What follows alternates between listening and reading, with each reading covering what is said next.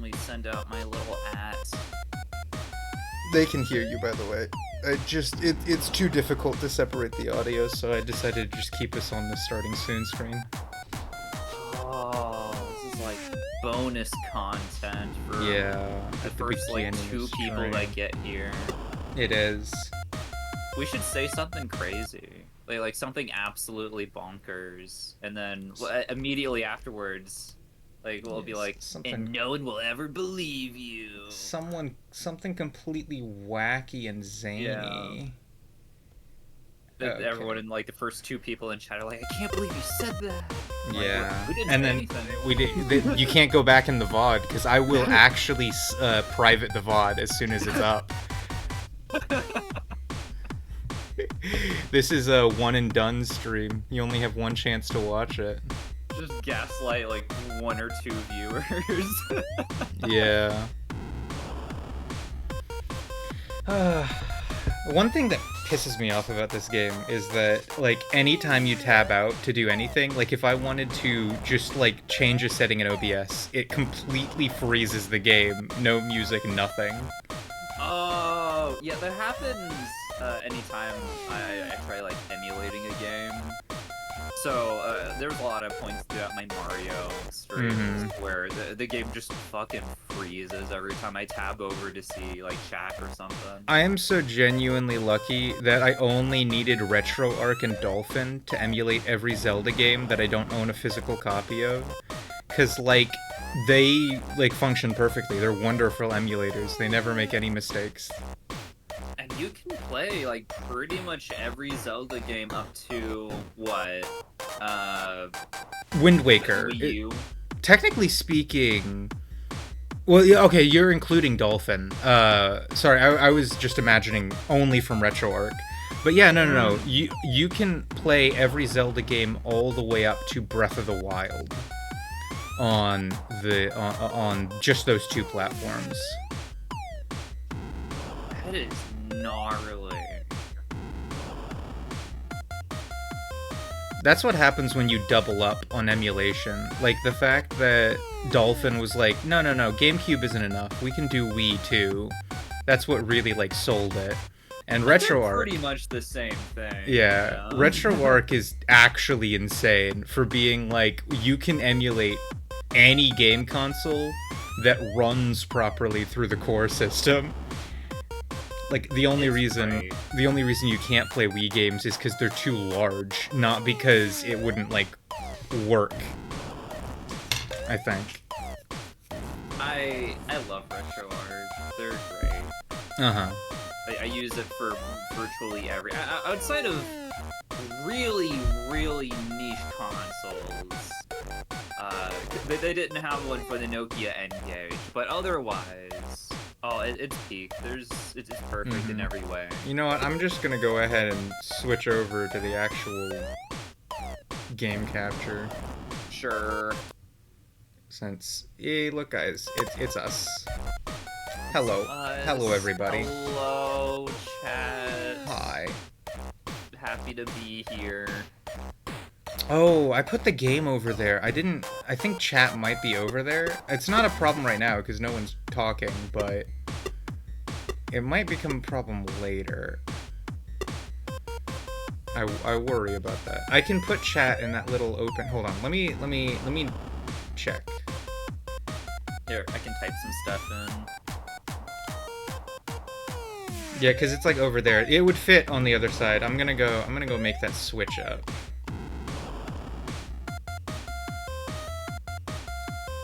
Don't call me fuck. You guys get to see live that I'm switching sides. I am now a neoconservative. On to the far right now. I'm sorry that it doesn't line up properly on the edge there. That's because this game is an odd size and I can't change its like window distribution at all. Wacky.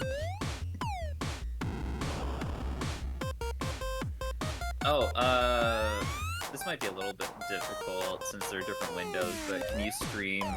you don't have to stream this game to me, but like the next one you go into. Oh yeah. I can. Yeah. Okay.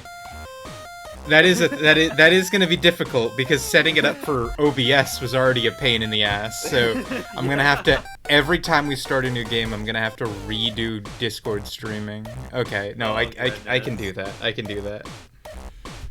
Oh boy. Which one Oh, should we play first? Okay, so this one, K-Angel's room just loads right in this console, so it's like the least Yeah. jarring to open. It's not really much of a game. Okay. Well, I guess that's true. But like doing it first if it's not much of a game is a good. Hello, Fluffy. Sure. We are not kids. You're the baby. I'm not baby. Have fun. So what do we do with K-Angel here? Hey, cutie. Welcome to my room. Make yourself at home. You can try clicking on pretty. the devs' names if you want. Okay, so this is kind of just like a glorified credits. I'm gonna poke her eye. Yes. Each of the devs have like a couple of lines of commentary.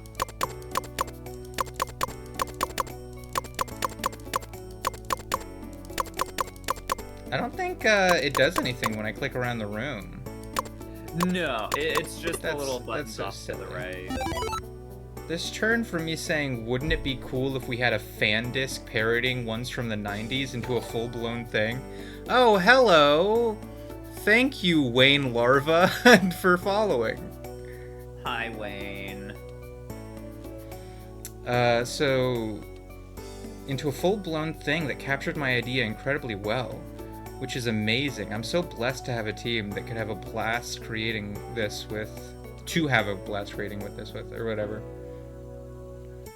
I truly feel like NSO has become something we can freely unleash our fun and creativity with. That's great, because like every fan of this game is fucking no, that's true. They're insane. They're fucking crazy. I think we're all lunatics, Annie. It gives me a lot of hope that like this game even exists to begin with, because Yeah. it's just like this small kind of like, a side thing that doesn't really matter much. But like the fact that they thought to put this out and to make it in such a creative way, and still kind of give life to the IP, because I probably think they're never gonna make an official sequel to this. Yeah, I mean, like, what would you do with like an official sequel to this game? It would have to be like a different character. Yeah, right? You'd have to yeah. have a different Okay, lead. you've seen the true ending, so you know that they technically leave themselves open to a sequel, but like obviously that's not what they were going for. What they were going for was the idea that Ame has moved past this. It would feel very disrespectful If to she the- just made a the spirit second of the Peach on, that original would be game. fucking terrible.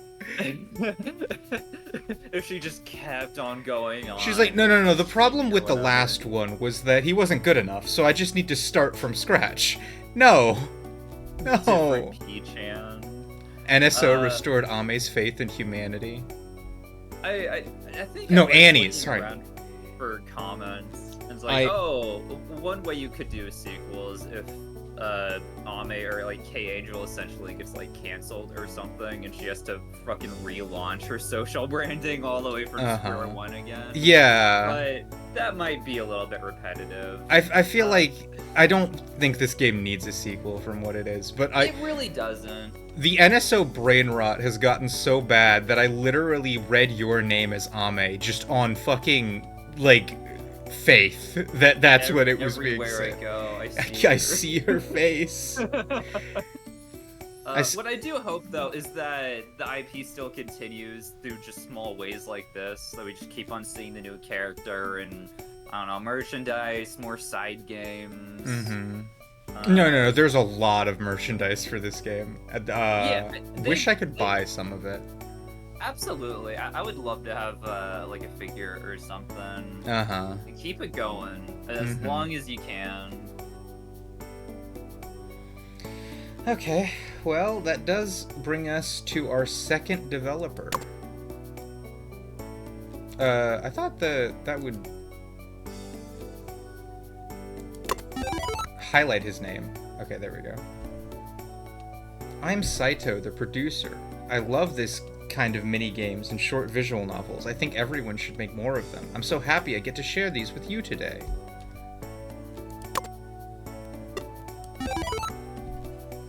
I'm Maluino, and I did the art for Ame in the VN. I spent a lot of time getting to know her properly, racking my brain for how she would feel during certain parts. I do love the sprite work for Ame in the VN. Mm-hmm. I'm very lucky to have been blessed with an opportunity to catch her cute. Okay, I think I missed a line from Nailera, so I'm gonna go back and read that. Very lucky to have been blessed with an opportunity to capture her cuteness. Okay, so this is what they started with. And then it goes on to say, we had an absolute ball with this, so we'd like to pass those feelings on to all our players too. It would really make our day. The main game didn't really go much into what the dates with Ame involved, so I was really happy that we got an opportunity to expand on that with bonus content. Okay, so that's what the idea behind the visual novel with Ame is. It's like literally this is what they do in Shibuya together. It's very cute. I'm Unica, and I had the script for the VN. I'm really glad I was able to write something that showed off all of Ame's charms and quirks. I hope you all enjoy this as much as I did. I'm Moomy, and I oversaw the production of the bonus Don't Die K-Angel game. It's a casual, quick-paced game that I hope you all enjoy. I also made the super cute K-Angel animation that pops up when you win, so keep your eyes peeled for that too. I'm Nennai. I was in charge of staff messages, games, and launcher, and along with the block-breaking game. Both of us from our circle, Ui, helped out, but I'll be speaking today as a group rep. The staff messages section pays homage to a famous PC98 game, and the block-breaker one from PC88. I feel like you can only really get these kinds of things on fan discs, and this is probably one of the few chances in modern age where you'll be able to experience something this retro, even when it comes to NSO content. So I really hope you all have fun with it. I'm trying to think of what VN that this screen is supposed to reference. If we could find like a side-by-side comparison with the actual VN. We know what system it was for. They said that it's for, I think, the PC88. Oh, this screen is PC98, I'm pretty sure. Okay. The block-breaking game, I think, is the PC88. Okay. The graphics are a little bit, like, downgraded. I suppose I can look around for it right now a little bit. We're gonna have a live Annie search? I'm not gonna search too hard, but I figure if it's like a very famous one, I'll find it pretty quickly. We can do a quick side by side. Love the Netherlands Space Office. What does the K in K-Angel mean? It stands for Kawaii. Her name is Kawaii Angel. Her full name is OMG Kawaii Angel. So the K stands for Kawaii. Lastly, thank you to all the players who have played the masterpieces from that era, and to those who are giving this a go. See you all around then.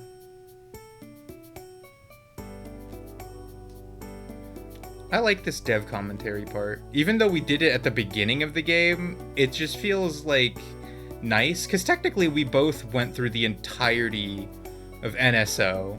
And at least the first one was like a retrospective on that game in a little bit. I'd say so. I mean, either which way, this is a good little premiere to the rest of the collection anyways, I think. That's a dumb name. What is she, stupid? No, she actually called the Justice League. Don't get it twisted. Do you think the Justice League could have saved Ame? No. Dude, what is Superman gonna do? I don't know. Ame literally says verbatim that she doesn't like it when people are too nice to her, so even if they tried to save her through kindness, she'd just hate them for it. Maybe Batman could save her. Oh, yeah. Because Batman's kind of a dick. Yeah, you're right. Hold on. Would Ame make it like a good Robin? Oh, Maybe. Are we cooking here? She might have good Batgirl potential. Batman uses sex. I don't think Batman does use sex. Have you seen that guy? He uses sex on like a couple women, I think. It depends on which Batman we're talking about, but he's usually a horn dog, actually. Okay. He's kind of freaky. The version of Batman that I have seen the most of, or at least that I immediately think of when I think of Batman, is the one that's so obsessed with his fucking crime fighting bullshit that he gives up on Bruce Wayne entirely. I mean, he still kinda does that, but he fucks a lot, like, in the meantime. Aquaman gives drugs, I think, do you think Aquaman would give Ame drugs? Because I feel like that's not too unreasonable. Aquaman passes her like a blowfish or something. I mean, they have to have some insane fucking drugs in Atlantis, right? Oh, I bet they do. They've got some out-of-this-world shit. They've got, like, fentanyl 2 down there. Yeah, honestly, their stuff is probably, like, so heavy, but, like, it's so common and frequent that they're used to it, but if a regular person tried taking it, they'd go fucking psycho. Fluffy, that thing that you just said is verbatim what I thought would happen. If Superman would try to give Ame therapy, and it would go terribly. I can see it. Like, he's a good guy. Too much of a Boy Scout. Yeah. He's too preachy. Well, that's the thing is, like, Superman's perfect as a Boy Scout, but, like, Ame doesn't need people to be nice to her. That's not what she needs. Help. It wouldn't let me respond to anything for a whole 10 minutes. Why? Wait, is chat on slow mode? Oh, wait. Is it like a new followers can't type for 10 minutes? I haven't set anything like that. Do you have like auto moderation? I do have auto mod on, but I've set it to like very limited functionality. Huh. That might be it. The Flash just steals all their streaming equipment? Holy shit, that actually might work, because the thing is, the Flash just like logically analyzes the situation, sees that what is killing her is her streaming, and just like quickly disposes of that. I feel like it wouldn't do much for her mental health, but in the long term, it might be better for her. Also, welcome Wayne, officially. Yeah, sorry you had to wait. Yeah, no, I feel like the Justice League probably wouldn't be able to help Ame very much. Oh, you know what? I think better than Batman, although I think Batman's probably a good choice. Wonder Woman does Yuri. Maybe Wonder Woman and Ame have a thing going on, but what I was originally going to say is probably Green Arrow might be able to fix her, because Green Arrow's apprentice was like hooked on meth for a little while. Oh. He like helped him through that. Wow. So you can maybe do a similar sort of situation. That reminds me of that one time that they had fucking Charmy the Bee from Sonic do drugs and then go completely fucking wacko and say, no, wait, no, he abused drugs so much that he ended up reverting to a childlike mind despite being like in his late teens. That's like that was a thing that they did in the Archie comics for no reason. The comics are insane. Everything happens in the comics. Like, oh my god. Knuckles turns green at one point. What's up with that?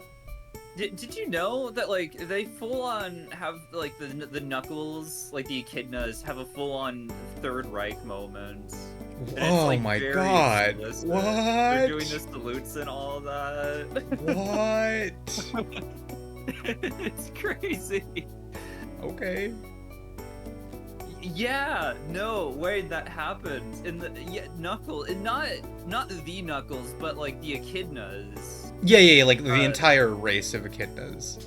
They all become like indoctrinated into like a fascist movement under like a military dictatorship. Why did these occur? Because Archie Sonic is crazy. That's why. I'm like 25% sure that I want to read Archie comics just so I could be exposed to the sheer insanity of it all. But I'm also scared, and I have to do 20 years of reading. Yeah, you do. And then you have to read all the spin-offs that got made by that one author that got fired. That's the Knuckles guy. He was in charge of the Knuckles print run. And he's responsible for that. And he, like, continues it, too. His own little personal IP. Okay. Did you ever find what PC98 game this is based on? It might be Princess Maker. Annie's voice is a bit quieter than yours, and the in-game music is a bit loud. Yeah, I can fix that. My guess would be Princess Maker, but I haven't been able to find like a side-by-side like screenshot that I could pick out for you. Okay, Annie, try talking now. Peter Piper picked a peck of pickled peppers. I think that's probably good. Now, if I turn the audio on this game back on, should be quieter now. Definitely quieter than Annie.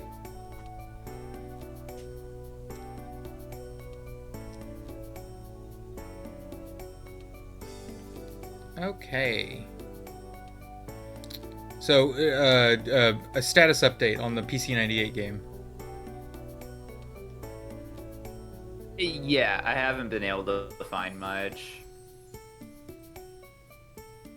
Okay, well, I will move on to PeepoSoft. Hello. I did the PeepoSoft. It's PeepoSoft. Hello, I did the NSO SFX. The Windows startup sound and the train jingle and all that. The SFX and the background music for the block breaking game. I drew heavy inspiration from the original game that it was based on and played around with overtones in FM synthesis until I made the final product. It ended up pretty good if you ask me. Anyway, enjoy. And that's basically it. That's all the dev commentary. It's crazy that such a small team worked on both games. Yeah, because like the PeepoSoft and Nealra, they worked on the original game for certain, because they talk about it.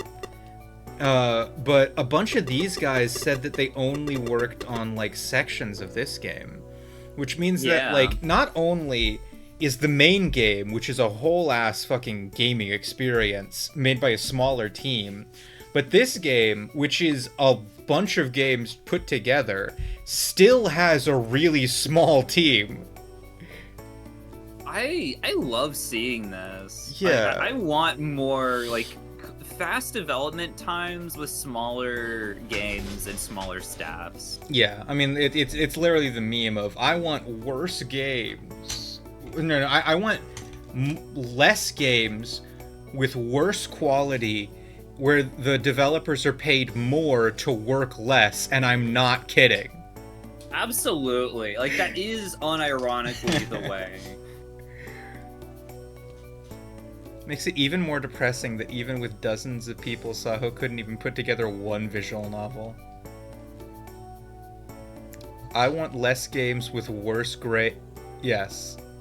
To be fair, we were trying to put the entire game of Doom into the visual novel at We some did. point. Yeah, no, that was Jesus' idea. Jesus was the one that was going to have to code it, technically speaking, but also that was a huge undertaking. Okay. We move on to an actual game now. So, Breakout, Don't Die, or Ame's Happy Dating Sim. I will say the Breakout game is by far the shortest. It's one level, but the thing is the level randomizes each time, so it's not exactly the same. Therefore, you could play a couple of rounds if you wanted to, but you do functionally complete the game after the first level. Alright. I think this one lines up better with chat, this game, because it's just slightly bigger. Oh, no, it doesn't, because it's behind chat a little bit.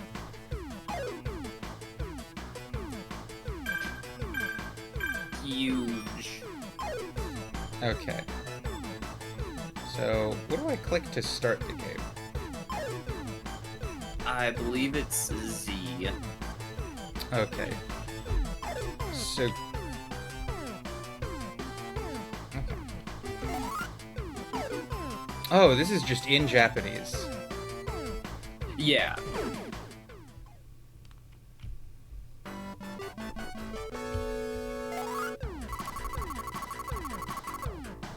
Look at her.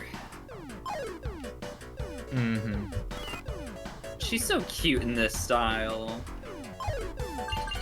Oh. Shit! I'm sorry, I'm dumb. I couldn't keep track of what I was doing. Oh, Okay. it gets really crazy as it goes on. Oh! I went for the heart too much. I need to be careful about that. How good are you at breakout? Not good. Not very good. Not like example, case in point. I don't play breakout often at all. It's like advanced Pong. Shit, like how am I fucking missing that? Excuse me. I feel like maybe there's a bit of input lag. Okay, that makes things easier. Reminds me of Toho 1. The shooter game that we'll probably play next gives me a lot of Toho vibes. It's very much a bullet hell.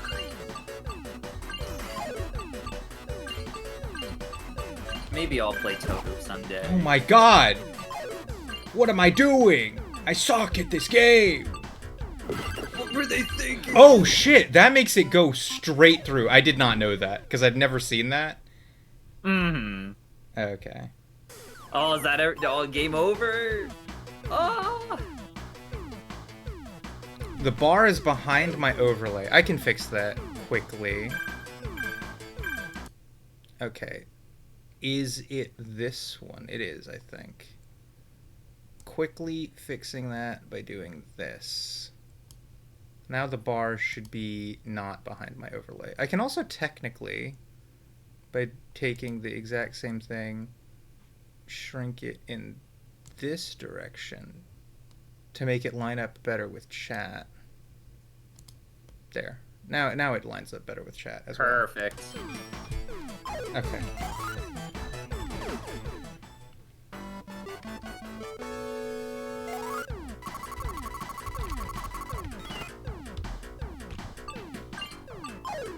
Okay.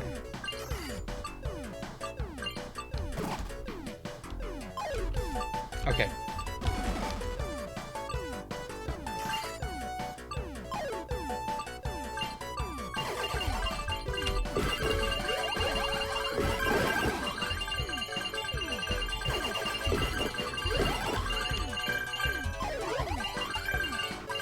I do love that the vast majority of Dojin Soft fan games from the 90s were just this.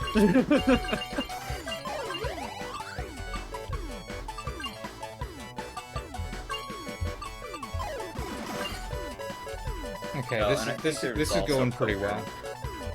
Oh yeah, no, you're doing pretty good. Yeah, damn. Right? Look at her. That is some cute undies. Why is she getting more naked?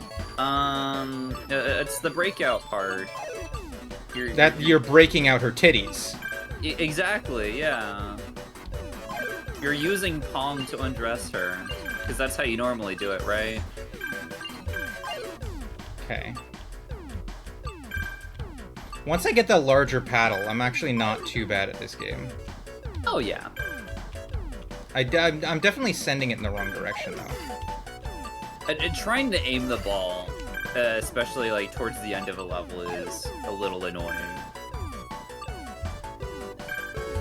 Free the nipple from prison. Yeah, exactly. Ooh, that almost tricked me up.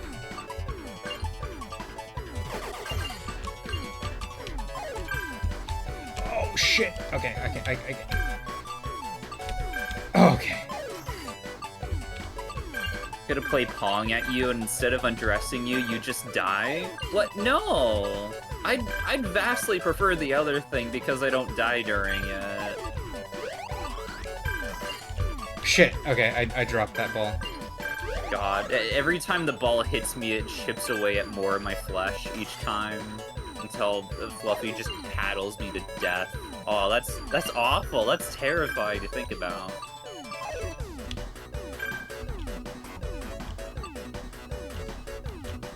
Slowly removing your skin? No, don't do that to me.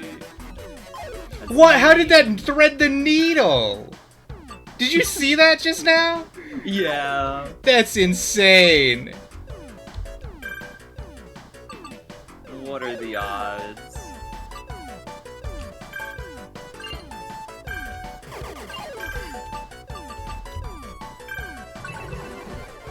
There we go. Oh, All right. yeah, you did. Game clear. So that's the only level, and you can just do it multiple times.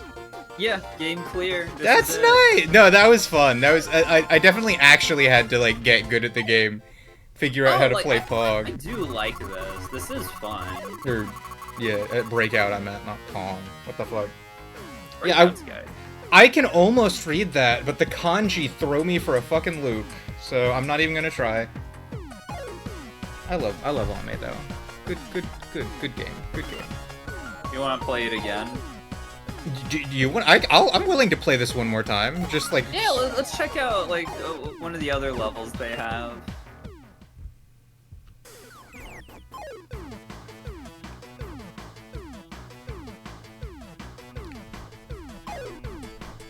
Okay, so the little arrows up there just change the background music, right? Or is there like a level select?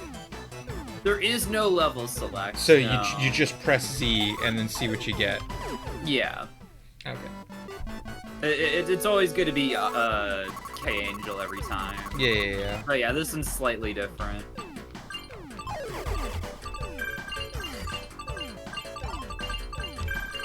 It would be cool if they had different like poses or outfits. Or I don't know, like an Ame version.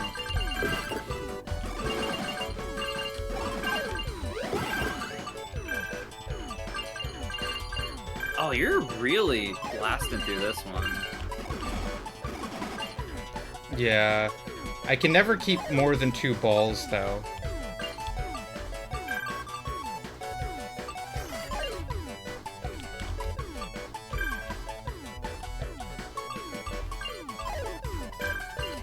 Ooh. That was a close one. That I could have missed just then.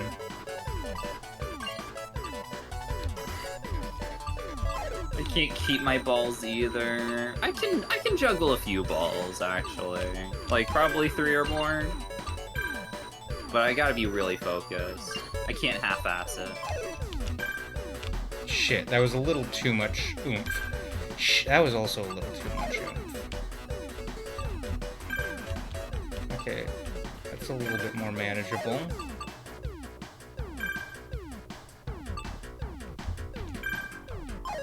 Your emoticon got fucked. You gotta add a space between the eyes and the mouth, or else it uses Twitch's god-awful emotes instead. You gotta...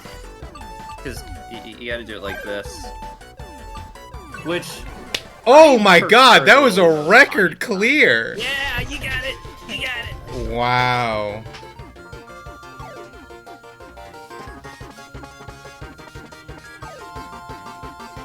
This is so fun. Yeah, isn't it? Yeah, no, I'm glad we did this. This is a good starter. Definitely a good game to start with.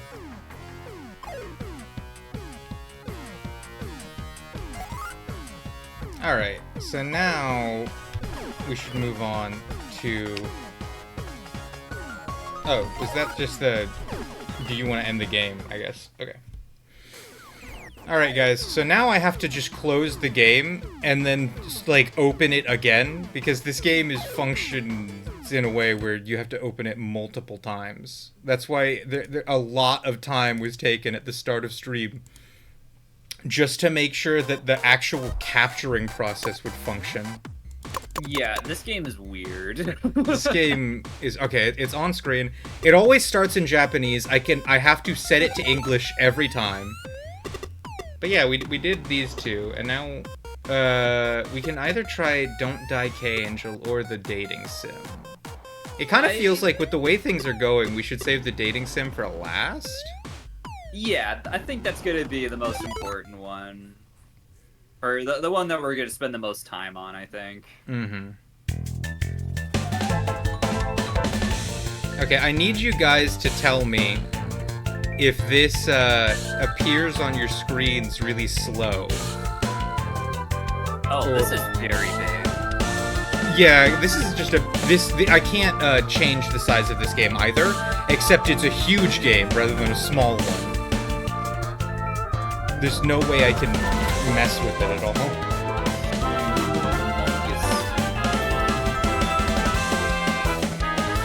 I might have to change the volume though, because it sounds a little loud.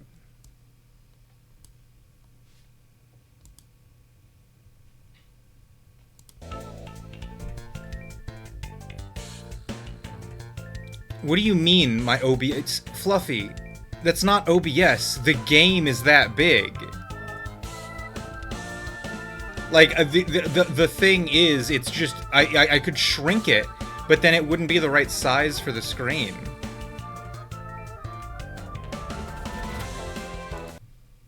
Here, I'll shrink it, since all of you seem to be complaining. Just keep yapping and yapping in chat. Yeah, just keep on yapping. OBS more like boob OBS. Okay, here, let me shrink this so that it's there, and then this so that it's there. And that's the size of the game. Is that good for you guys? Do you like that more? That looks so much better.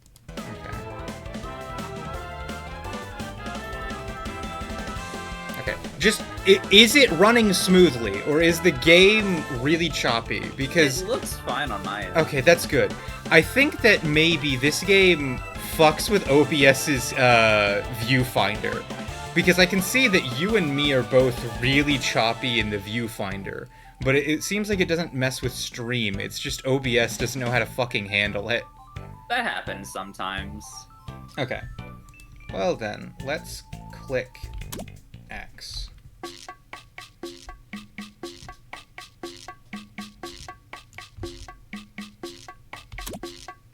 Hey cuties.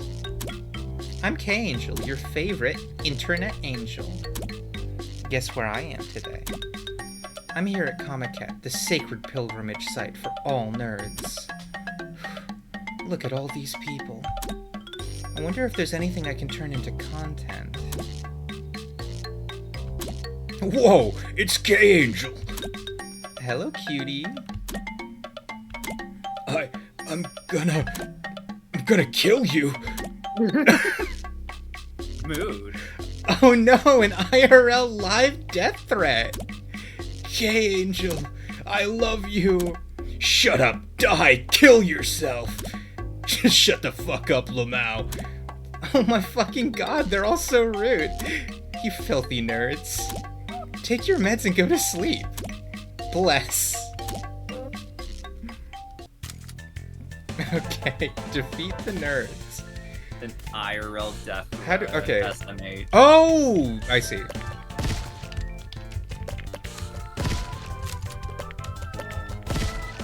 You got this, Perea.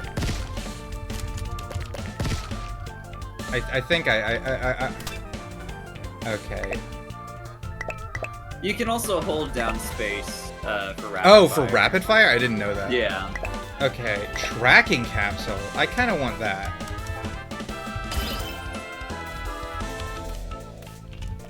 I do like the tracking capsules.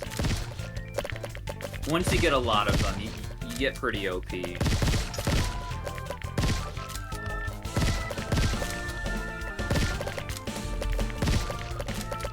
Oh yeah, this is a lot. It gets pretty crazy.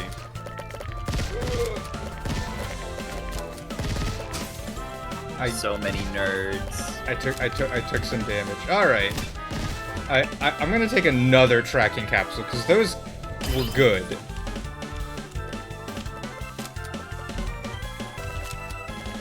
Oh, okay. They're telling me to go. I have to. Oh.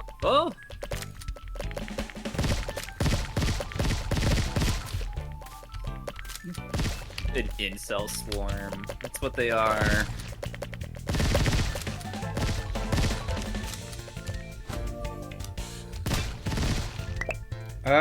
You know what? We're gonna go full tracking capsule route. Yeah. I think the chicks do, they're like cow drops, and every time like a nerd steps on them, they explode.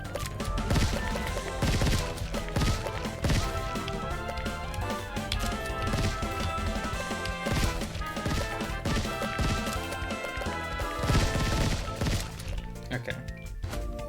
You're really blowing through these guys. Yeah, the tracking capsules are really good. Do you want? Should I try something else, or should I get one last tracking capsule? For me, I ended up like mixing it up a bunch. Well, since you might be fine. Since you mixed it up, I'm just fucking We'll see how far you get. You should be fine. I do like the tracking capsules.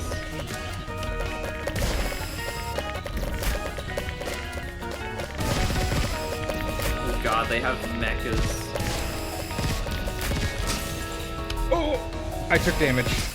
Okay, that was I walked right into that. That was me being stupid. Okay. Fluffy is confirmed not an incel in chat. That's good. I'm glad that Fluffy's not an incel. She's just a cell. Like from Dragon Ball. Oh, that's I don't have Fluffy tracking is. capsules. So I have to pick something else. I guess bullets. It's pretty good. I think once you get a couple of bullets, you can start shooting multiple directions.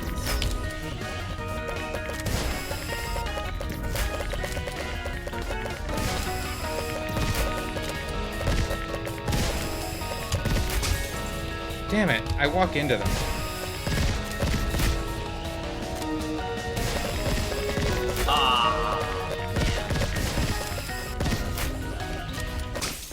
Okay, I'm stupid. I need to be able to get through this level without walking into my fucking enemies. Alright. Looks like Azure Lane. I kind of see that. Although it's mostly the graphics, right? I think I tried playing a little bit of Azure Lane.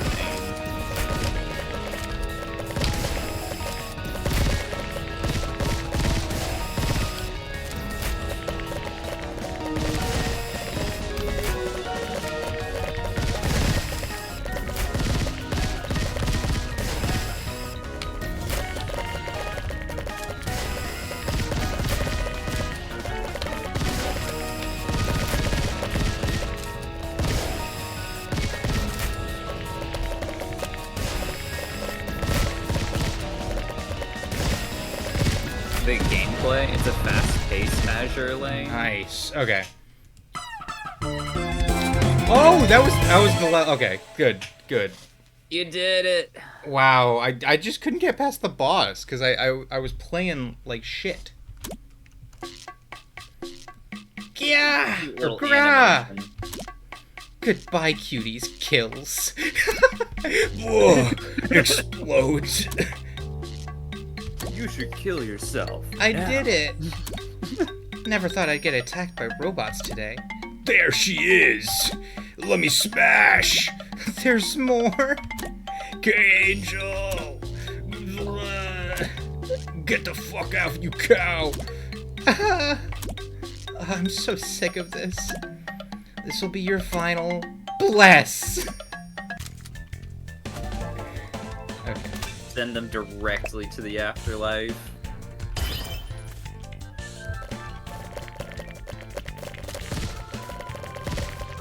More pills, let's go. Oh, I see.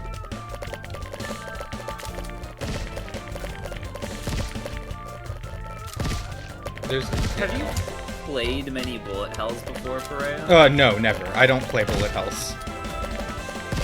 I've tried getting into them like a couple of times. Just very casually. Can I even take more of these bullets?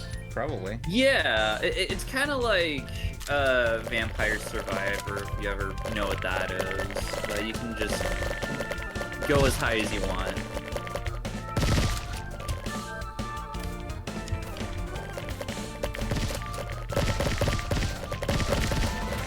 I like Toho, therefore I like Bullet Hell. You should play more Toho, Fluffy.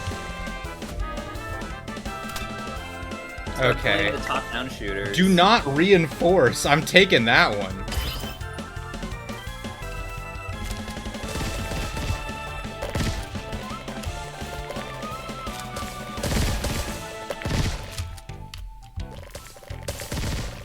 Oh gosh, I forget how fast these guys are.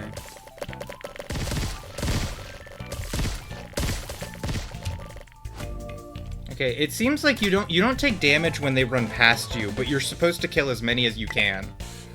Can I take multiple do not reinforces? Oh, I never rolled those in any of my drops. I don't know what I'm to gonna do. take as many as it's been telling me. Okay, you've gotten enough of those recently, so Go nuts.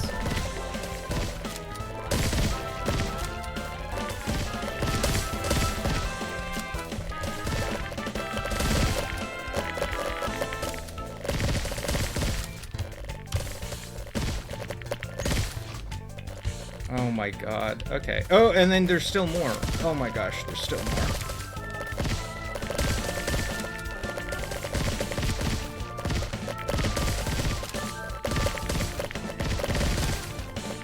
Reminds me of when I had a ton of spiders nesting in my shower last year. Oh my word. That's awful. I'd cry. I'd sob even. I don't know if do not reinforce is doing anything, but I commit to my bits. Go nuts. Do what you must for the bits. Oh my fucking god. Oh shit. Okay, this guy's good. Got him. Oh.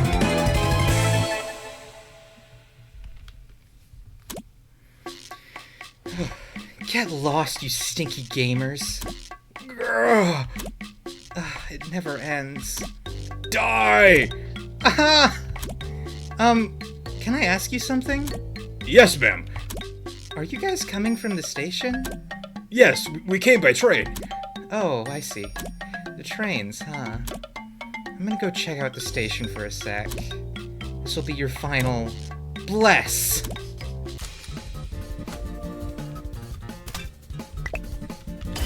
We take it. Time to kill the train.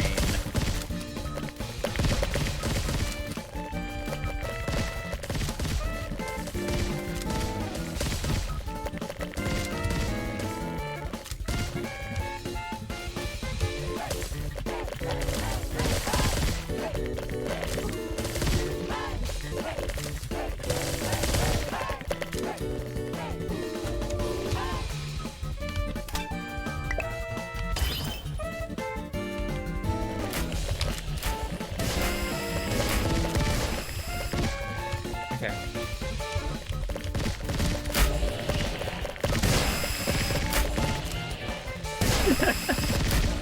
Do not reinforce.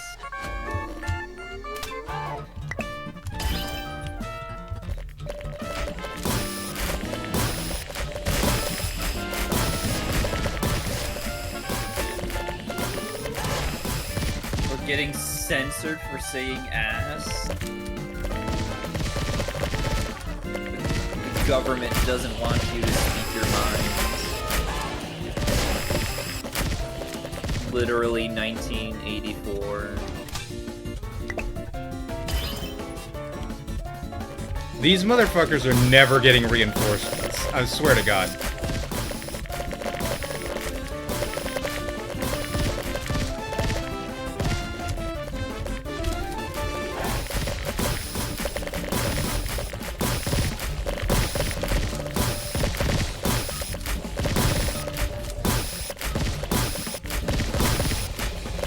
George Orwell, yeah. Okay, wait. George Orwell is my bit. You're not allowed to take that from me.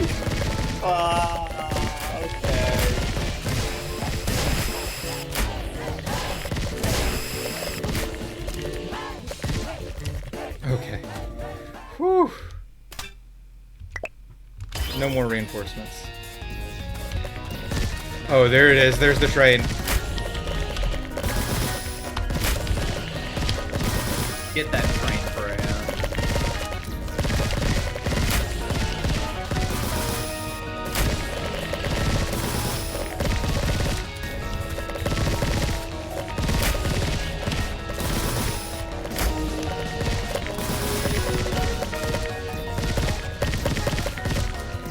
Gosh, look at these patterns.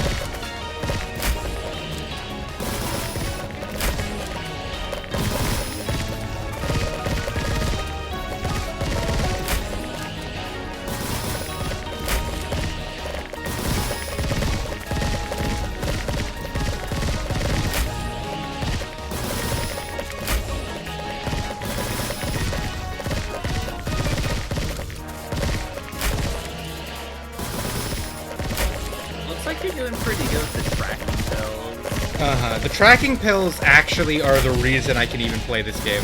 I feel like I controlling my movement is something I just simply am not doing. So the tracking pills basically make this so that I can finish this game. Oh, for real.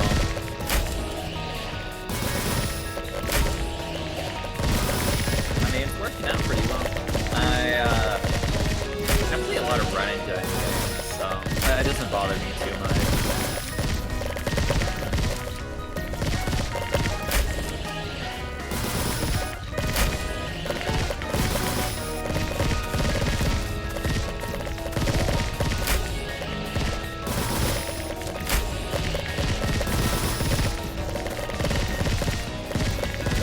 So much health. Yeah, either it has so much health, or in the waves of enemies that it spawns. No, it just has a lot of health. That's all it is. Big ol' bullet sponge. There you go. All right.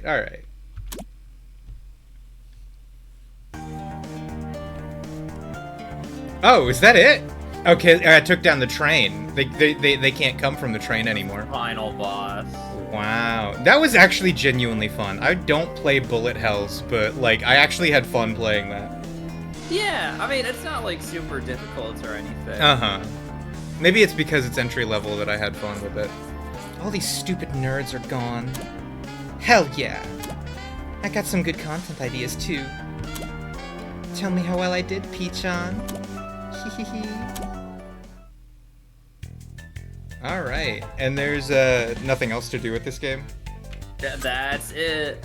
Alright. No, this is... I'm having so much fun with all of this. Yeah, ditto. Alright, time to reopen the game once again, guys.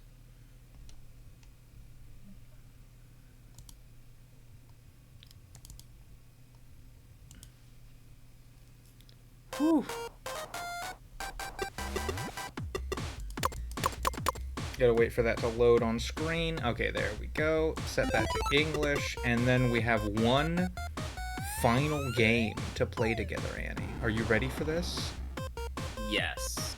I love this VN. It's great. Mm-hmm. Definitely what brings everything else together about this collection. Oh yeah, I have to change the aspect ratio of this one too. Here, let me change that slightly to there, and then change that slightly to there. No, there. So, how do you want to read this, Perea? Well, obviously I want to read it in English, Well, but yeah. usually when me and Fluffy tackle something like this, we exchange voices. So Okay. I'll take Ame, I guess. It's gonna be difficult because it, it's not like a standard VN. It's more like Fate Stay Night in the sense that it's written like an actual kind of book. So you're reading this from P-Chan's perspective. Okay, then so it's almost exclusively P-Chan's internal monologue with a few snippets from Ame here. Yeah. Then that means wait, okay. Which of these would be better? I've been talking basically the whole game, all the narration. Would it be better for you to be P-Chan to get a chance to fucking air out your voice? Or would it be better for me to be P-Chan and you Ame? I'm fine with being P-Chan, but one idea I was going to suggest is that we essentially swap out reading based off of the different dates you go on, because those are like the small mini chapters. Okay, so you read every line from a section, and then I read every line from a section, and we go in order. Yeah, how does that sound? Yeah, that sounds better. We'll go with that.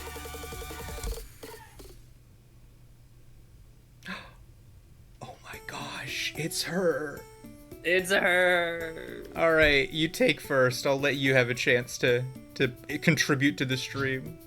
Here, can you stream this to me? Yes, so I can be I have been completely forgetting to stream any of the games to you, but this one's actually important. Yeah. That's all right. Were you able to keep up with it well just from the stream, or is my stream like high latency?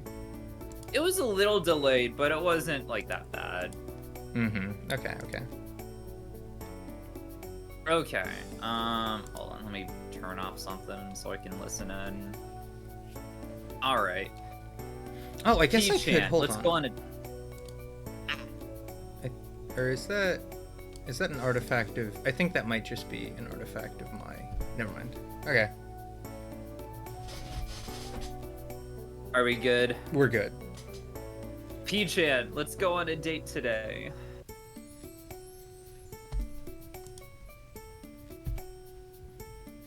The one who spoke was a well-dressed girl who liked to dream big and call her partner a stupidly cute nickname like P-Chan. Her name was Ame, and she was my girlfriend.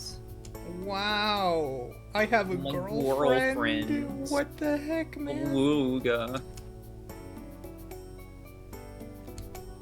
Okay, I thought spacebar would progress, but it Enter progresses text. Yeah, okay. Her black skirt fluttered around her thighs as she hovered excitedly, sort of like a fly buzzing over a pile of garbage. She made no attempt at hiding her desire for my attention. And it was so cute. She knew she was cute. Better than anyone, in fact. Every single one of her movements was exaggerated for the perfect effect, and it always worked. She was the star of her own show, running 24 hours a day, 7 days a week. She knew that she could get away with it too, because of how adorable she was. She wielded her own cuteness like a weapon that could get her anything she wanted, although she had a childish charm about her. She had the cunning mind of a veteran tactician. He makes P-Chan's... Sorry, he makes Ame sound like she's a master manipulator.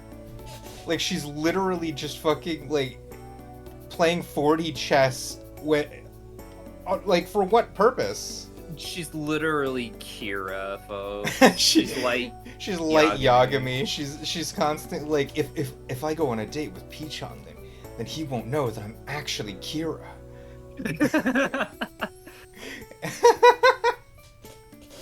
All right. Thanks for working so hard for me all the time. I know you fell asleep at your desk because you were up all night editing videos for me, so I feel kinda bad for waking you up, but...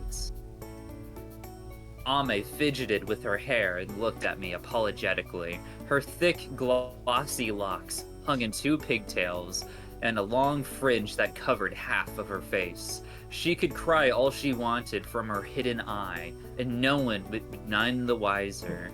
It was an extra layer of protection, along with her over-the-top acting. That's my theory anyway. Legend has it that no one has ever seen the left half of Ame's face. Not even I'm privy to what's underneath her bangs. I didn't realize it was such a legendary fucking pull. The left side of Ame's face. No one has ever seen her other eye before. The thing of legends. The left half of my girlfriend's face. What are you talking about, man? Alright. I like to think that if you just, like, try and brush her hair over to the side, she, like, freaks out so much. She starts beating up on him. It's like, I'm sorry. Don't ever touch my hair. Alright, sleepyhead. I'm gonna go brush my teeth, do my skincare routine, and get changed. I like to think she changes out into her exact same outfit every day. Yeah, she has 6 of the same outfit. Or 7, actually. 1 for each day of the week. Her entire wardrobe, yeah. Mm-hmm. You'd better be ready for our date by the time I'm done. She beamed at me, her smile warm and bright like the sun. She was so beautiful and adorable, like a little flower begging me to pick her. How could I ever say no to her? People say that every beautiful rose has its thorns, but I think it's a little different for Ame. Her arms were covered in thin scars that ran across them haphazardly. If she had thorns, then those thorns were hurting her too. But flowers don't do that. So what would she be instead? I'm gonna be honest, did not expect that particular line from a needy streamer visual novel. That sounds like something that would actually appear in, like, Katawa Shoujo or something. Yeah, right?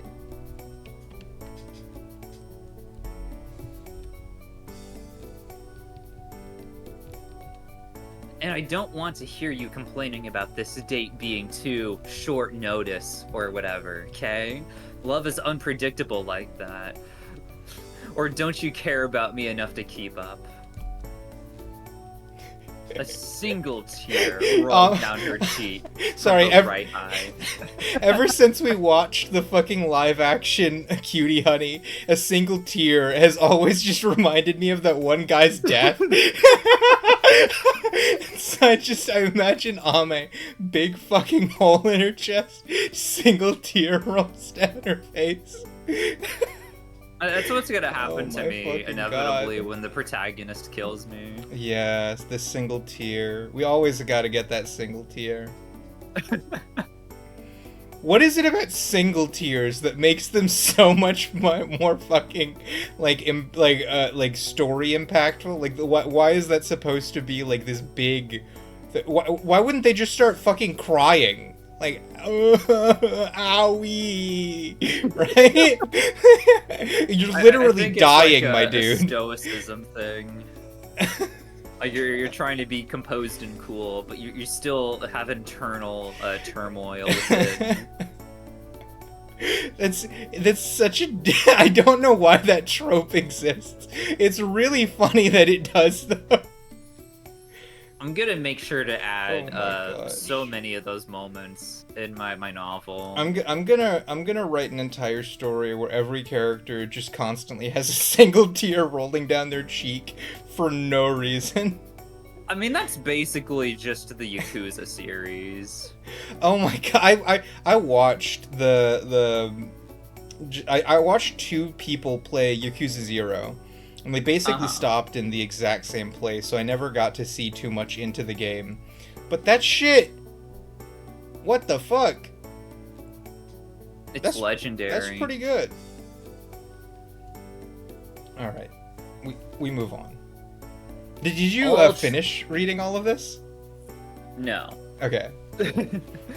All traces of her earlier smile had disappeared as sadness pulled the corners of her lips downwards. She wailed as she swung into a full-blown breakdown. Wow. Boo-hoo. You don't even love me, do you? You're just with me because you want the super chats I squeeze out from my nerd fans. That's called emotional abuse, you know. Apparently, according to Pichon, you're the one with the fucking Kira levels of I'm gonna abuse this specific. Oh my god, what is going on with these two? It's her expert level play that she's got going on. She's literally gaslighting right now. She's gaslight girl bossing. She is. Can't wait until we get to gatekeeping. She sniffed and wiped the tears from her face. Her cheeks took on a pinkish tint as her eyes continued to leak and grow puffy. Rather than diminish her looks, however, it only served to make her already enormous eyes look even bigger.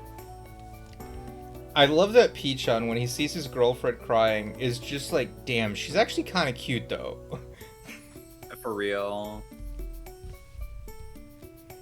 Of course, all of this was an intricate act. Ame had perfected the craft of crying on command and making it look really convincing.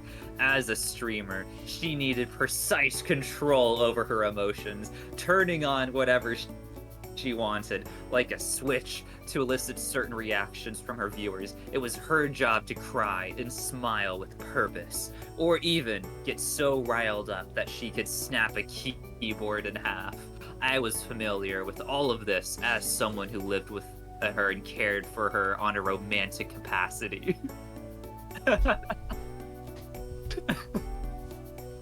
10 billion IQ. She's literally 10 billion IQ. Master emotional manipulator. Just as I know everything about Ame, I knew that this charade she was putting on was her way of showing her love toward me. I also knew that if I ever saw her crying real tears, it could only mean one thing, that things were over between us. Damn. What the hell, man? Even though I knew this wasn't real, she was still crying, and no proper human being could leave a girl crying. I had to do something to soothe her. The tears being fake didn't change the fact that she was deeply stressed from streaming every night and desperately needed a break. Putting herself out there on MeTube and social media meant that all eyes were on her. She had worshippers that treated her like a goddess. People who made it their personal mission to poke fun at her, and others who saw her as a sounding board for their emotions.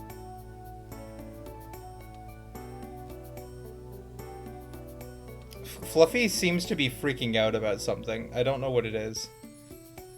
Oh. There's a Lane Nendoroid out for pre-order now! Whoa!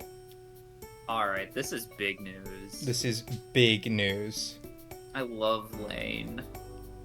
Let's all love Lane. Yes, let's all love Lane. Reading through this particular section has all but reminded me that the canonical reason that Ame breaks up with Pichon is he was too nice to me. Like, you read that line, even though she wasn't really crying. No proper human being would leave a girl crying. I had to do something to soothe her. And then she would hear that and go, ew.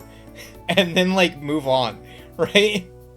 Ishan is such a nice guy. He's DM. too much of a white knight. She doesn't like that.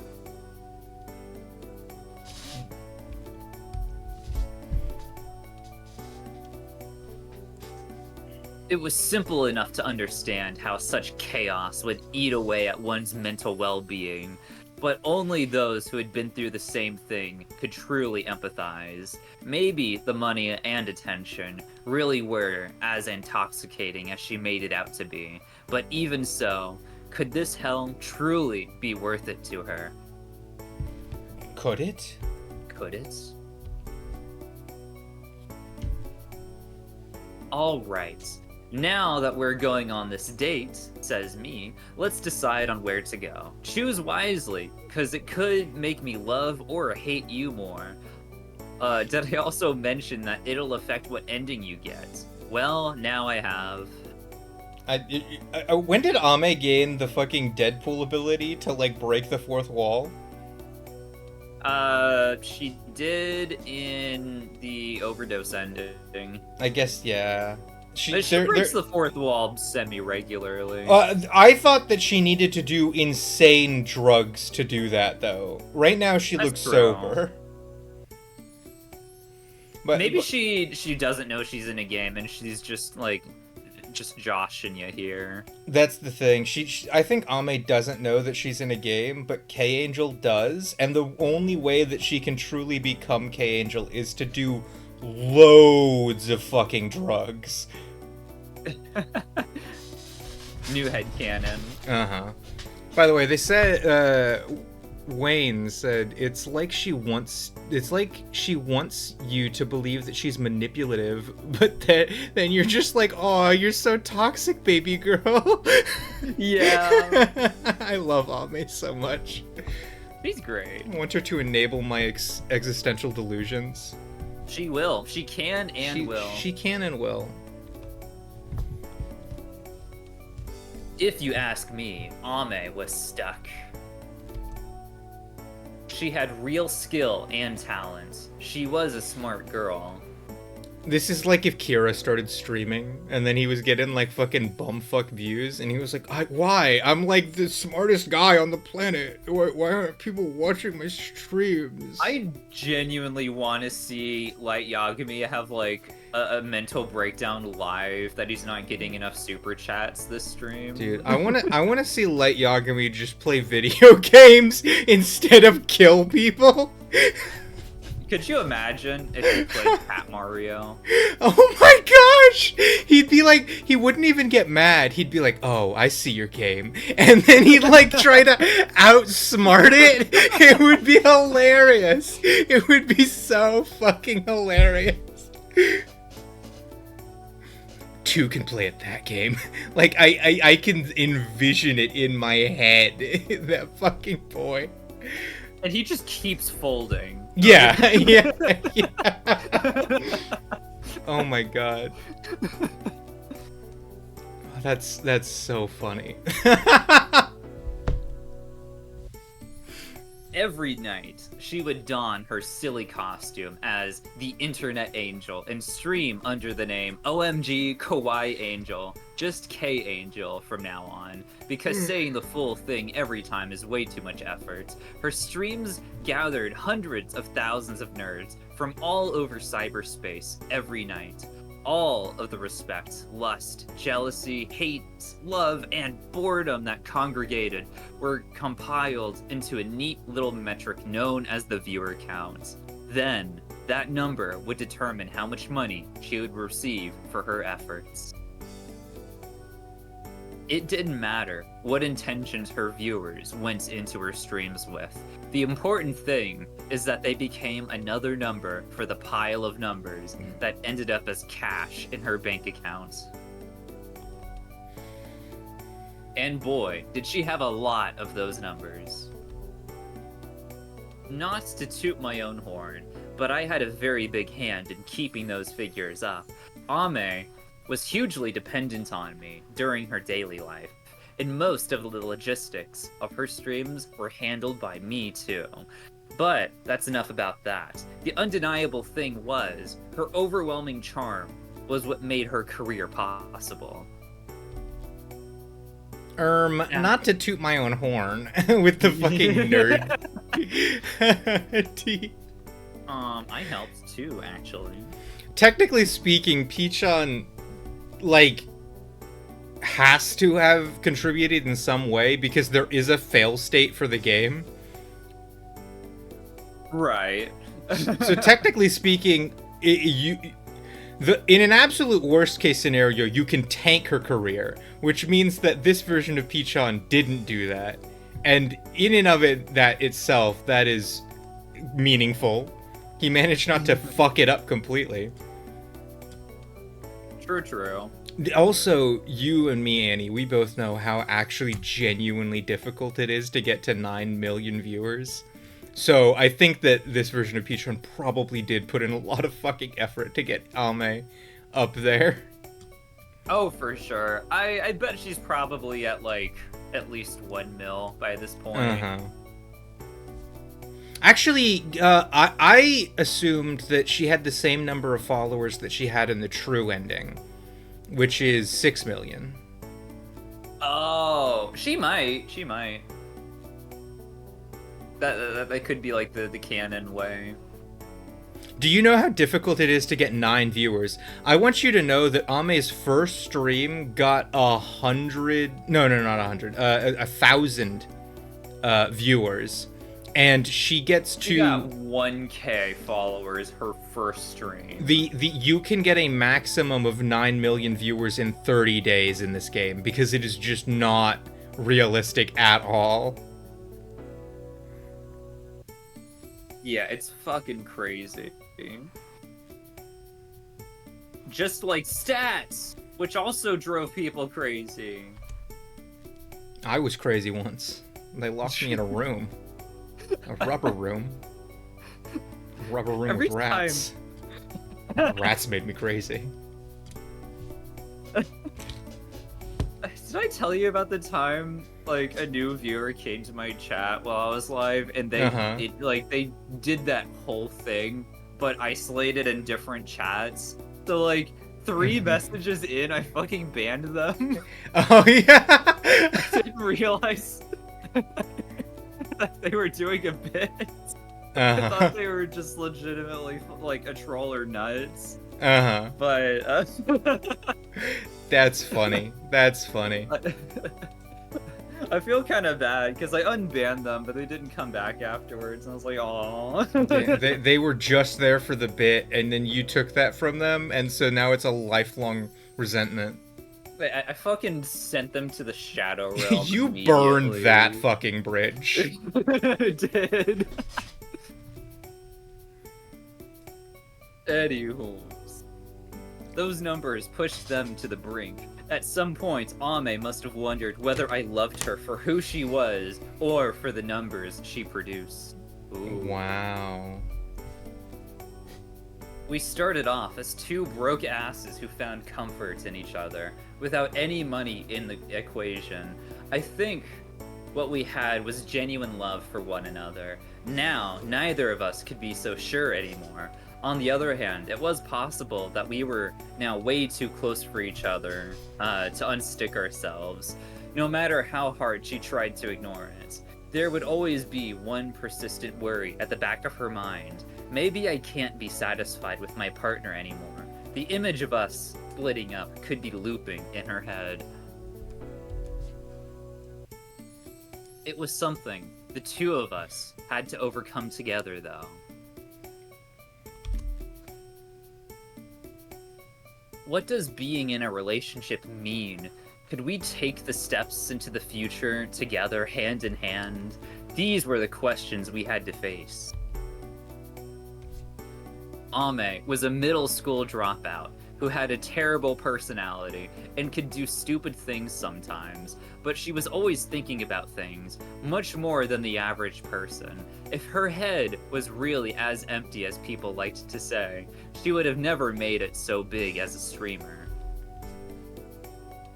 She was the kind of person who would rather be direct and spring a surprise date on her partner than try some elaborate scheme to bait me into one. There was the hope that the element of surprise would bring back the butterflies we both felt when we started dating, too. From a practical angle, it was also a good way to assess how one's partner would deal with an unexpected and potentially stressful situation. I mean, we'd all want someone who we could both handle, right?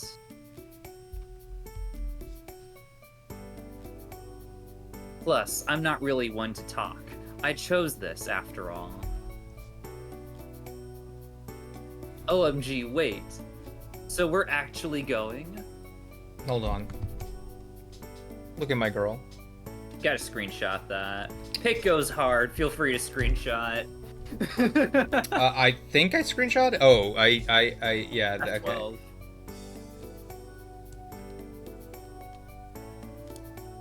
Also, There. is that Haruhi in the background? Yeah. I don't know exact. Okay, so this anime reference I almost know. That might be I've Miku. seen that. Okay, that could be Miku. And then these ones.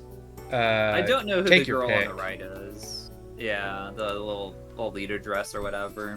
Mm-hmm. Alright, Ame's eyes sparkled like 1,000 diamonds. I didn't care if it was an act or not. I wanted to believe that underneath her long bangs, her left eye was also shining like the brightest star in the sky. The one that you couldn't fucking see because she never. That's the thing. Her left eye shows her true emotions. That's why no one's allowed to see it. Because Whoa. she can't master or manipulate if her left eye is visible. Maybe she has the Gios on her left eye. Dude. Yay! I'm so excited. Yippee! Whatever happens to us in the future, I just want us to be happy. Okay, let's pick a place to have our date. Chan. Oh, so cute.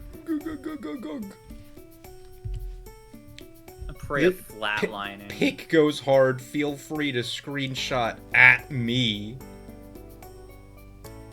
Ah, I love her so much. The artist did so great. Yeah, they definitely did. This shit goes hard. This is a good Ame. Okay. P-chan, I'll go wherever you go. Unless it's jail, then. No. Oh wow. Alright. Now we have to. Here we are. Okay, hold on. I think we both know where we want to go first. Oh? Where do you want to go It's first? a place that we both have grown quite fond of, Annie. Oh? What could it be? Hold on. I want to know if you know, just from these options here, what I'm talking about. It's a place that in the original game was also always associated with a really good thing. The childhood home? Yep, yeah. You want to go there first? Because that's where we get the picture of Ame when she was a kid. I think they might do some, like, baby pictures of Ame if we go there. Ooh, that is tempting. I do like small Ame. Alright, so you're reading this, right? I suppose so. Good dunk. Oh god, Ka-tunk. she's fucked up. The train clanked on as it carried the two lone passengers forward, toward Ame's childhood home. She very rarely spoke about her family and never even explained where their house was exactly. However, despite that, Pichon still suggested they visit. Regardless of whether heaven or hell was waiting for them, it was a life partner's duty to follow their other half into it. Is this Ame? Ame is the only one that gets put in quotes, right? Yeah. I was scared of being happy. I mean, look at me. I may be cute and pretty, and sometimes my brain cells kind of work, but I'm not exactly someone who deserves to be happy. Every time I thought about it, I felt like I was being crushed by a weight in my chest. It comes back to me every time K-Angel gets more followers and pure fans who genuinely like her. Keep thinking that the karma will get me. One day, whenever I go to bed, I can't help but think that I'm going to wake up to a flame war and everything's going to come crashing down. Ame sometimes woke up in the middle of the night screaming, perhaps escaping from a punishment worse than death that her mind had conjured up. The better her life was during her waking hours, the worse her nightmares would become. Okay, Annie, Ame's worst nightmare ever is probably her vomiting on stream. Yeah. Because I imagine No, sees, like, day 24 all the way through to day 29 every time she dreams that. That was by far, like, the worst ending. When you told me Dark Angel was really bad, and then I watched it, I was like, no, that's not an ounce worse than fucking internet overdose. Dude, that shit hurts. The fact that it just drags on for like multiple days, it just like a whole keeps fucking going. week of her just like crashing down. Oh my god! Like, I want you to imagine that if every single one of her nightmares is like that, she's probably really not well mentally. Oh, girly. Oh my gosh. Alright. It's gonna be okay, Ame. It's gonna be okay, It's gonna be Ame. okay. You're not gonna throw up on stream. It's gonna be fine. I can't do this. I'm scared. I'm so scared. Ka-tunk. Ka-tonk. The train clanked on as it continued to carry the two lone passengers forward. Ame trembled inside the swaying carriage, but the huge machine did nothing to comfort her. Trains had no feelings, only electronic circuits that took their commands and inputs from human drivers. She could be scared for her life, and the train would still be completely oblivious to it. No way I could ever be happy. What kind of fucked up world would let a lowlife like me find joy?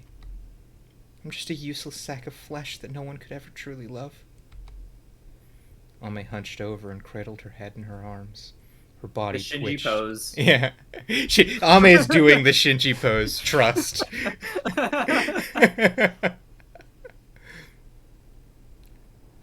Ame hunched over and cradled her head in her arms, her body twitching as she tried to hold back her emotions.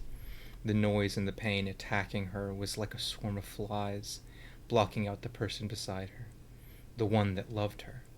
It was so unbearable that Ame was starting to forget where she was. Help me! I hope that picked up on the mic. I could do that take again. A little bit of it cut out. Yeah, okay. Help me!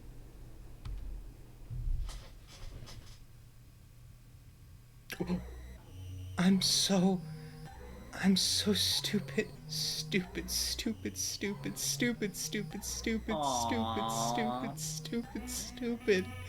I'm so stupid. Oh, no.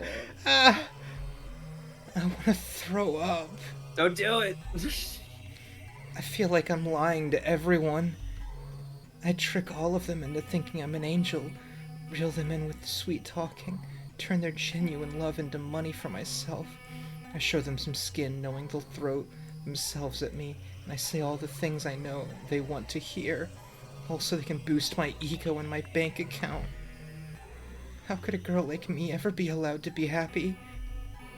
My past self, who rolled up in bed and scrolled the internet endlessly, would never forgive someone like that. If she could travel to the future, she'd come and hit me. It's strange. I'm the only one that could ever... I'm the only one that I could ever and do love. But I feel nothing but rage and contempt for myself. Ame screamed, her voice piercing the air. This grotesque, twisted form was the true nature of the angel who charmed hundreds upon thousands of fans all over the world. Her expectations and emotions ran wild. Her mind fell apart at the worst times, and when she troubled anyone else, her guilt would crush her. She would scream and cry out in an attempt to block everything out. She was like a young, immature beast that was not quite human. That was how she saw herself, or rather, how she thought she'd ought to see herself. In truth, the true emotion that laid at the heart of it all was that she loved herself. She was so drunk on her own love that it made exposing this unsightly part of herself bearable. Her mind was always intoxicated by one thing or another. Right now, it was the unfortunate part inside that rejected all happiness for herself. She made herself feel better by acting the role of a tragic and beautiful young woman who had gone off the rails and tormented herself with the irony of it all. The people online were right about me being a low-life scum who's begging for scraps by pandering and sucking up and lying to others. I'm sorry for ever talking shit about anyone. I'm sorry for looking down on you people. But I'm not the only bad guy here. Just because I seem to have a good life going on with a partner and fans who love me doesn't mean that they have to attack me. The internet has plenty of other people who hide there because their lives are empty and hollow. So why me? Isn't it worse to just do nothing with your life? Is it such a crime for me to get lucky? I took this gamble knowing that if I made one wrong step, I'd be ridiculed for the rest of my life, be forced to live as a plaything. Why can't people see that? I deserve at least a pat on the back for that! Ame shook her head and swung her shoulders violently. Her entire sense of self was jacked into the internet, to an entire world watching and picking her apart 24/7. Day in and day out. It was as if you should have... It was you... What? It was you should have done this. Day in and day out, it was you should have done this. The translation is a little bit wonky. No, I finally get it. It was just... I was reading the sentence with the wrong intonation. I can start over, and I'll be good. I know how to do it. Day in and day out, it was you should have done this. You should have done that. You suck. You're disgusting. We're going to plaster your name everywhere and then slash it to shreds. She was fighting with the fans and haters every day in her head. She wanted nothing more than for it to stop, and the only person who could do that was her partner, Petit. However, not even a romantic presence could get through to her heart. The anxiousness that plagued her hung around her like a thick fog. But what would happen if the only person in the world she could trust her swelling ego with tossed her aside? What if she were the one to tie her first instead? Or what if it happened to both of them at the same time? As much as she wanted to believe otherwise, love was not infallible. They were incompatible in many ways. Ame had managed to become K-Angel, an internet sensation with the world wrapped around her little finger. But Pichon was just an average person off the street. If Ame left first, then she would take everything with her. However, on the other hand, Pichon could become the single weapon that could kill the K-Angel mythos and expose her for everything she was. The doubts would start to rise. Was this person the right one to share everything with? Am I doing the right thing by trusting someone else and revealing my past roots and my childhood home to them? But love is a fragile thing. The moment you start to question it is when it all begins to fall apart. Trust is the single component keeping lust, thoughts of using your partner, and all those other vague things in check when you're in love. And you can't buy it back once you start losing it either. Now that the irreversible had happened, it wasn't hard to imagine where those two were headed. Oh, man. Things were still fine as long as the train was still running, but it was closing in on its final stop, where the two would have no choice but to alight. They'd have to face each other, whether they like it or not, confront their own hearts too. The heart that doubted and took advantage of the one they were supposed to love and trust. The guilt, the self-awareness, It was all getting bigger and bigger. The train carrying Ame was starting to slow.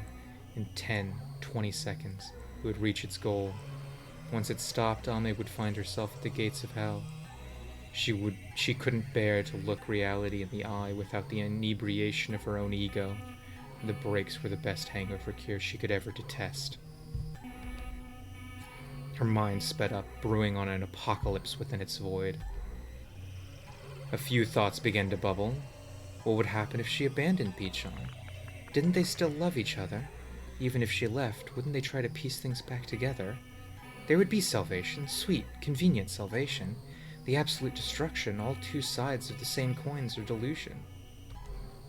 Her mind was a mess. An announcement blared through the train. In a few seconds, the train was going to stop at its final destination. The hell of self-awareness. Goodbye, and hello to the beginning of the inevitable end of a dream. Kill me, please. Okay, I want to take a small break. Uh-huh. I need a little bit of water. Yeah, understandable. Just wanted to see her baby pictures. Yeah. Guess that's not happening.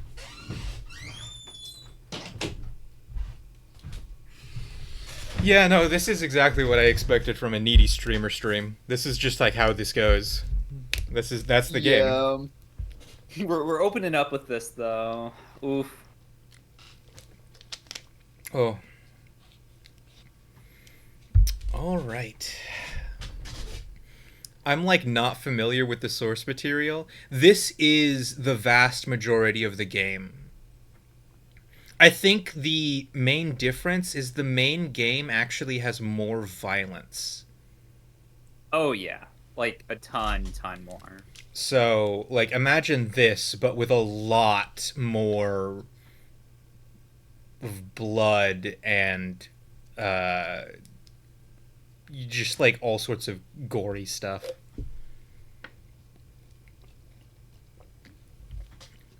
This was my first exposure. Oh, you definitely gotta play Needy Streamer Overload. This is the main game. A fucking amazing game. It goes apeshit at many different points. Yeah, I this entire stream was conceived from like the beginning as a way of introducing people to the game because it's just such a good game.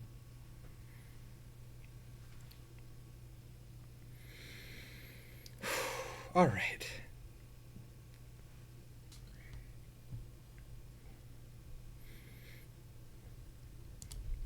Hold on, I have to check something.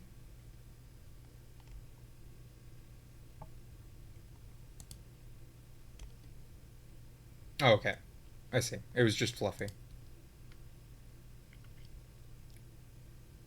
In the beginning, there was Perea's needy streamer stream, and then God created light. What does that mean? Absolutely. Is this the first thing that ever happened? Wait, Perea, you're supposed to be the golden calf, though. You can't. Yeah, be God. I have to be the false idol. Oh shit. Yeah, it doesn't add up. I'm glad that bit continued. If it didn't, then the fact that the background of my AniList page is the golden calf would never make sense. That would just be a constant byproduct of like a dead bit.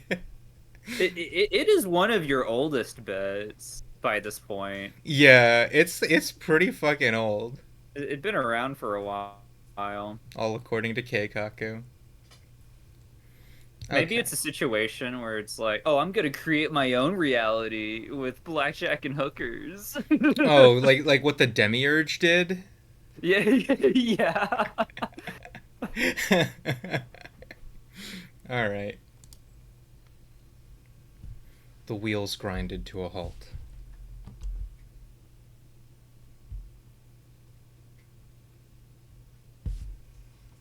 I'd like is that this to it? be in English, please.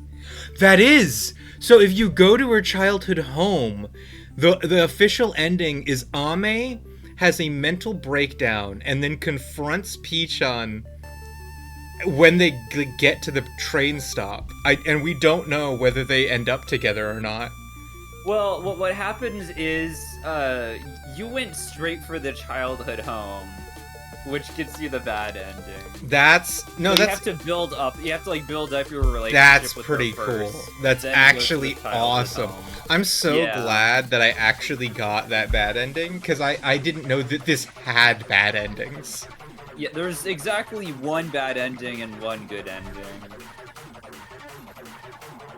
So the one bad ending comes from going to the childhood home early, Yeah. and the good ending comes from doing it after doing all the other dates. Yeah, you go on dates with her and she's able That's to so. process stuff. I am better. genuinely so happy that I ended up getting the bad ending because there was only one shot at getting it. Really. Yeah, you would not have been able to get it otherwise. That's fun. Yeah, isn't it? Alright, well, let's start So an actual game. That means we'll probably go back to the childhood home later on. Yeah. Because some of it is a little bit different. Alright. Here, I I'm wish gonna there was a way BRB to for a speed minute, through but this. we can do I'll do the arcade next. Mhm, Yeah. You'll take the arcade? Yeah, I'll do the arcade date. Okay. I'll just go down the list.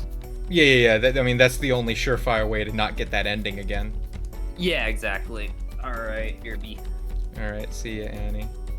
That's so fun. I'm so glad that we just accidentally got the only other ending. I legitimately, I wanted to just see pictures of baby Ame. That's the reason I did that. I didn't realize that was, an actual, bad ending that you can get. That's so cool.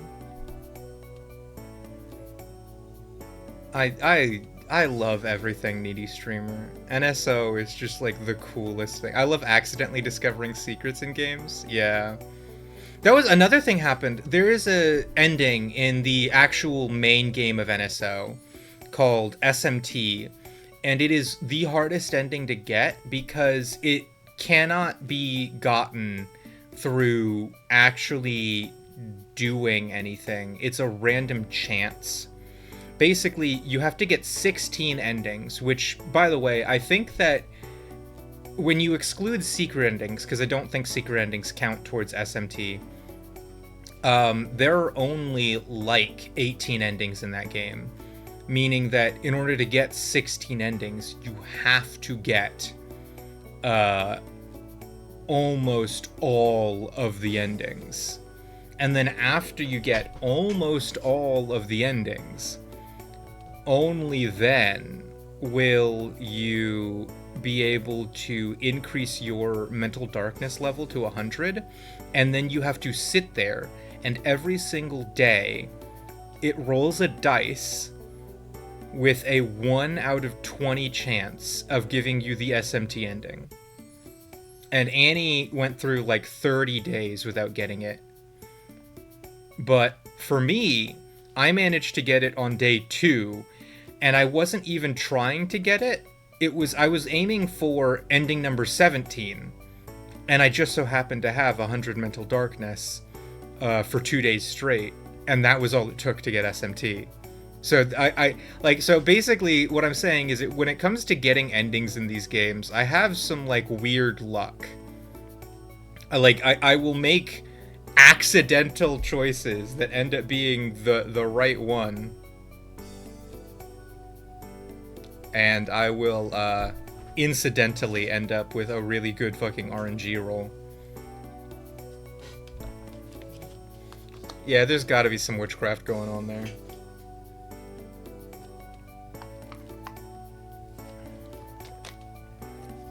No, this is so fun. I love the main game, but this is such a cool expansion to the world.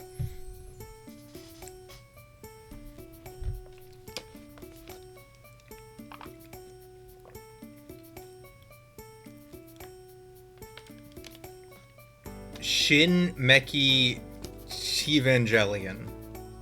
Obviously.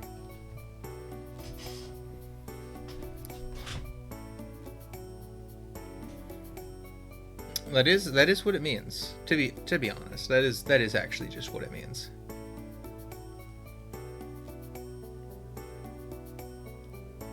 So true, Fluffy. So true. Can't wait till Annie gets back.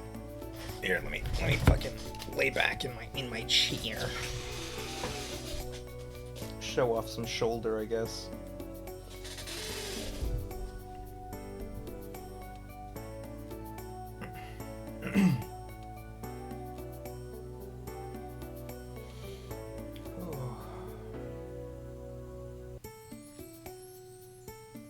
I love looking at this image of Ame with all the hearts surrounding her.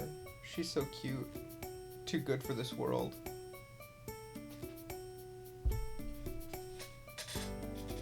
I wouldn't exactly call her pure, but she's too good for this world.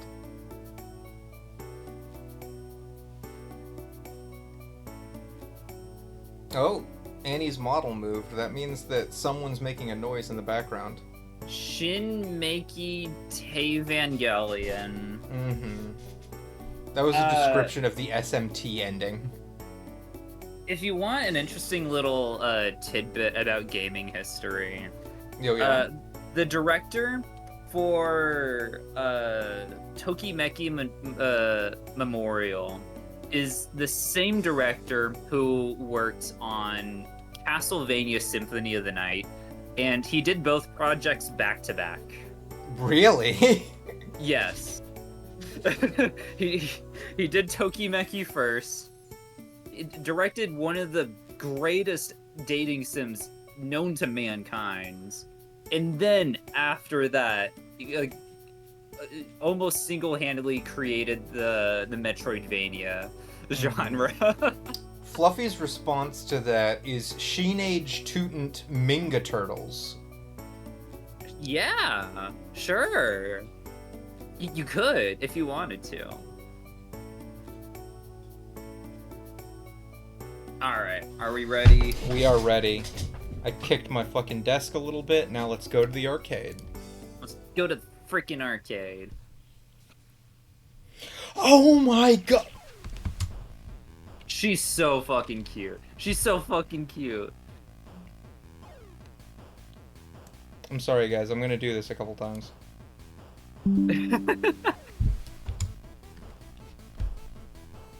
No, there is some great art in this game. Love her. Alright. Taking your girlfriend to the local arcade is like the IRL equivalent of taking a girl in the dating sim, trawling for secondhand PC parts, and then tanking your affection meter. What the? That's a little funny. I do like that. But it's a bold choice. Nice one, P-chan. We're already not normal, so why pretend to be? Chilling at an arcade together is peak. I'm ready to get my game on. I knew it was a bit of a gamble, but good thing Her Highness seemed pleased. We gawked at the giant coin-pushing games and their bright lights, mused about how old-school games, like those crocodile-smashing ones, were probably the gateway, and enjoyed everything the arcade had on offer. It was a wholesome establishment, perfect for families, which meant that there were none of the usual nerds there, just a quiet corner of town, with nothing weird going on. Kinda feels like we're teenagers who just started dating. For two youngsters who wanted to have somewhere fun, to go somewhere fun, but A, didn't have that much money, and B, had half the city blocked off to them as minors, Game Arcade were the ideal date spot. Much fun could be had for a few hundred yen, and photo booths just hit different, even though all of us had smartphones and a million photo apps now. Plus, the really big and fancy arcades sometimes had bowling alleys or pool tables in case anyone wanted to flex for their girl. Ah, youth. Not that I'd really know what that feels like, since no one at school would have ever dated me. Oh. I'd always come here alone to practice fighting games and gun blam, and like so many guys would come up to me being like, "Oh, you want me to teach you? I could play co-op with you on gun blam if you want." Like, you? Okay, no one asked. But even though I hated how patronizing they were, not gonna lie, I still kinda liked the attention.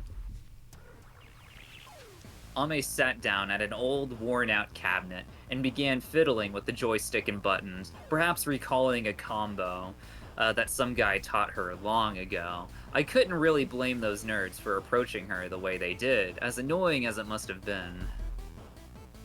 A beautiful girl in an arcade was like a fresh spring in the deserts, especially for the people seeking refuge from their daily lives. It was the only human for them to approach and call out to such a beauty and wonder. Now that I think about it, those nerds were probably just really lonely, huh? She's playing Polybius? What? No, Ame, don't play Polybius! No, Ame! You're gonna get MK Ultra'd. That should be the final Let's Play stream she does. MK, yeah. Oh no, that should be its own ending. She plays Polybius and it ends up fucking her up bad. Ame continued to tap and flick away, cycling through different combos. None of them had any effect on the game, of course, as no coins had been inserted. The demo screen played on, oblivious to any input. I mean, if you just wanted to verse someone, you could easily do that online. They must have been really starved for human contact if they bothered to come all the way to the arcade in real life. You get a sense of kinship, fighting with other outcasts who'd also been rejected at school and work, you know? Just the both of you were in the darkness of the arcade, punching it out. I think that's how all fighting games should be played. Online, you wouldn't know you were going against, or who you were going against, just climbing the ranks mindlessly. Out there, you can just peek around the corner and see your rival. Whatever, not that I care. You sound like you care, Ame. I'm gonna be honest. She seems very opinionated. Mm-hmm. Ame stood up suddenly and walked deeper into the bowels of the shop. OMG, there's K-Angel merch on the claw machines. Go me! That's so cute. She wasn't alone anymore. There was no more waiting for awkward nerds to hit on her as she sat alone at the cabinet. She had a partner, and all the fans and followers in the world filling the emptiness in her heart. I don't think we're really the kind of people to blow all of our money on claw machines, or verse each other on racing games, like other screeching couples, though. I wish they had a merry-go-round around here. Let's go. But I had fun. I think this will be one of those days that will come back to me once in a while, when I see something random. We left the bright lights and loud noises of the arcade behind us. If we ever wanted to game, we could just hop on our phones and find someone to play with.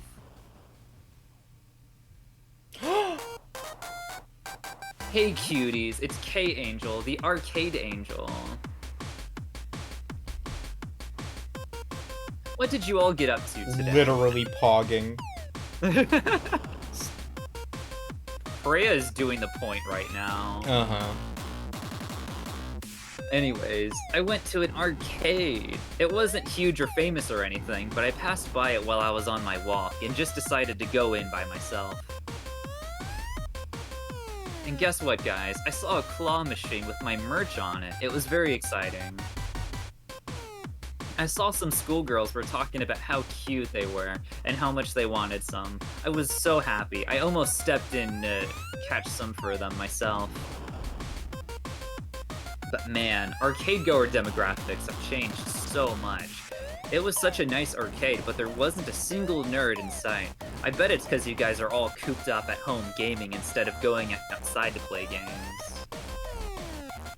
Who else would fill the dark, dingy corners of the arcade, if not for all you? Who else is going to stand around with their arms folded like bison and backseat game the whole time, then go out for ramen together with the other randos whose real names you don't even know? You guys gotta start pretending like you're in Umeharu's manga and go out and do this. I'm begging you. I don't know what that reference is.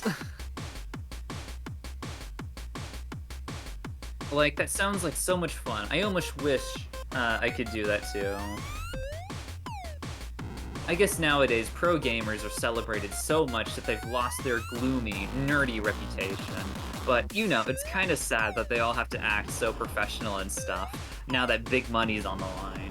I mean, people usually become gamers because they'd rather not deal with the real world, and they go to the arcade to meet their little group of nerds who feel the same way, right? It wasn't much, but it was their slice of joy, and now they have to deal with the real world because they play games. Plus, I bet there's a whole bunch of people who would love nothing more than to play games with others, but are forced to stay in the dark because they can't or don't want to act all hyped for the big companies and stuff. Anyway, that's just my thought of the day from my visit to the arcade. If I'm talking shit, then just ignore me. If you haven't gone outside in a while, then do it! Go play a game with someone you can see face to face. But shower first, okay? Promise me you will. Anyways, I'll see you guys next time. Bless. Bless.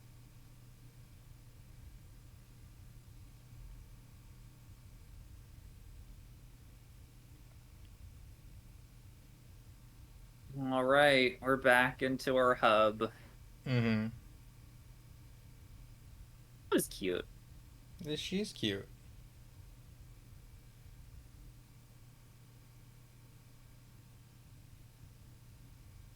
You gonna read it?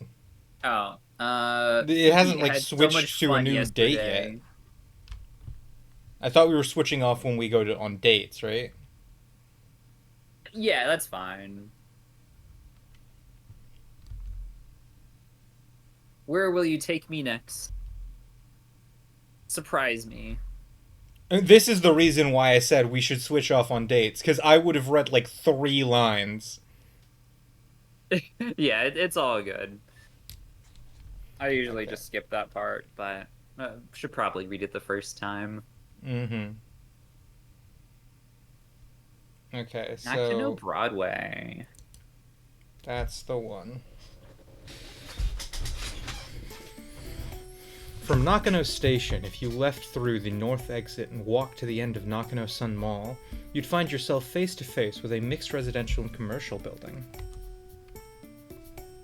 Hey, this is Nakano Broadway, known for being the mecca for nerdy stuff. I love this place. Nice choice, Pichan.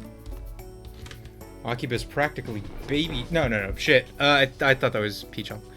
Akiba's practically baby shit compared to Nakano. It's time to get really freaky and geeky.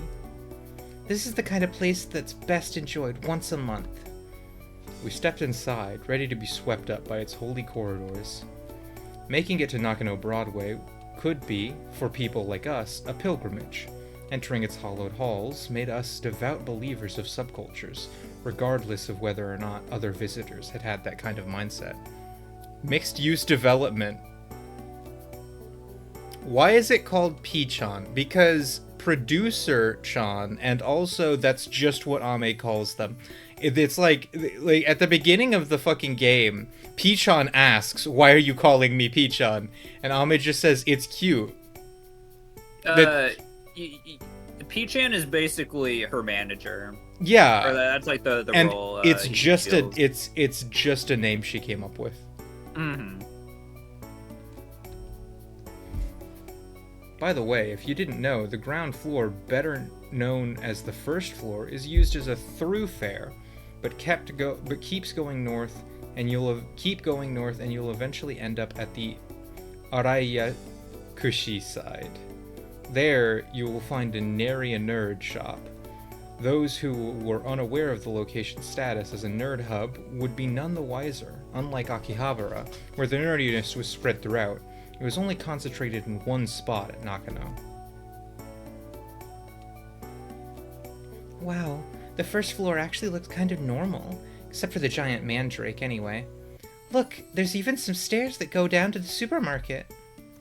JK, there's a shop selling gacha and Pokemon cards, too. This place is nerdy as hell. OMG, a shop that's always having closing down sales to draw in customers. I thought they'd all died out in Akiba. But it looks like they're still going... It looks like they still got some of its kin here. It was crowded here on the first floor, but of course it was, as any thoroughfare would be. As such, this is where all the normie shops were. You'd only start seeing the really nerdy stuff on the second floor up. Also, if you plan on visiting the second floor, make sure you take the stairs. The lift will take you straight to the third floor, so watch out. You can't even imagine how many people have missed the second floor because they didn't know about this.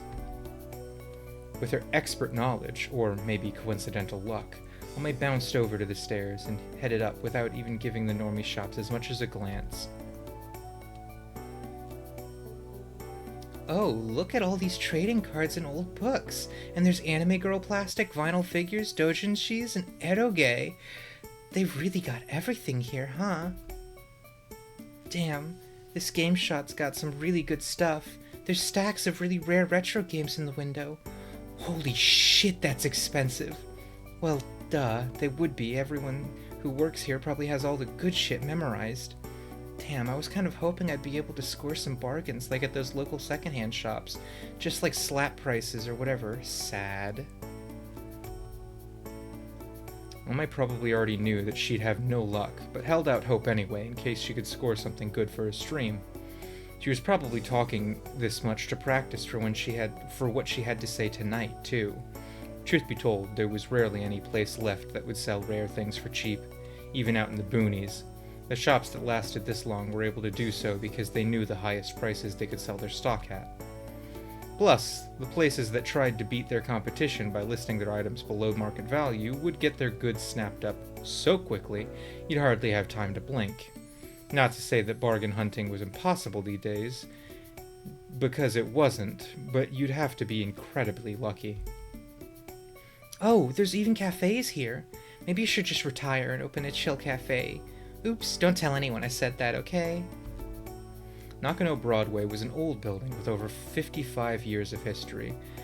The call for its demolition could happen any day, so running a shop that needed a lot of time to build a customer base here, like a cafe, was a risky gamble. Thankfully, it was not enough to stop those who truly loved these holy grounds. The nerdiness is even stronger up here.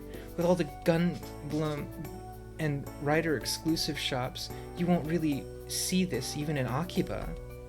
This place is basically nostalgia heaven for parents. I can see them buying toys here so they can live their glory days vicariously through their kids. But I guess the kids would be happy to be surrounded by so many books and toys.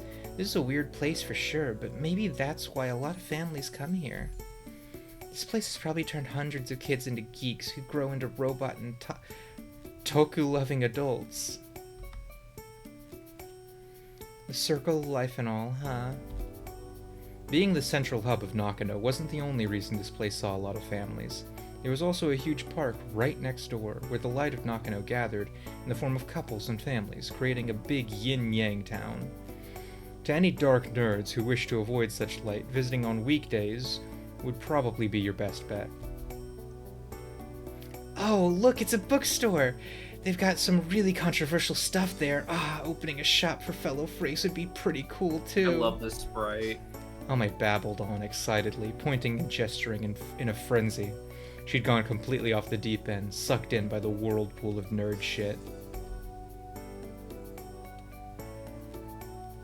The highest floor really just hits different. It really feels like the good old days are perfectly preserved here.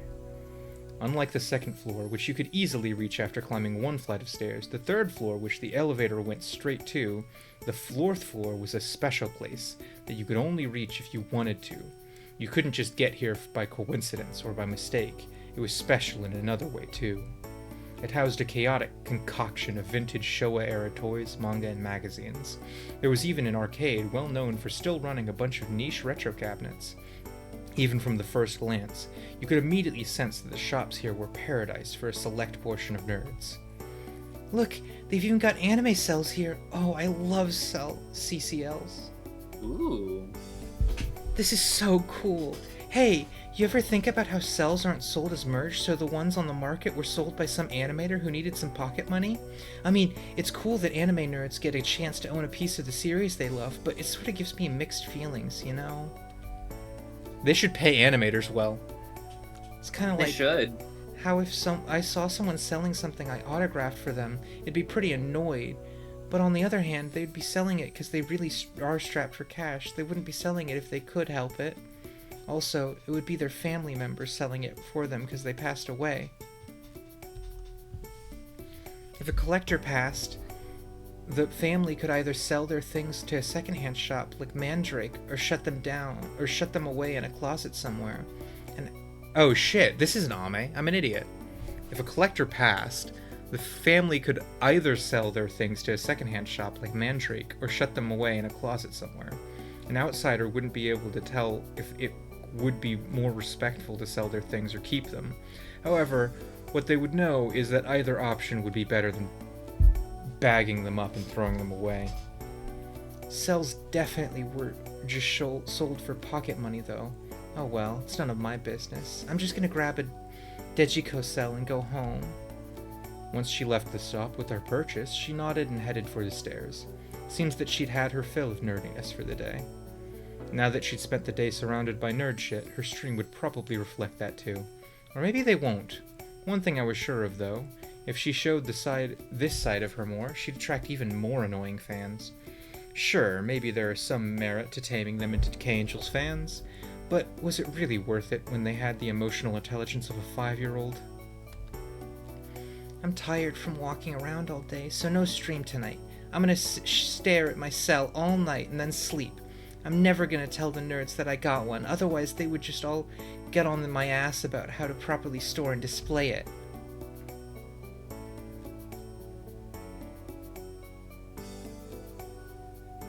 I had so much fun yesterday. Where will you take me next? Surprise me. Okay, so it's the same every single time. Yeah. We both had a chance to say it, so now I think we can skip that section. Yeah. Alright. To the hospital next. I need my water for this.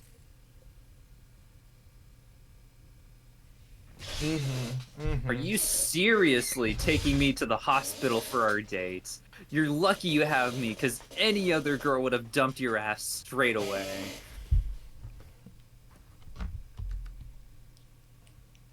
I mean, it's fine. I'm nearly out of meds anyways, so it's good timing. You planned this date because of that, didn't you? You're always so on top of things. Thanks, P-chan. Today, we were at the psych ward. Ame often came here to pick up her various pills and prescriptions. She had SSRIs, stronger stuff for her really bad days, sleeping pills, medicine that stopped her from suddenly recalling things that were too painful for her to remember, all sorts of things. If she ever ran out of those, she'd have to play the dangerous game of facing reality all on her own. Since Ame's pills were running low, I decided to bring her here before things got out of hand. Doesn't it seem counterintuitive to have a system where people who struggle with doing things on time all the time had to pick up their meds on time all the time? So real, though. Hey, Hey, Hope. Oh, is Hope here? Yeah. Hi, Hope. I hope you're Hello, well. Hope. Where was I? Hey, you ever think about how the people you see in waiting rooms? I think the ones I see here are especially unique. This ward accepted many patients with tough cases, so the waiting room could be quite confronting too. Comforting? Confronting. It does say confronting. That's... She's gonna have to fight all the people here. I do feel like there's some translation errors here and there. I don't know, Perea. Do you think psych ward waiting rooms are comforting? Yes.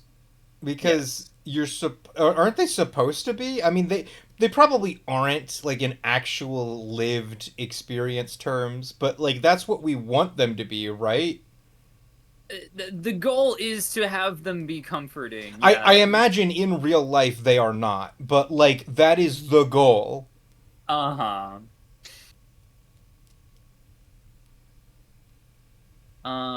Most of them weren't that out of the ordinary though. Like the ones playing their Game Boys, even though it was released way past their time. Those who wandered back and forth in the corridors like NPCs, and kids who clung to their mothers, unmoving and unspeaking.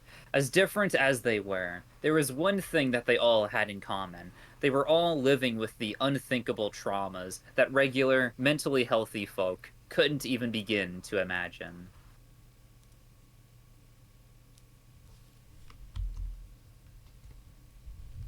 I've been telling you, my ideas keep getting stolen every day by famous mangakas. I'm the one who originally invented the dark fantasy genre. I've already told you this before. There was a man, middle-aged perhaps, in a room somewhere, shouting, probably arguing with his doctor. It was to be expected in this ward, and all the staff seemed used to it. Anyone who wanted to work here would have no doubt have to be able to take those kinds of outbursts calmly without affirming or denying them. The man raged on, still inflamed by the plagiarism he was convinced was happening. It's happening all the time on that website, Shosetsuka ni Naro. Everyone can post their light novels too. They're all reading my stories there and ripping me off. Even the ones that get anime adaptations, except their MCs are all shit and bland. Okay, hold on. But is he spitting though? It is, he might be. I have seen the animes that he is talking about, and them some facts. I'd side Gotta with, say, I side with him. this man is objectively correct. He's right. His shouting went on for a good while. Ame stared at the door that seemed to be coming from, her face peaceful and composed. Everyone here is fighting their own battles the best they can. It's tough when your worst enemies and best friends both come from inside your own head. I know what that feels like. There was a time where it felt like I had insects buzzing in my head all day long. They would all fly around and screech and cause me all sorts of grief. I probably screamed like that man too, just to stop hearing them even for a second. I fought that battle alone too, just like he probably is. I watched, intrigued, as Ame's face grew solemn. It was a rare sight to behold. No, actually, a rare sight to behold would be the left side of her face, Pichan. Oh, true. I laid my hand on top of hers and laced our fingers together. If someone cut the two of us out of context right now, we'd be just like any other couple, enjoying each other's company side by side. However, we weren't like any other couple. I mean, how many others out there would spend their date at a psych ward? It didn't matter to me, though, or Ame. We were both perfectly fine with spending our time here. For people who have it tough out alone, they must really hate me for having someone like you with me. Maybe they'd even curse me for being blessed with such an adorable face, too. I wouldn't blame them if they hated me for building a name for myself and earning money through my streams by using my outcast energy to attract fans and sympathy. I must be something like a class traitor to them. If they were pointing behind my back and saying I was faking it all for clouts, I wouldn't blame them at all. Okay, but that brings up an important question. Is Ame petty bourgeois? She literally is petty bourgeois. So does that mean that we have to guillotine her during the revolution? Well, not necessarily. The petty bourgeois can fall on either side of class conflict. Yeah, So, that is the point of them.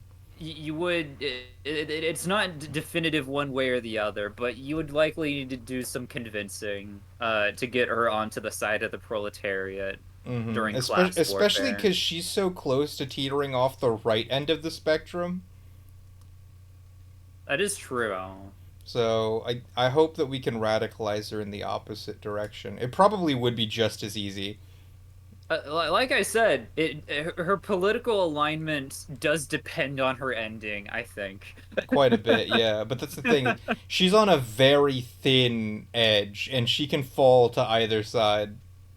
She is the true centrist. All right. Moving on. I certainly feel like it on most days. But who would I be if I didn't turn my mental illness into a business? I'd just be a stupid middle school dropout. I have my good looks too, but they can only get me so far in this cruel world. I only got so big as K-Angel because of my hard work, and I won't let anyone talk down about to me about all the time and effort I've invested. Whatever. That's all just fluff anyway. Having a partner like you, who could keep tabs on my meds and take me to get more when I'm nearly out, automatically makes me more privileged than half of the people here on Earth. I wouldn't have the right to even look at the man beyond that door in the eye. I Ame is like super introspective for someone who believes in any conspiracy theory she hears. Like, Ame will, in the same breath, do a stream where she talks about old 4chan fucking creepypastas and then come to a psych ward and talk about how, like, privileged she is. Why does she do that? She's just like me for real. Alright, Ame, whatever. Ame has 10 billion IQ. If she has 10 billion IQ, then why is she so quick to believe in conspiracy theories? She knows the truth, damn it. Alright, okay. Ame chuckled softly, resigns.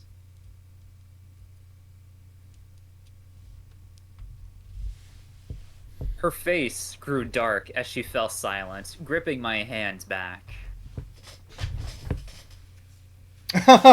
Straight to K-Angel, guys.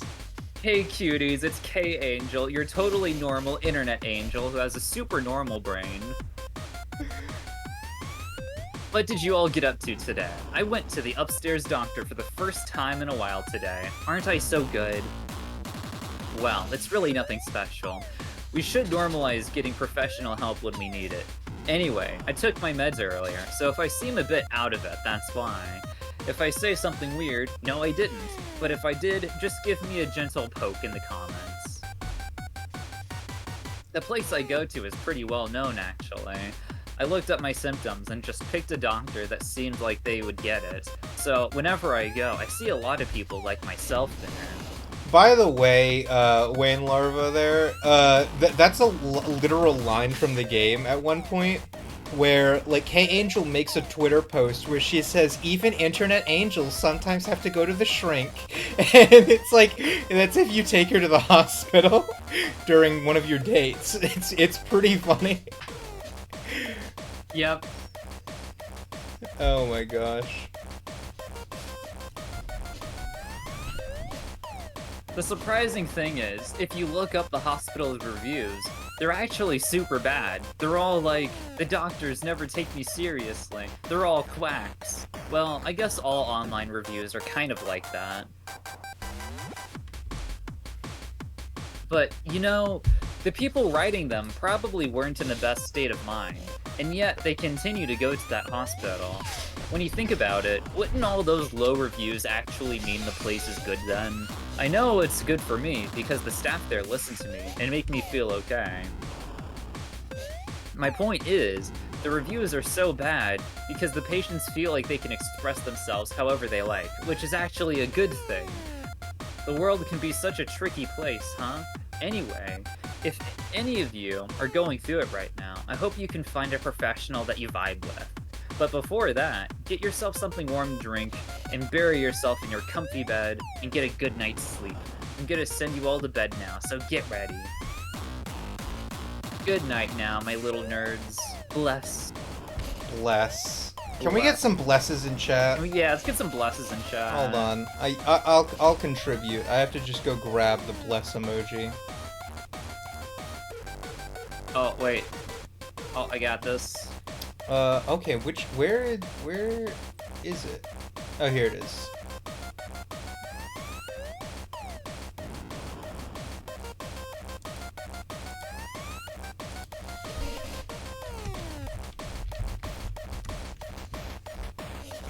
Oh, you have to do the prayer hands. Oh, no, okay. You did, Annie, but I was talking to Wayne there. Yeah. Angela's also an angel, so it counts. Bless.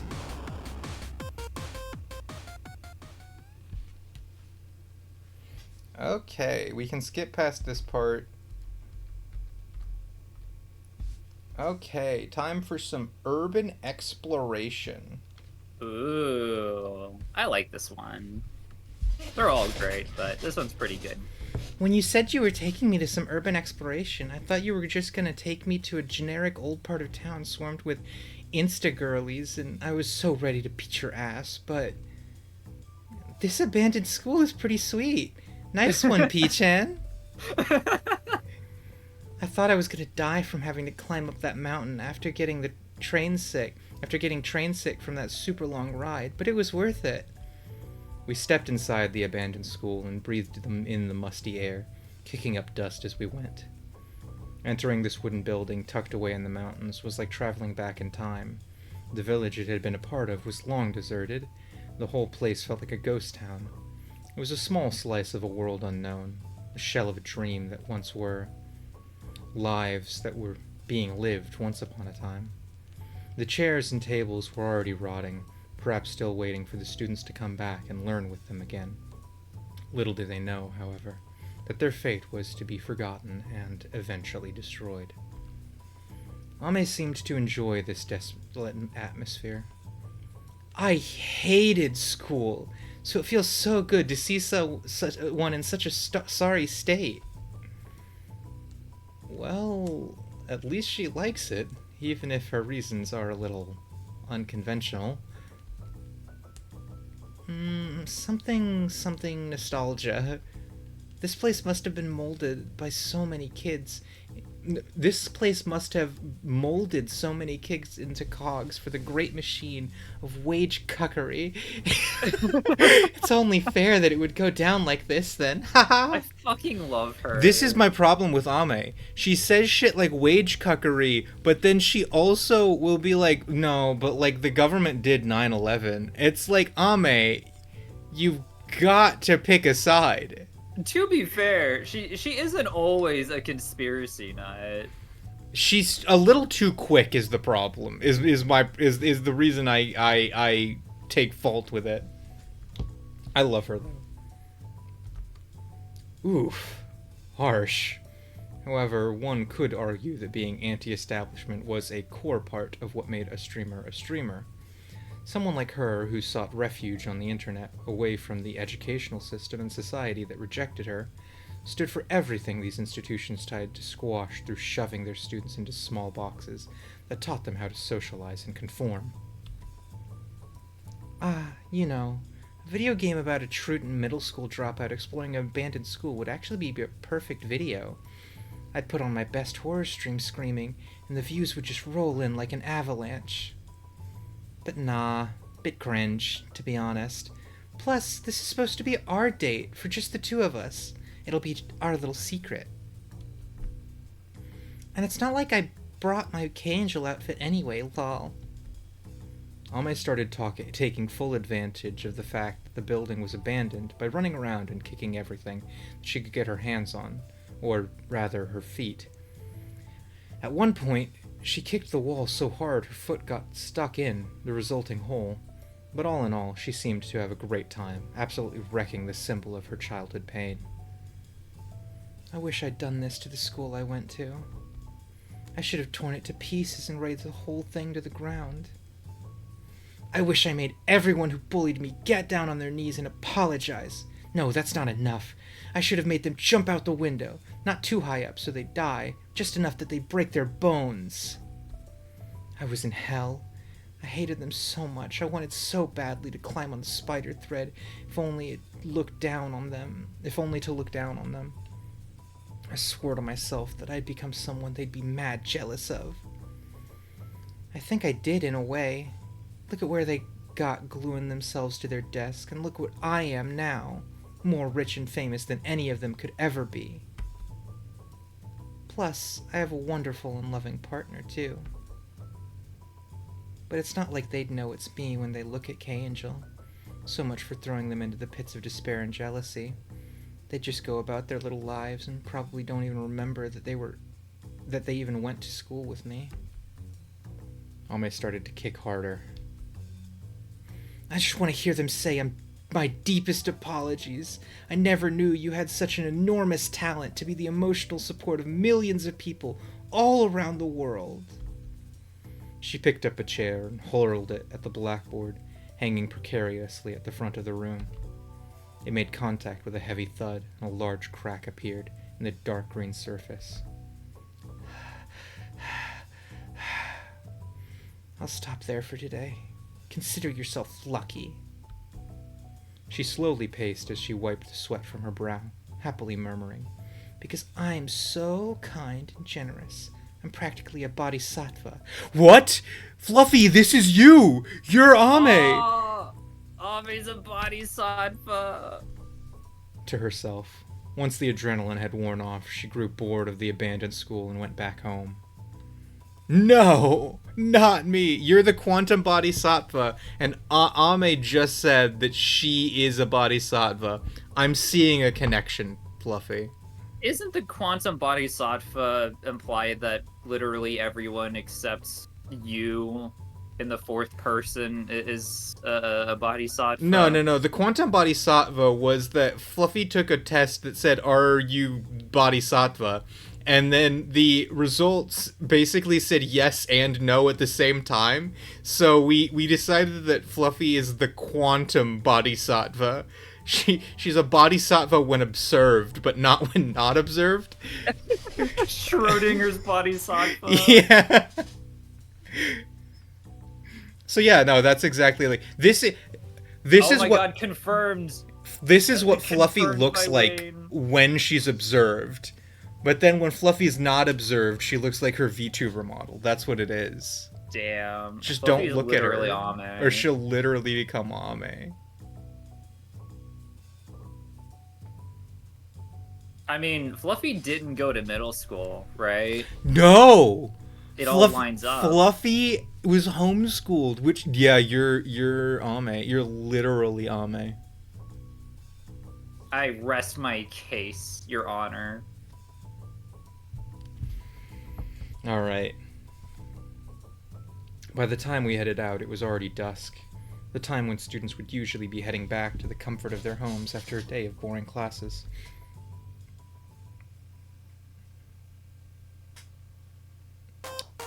Hey cuties, it's K-Angel, the middle school dropout angel. I love that she starts streams in this way. She's wonderful. You must all be wondering what I did today. Well, keep wondering, because I'm not gonna tell you. Us angels have a lot of secrets we gotta keep from you humans. And if you're getting ready to accuse me of having a boyfriend, stop right there. I have no need for one, because I'm devout to being your angel. Ha! So don't worry, and just keep standing me. If you really want to know what I did today, then let me see some red in chat. Hey, don't actually do that. That's a whole 10,000 yen. Oh, I do love those zeros. Thank you guys so much. Aw, man. I love being with you guys on stream here. I have so much fun, and I really mean that. I'm not just saying that because you guys give me money, okay? It's just one of those nights, you know. And you guys have it so tough out there. That's why you're all here watching some girl on the internet, right? I really feel for you guys. I can't hope to truly understand what you're all going through, and it might not be my place to say this, but let's all promise to do our best and get through our days, okay? That's all I wanted to say. Anyway, I'm going to bed. I hope you guys can get through another day of being wage cucks and study betas with a smile. Bless. Study betas? Yeah! Study Oh, that's betas. great. Bless. That's so funny. I love the K-Angel segments at the end of the dates. I would be such an obsessed fan if she was an actual Yeah, if streamer. K-Angel was weird, was real, I would never stop watching her. Like, it'd be so over for my career. I'd just spend all my time watching her. Yeah. The beach! I get the beach episode! You do get the beach episode. Oh, actually, do you want to switch up? Because you already did Childhood Home. No. It's thematic that way. I read the bad ending of Childhood Okay, alright. House, and now I'm gonna read the good ending of it. Alright, I can do that. Okay, hold on. Just 1 second. Sure.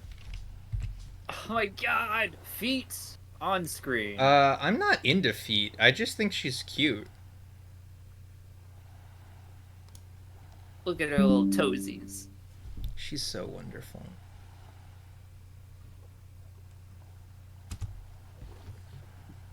Okay, you may go. Alright. The beach? When it's cold? Genius idea, P-chan. No, I mean that for real, like unironically. It's so quiet because there's no one else around, and it's not like I would have went in the water anyway, so it doesn't matter. If it's cold, good choice. I'm not into feet either. I just love behaving freakishly. Well, it's good to know that. Yeah. Ame smiled. She seemed happy enough with my choice. We stared out into the great big ocean, the mother of all life. As humans, I think we're all made to feel something inexplicable when we come face to face with large bodies of water, including Ame, the contrarian streamer who spends most of her time shut in her room. Any other person would have wished for a bright sunny day, but not Ame. The sky was gray and gloomy, the perfect kind of weather to get the moody teenager inside going, and totally perfect for us. You ever look at the ocean and start thinking about offing yourself? Not like because you want to die, but more like if you dove straight in and kept going, merciless Mother Nature would eventually take you into her embrace, and then your life too. Brr. I love when Ame's just says freaky shit on our dates. That's so cool. Yeah, I'm gonna be real. I mean Ame. that I don't think about that. I need me a girl who just constantly reminds me of death. Do you ever think about offing yourself?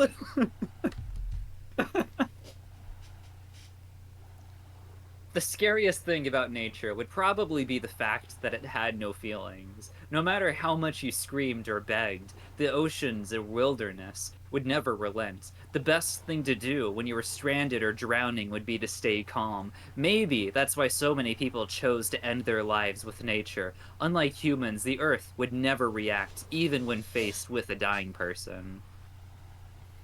This is like that one fucking Dr. Manhattan quote where he's like, a living body and a dead body have the exact same number of atoms, so why should I prefer one to the other? Ah. She probably really likes Watchmen. Uh-huh. I feel like she likes Watchmen, but she doesn't know what it's about and thinks that it just means that she's based. She probably agrees with Rorschach. Rorschach is so relatable, guys. I love when Rorschach calls, like, black people evil. He does a lot of racist shit in the comics.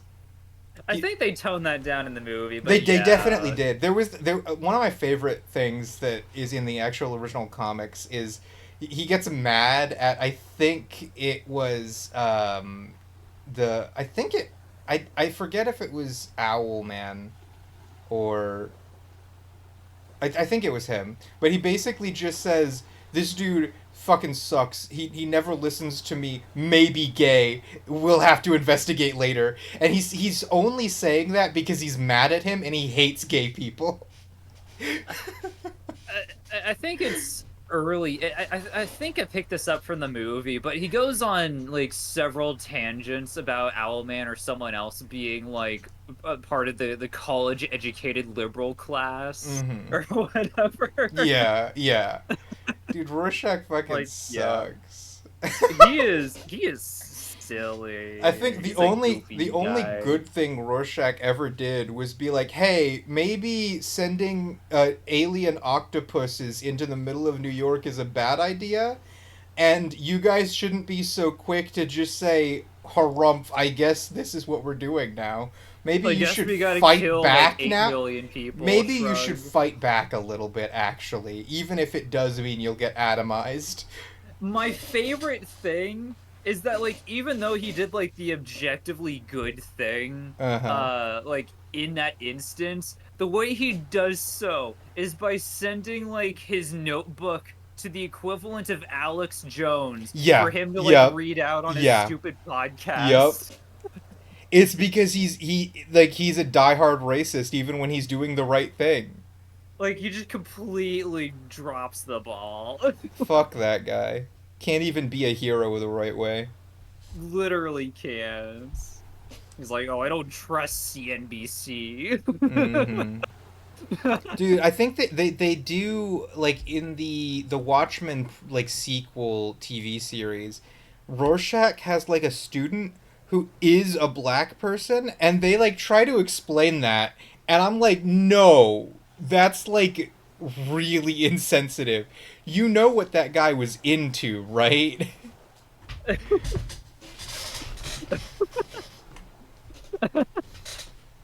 Oh, that's great. That's great.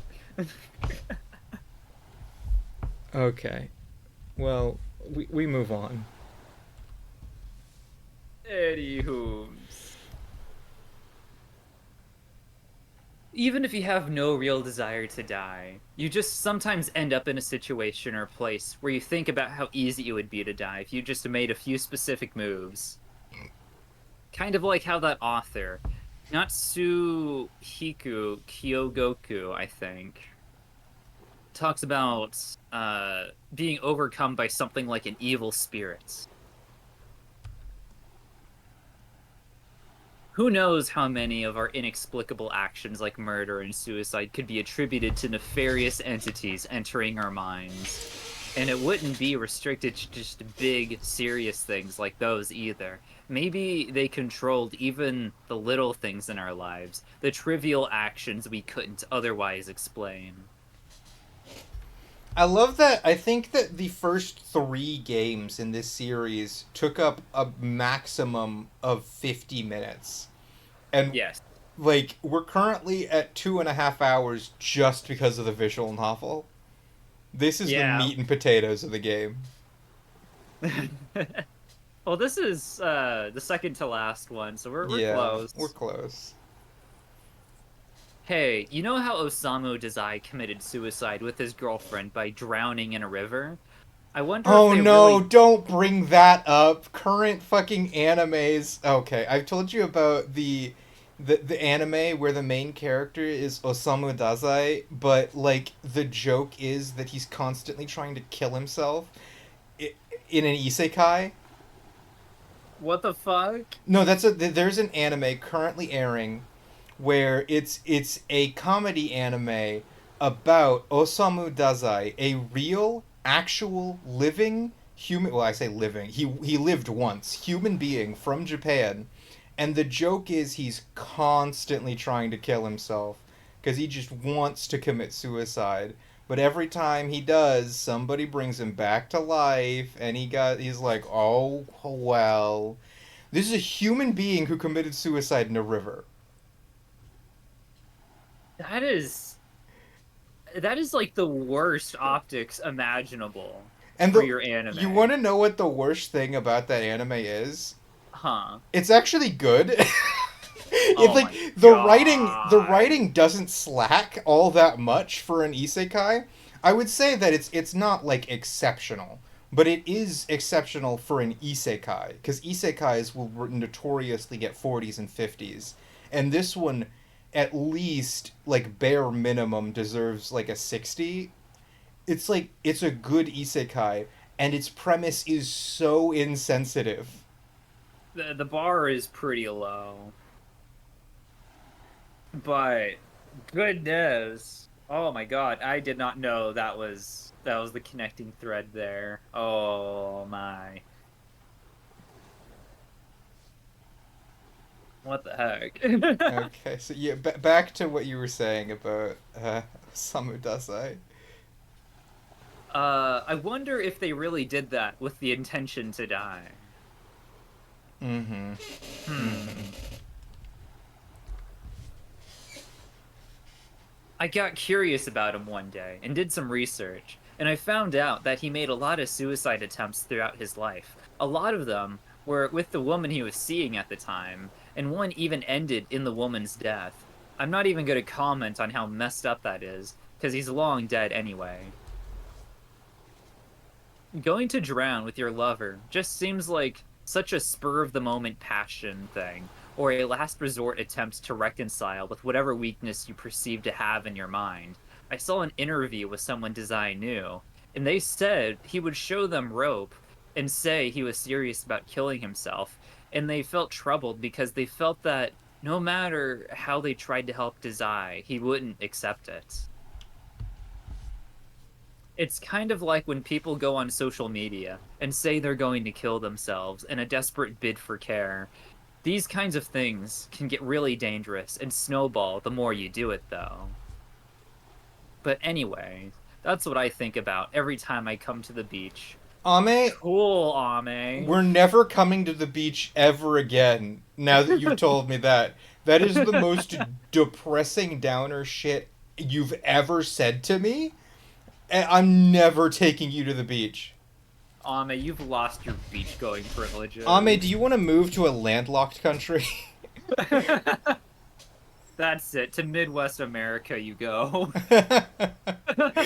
Ame, my love, what is wrong with you?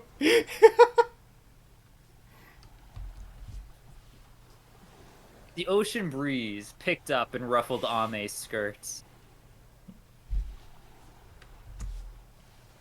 Something in my chest ached, a prick resembling a wound made by a pointed instrument. As my mind took a snapshot of the girl and the waves, I became gravely aware of the fact that I had a heart capable of doing so. Hey, P-chan. What if I asked you to walk into the ocean with me right now? Which one would be true? Accepting without any protest? Or trying to convince me to stay and live? Don't think too hard over it. I wasn't being serious. I have an important life mission that no evil spirit could take away from me right now. Okay, let's go home now. It's dark, and my poor little nerds need me. Ame turned and left her innermost thoughts behind the moonlit water and lapping waves. I love the transition to K-Angel every single time. It's just the most abrupt thing ever. Yeah.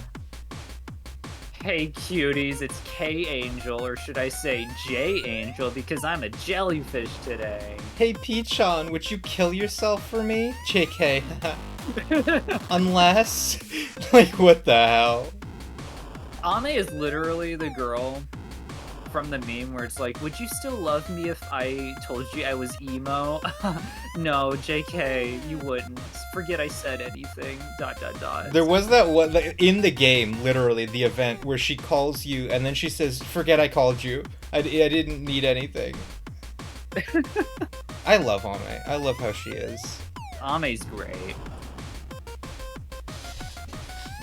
I went to the beach earlier today and saw the ocean, so I'm not afraid anymore. Of what? Of what, K-Angel? Of death. Of death. I didn't go in because it was too cold, but it's not like I would have gone in if it were hot anyway. I'll leave that kind of stuff to you humans. Or maybe I could leave cyberspace so we can go see the ocean together. Hehe. If you guys did go to the beach, though, I bet you'd still be glued to your phones, unless you're swimming, but you guys won't. You'd all be taking photos and editing them to look hashtag no filter for you Instars, you addicts. Maybe a bathhouse or a sauna would be better then, since you won't be bringing your phones in. You'd be forced. Oh, I thought you were done. You took a big pause. Oh, sorry. Can I, do I have the ability to go back? It's alright, it's alright. Wait, is that why saunas are getting so popular these days? Because people just want to forget about the internet for a small while.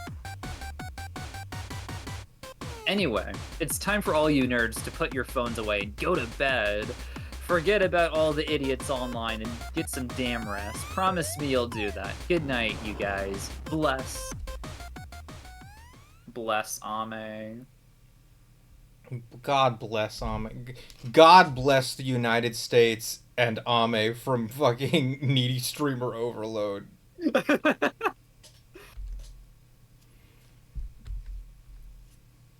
Alright, and we end it off, this time with the childhood home good ending.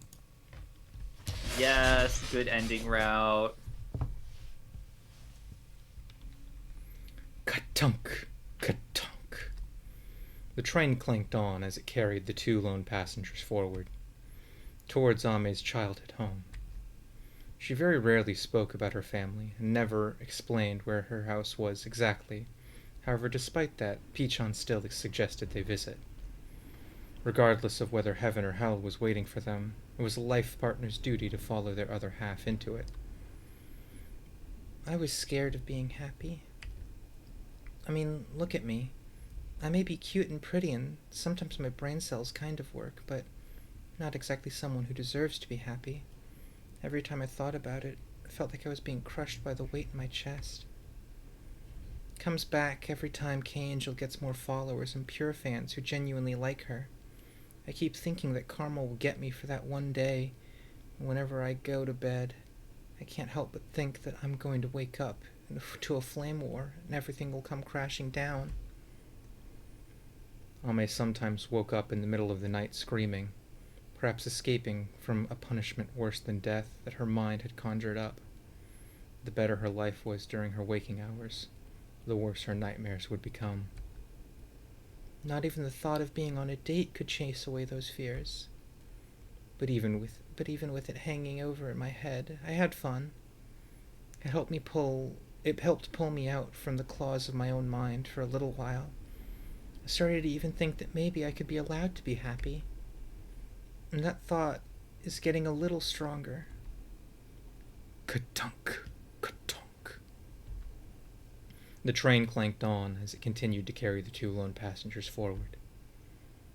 Watching the sunset on an empty beach, enjoying our youth at an arcade at night, fighting against my inner demons at the hospital, nerding out as a couple together at a shopping center with retro vibes, reminiscing about childhood in an abandoned school building. You know, to be honest, I thought it was all kind of stupid. 'Cause, it's all kind of pointless, you know? Well, I guess it does give me content for my streams, at least. Ame was both Pichon's girlfriend and an angel devoted to hundreds of thousands of nerds waiting on the other side of the screen. She was prepared to turn any situation and experience into content, but on the flip side, this meant that wherever she went and whatever she did, there could be countless shadows just waiting around the corner.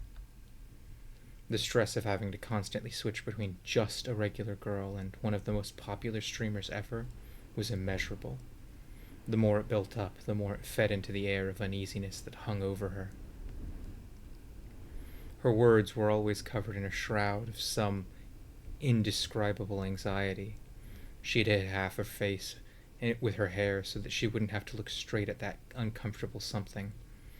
It was a sad path to take, but she chose to walk into those thorns, and despite everything, the train continued to run, never able to speak a single word. Whatever thoughts simmered away in Ame's head, the mechanical clanking and rattling erased it all. No, Ame, everything is meaningless, but that means we get to find our own meaning! Ame! But you know, the only choice I have is to accept happiness. The train slowed to a complete halt as it arrived at its final stop.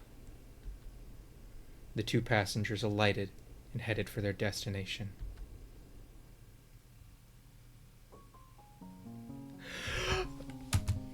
Okay, give me a minute. I need a minute. Give me. She's just so fucking cute! Hold on. I need a minute. It's the same pose! She's beautiful.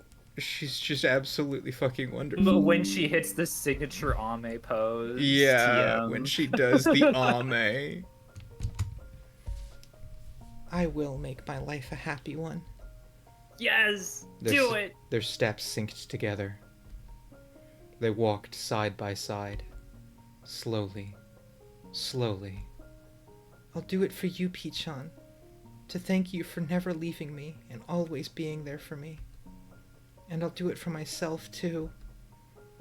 I'm a little scared, but I think I can do it. A moment of silence stretched between them.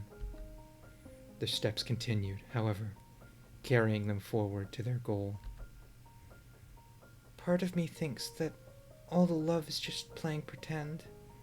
I mean, 90% of all couples end up breaking up, so couldn't you say that they were just hinging everything on the short moments that felt good? Aha. Listen to me being an edgelord, but I just thought I had to get that out there. And you'd tell me that that's not true, even if you didn't really believe it. Right? There was no reply from her partner, but Ame took it as a silent agreement and skipped happily. No matter what happens from now on, I know that all the dates we had and this moment of us going where we need to go together was all real. And that's enough for me. She smiled as the lie left her lips. When she spoke to her doctor last, she said nothing but lies. Technically, her claims of insomnia and chronic fatigue weren't untruthful, and the medicines that would be prescribed to her did help stabilize her. Her fundamental imbalances and misalignments weren't anything as superficial as those symptoms, but she wasn't about to reveal them to anybody. Would anyone be able to understand the true inner workings of the girl who called herself the Internet Angel? Would any doctor or lover be able to do that? Maybe her partner, her Pichon, was the only one who could. At the very least, the one thing that did remain true was that she headed towards her goal on her own 2 feet. Pichon said nothing. To be more exact, nothing had been said since the moment they met. When Ame said she wanted to go on a date, then that proclamation had been met with neither sound nor reply. We're almost there. Where? Isn't this exciting? What is? I get the feeling that all sorts of things are going to start coming our way, but it's nothing that we can't overcome together. Yay! Why? I hope our love will last forever. She stopped. She pointed at something in front of her and murmured softly. Promise you won't let seeing that stop you from staying with me. I love you, Pichon. I love you so, so much.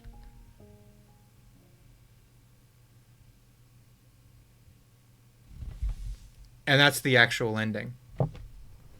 Yep. So the ending has the same basic premise as the true ending of the game, doesn't it? Yeah, I think you were right when you were saying that this visual novel takes place during, like, the true ending timeline. Uh-huh. Also, do you want to see Bodhisattva Ame real quick? I do. By the way, these are all the images you can get. You got all the CGs. Congratulations. I did. Here, she's in a forum. Okay, let me see.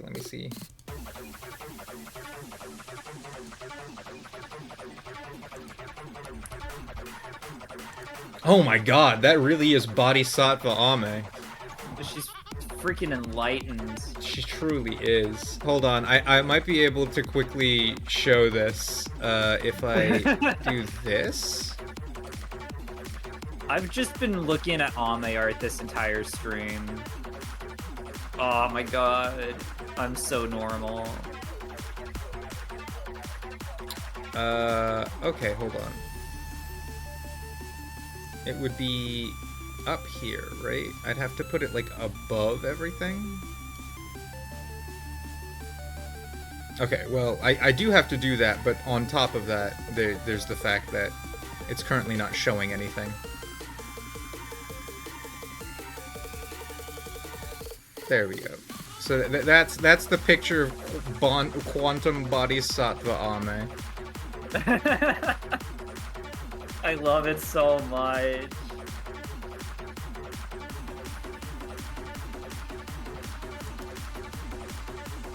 That's enough for you guys. Alright. No, but that's everything that this game had to offer, right? We've completed 100% of it. Yeah, what are your thoughts?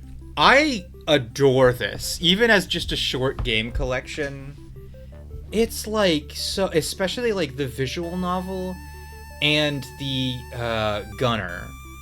They just like, they are well-made mini games.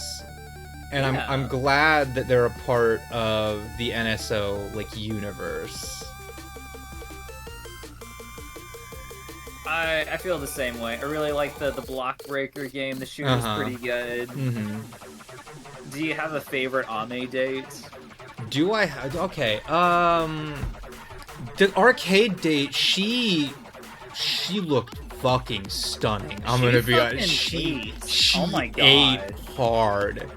There was a lot of emotional weight behind the hospital date that I liked. Like, from a story yeah. writing and, like, a personality perspective, I really like the hospital date. She is... I love how it highlights how introspective she can be. Mm-hmm. Mm-hmm. No, this was a good visual novel based on the game, honestly. It works so well. Very faithful.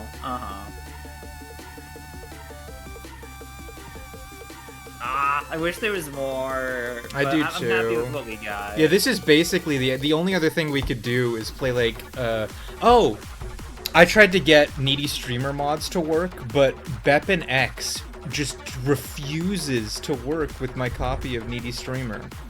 I don't think that they've made a functional copy of Beppin X for Needy Streamer 1.3. All of them are for the 1.2 version. You might be able to update to an older version if you want to. You're gonna have to finagle some things with Steam, but I think you can make that work. That shit sucks. One thing that I totally overlooked is I believe there is a Needy Streamer Overload manga, but like a very, very short one.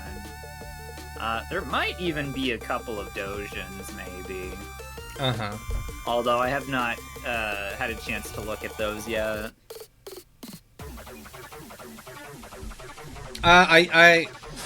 Last night on your stream, we looked at... We didn't really actually look at them, but we acknowledged the existence of Needy Streamer fanfictions. Yeah, what, there was like 70? Yeah, I read a couple of them. Especially okay. short ones. I feel like some of them were written pretty interestingly. Some of them were written a little bit amateurishly, but I like them all for what they're like going for, what they're trying to do.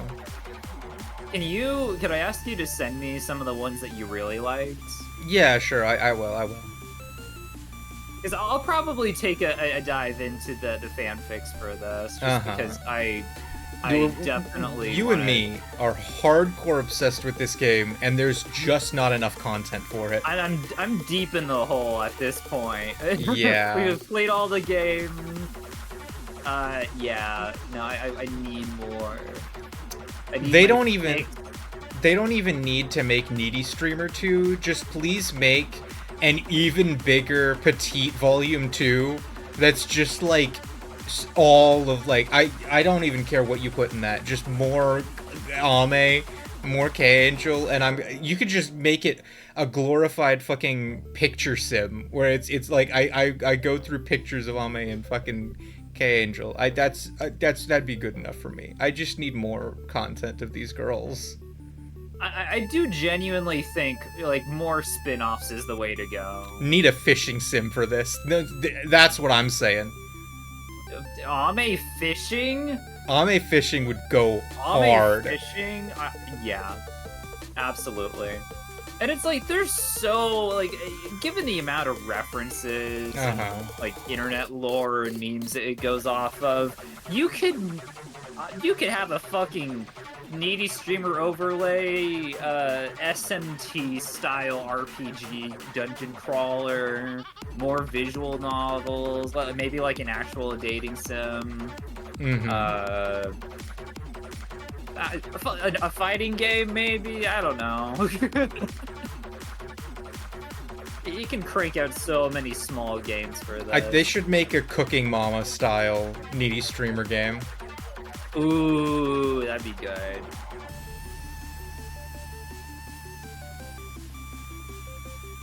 Have it to where, like, she's doing, like, a K-Angel cooking stream, but every time you fuck something up, she gets, like, a little bit more frustrated and crazy.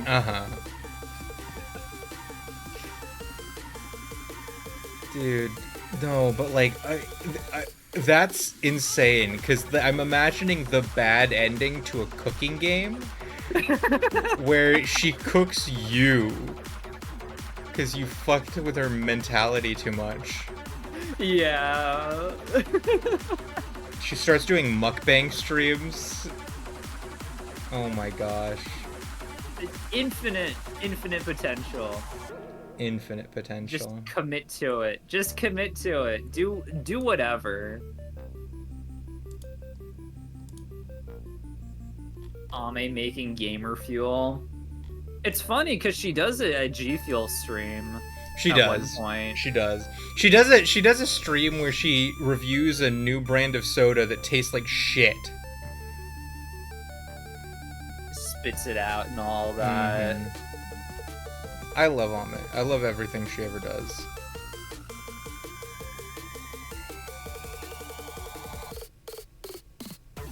And then they never made another NSO thing ever again. No, the fact that this exists at all gives me hope. The fact that what we just played, this year. This came out this year. It was also called Volume 1.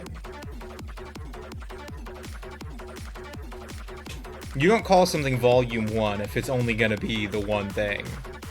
Also, they're still making the figures and merch. The Twitter account is active, and the YouTube is still active. Although it's in Japanese, so I can't understand anything. But there's little K-Angel shorts, I think for an audio drama. I don't know when that manga released, but there's stuff out there. There is. You should get a figure. No, I should get the figure, not Annie. Do I want to animeify my room even more? I already have 6 figures. I can afford another one. All right. I'm towing a very dangerous line between having some sense of normality versus being a complete, like, having like the anime degen room. Having the fucking Digibro room. I'm just waiting for the inevitable anime adaptation. It's funny you mention that because the writer is writing an anime right now. It's not a needy streamer overload anime, but it might have some similar vibes. You guys need to get the figures now, because who knows, in 10 years they might not even make them anymore. I mean, I doubt there probably is going to be much needy streamer stuff in 10 years. Yeah, but... there are... The secondhand market for figures is pretty active. And the problem is, like, already there are a lot of Ame figures that are not currently available, and you're having to wait for the resales at some point. Ame. I love her so much. I love her so much. Alright, well, I can close the game now, and then we can go to the just chatting screen. It hurts. It hurts that we're done. Oh, my fucking Discord capture is still up here. Turn that off. Here, let me see if I Why can are find you the all manga. the way up there? Let me move you down so that you're... I'm holding you. Look, you're held.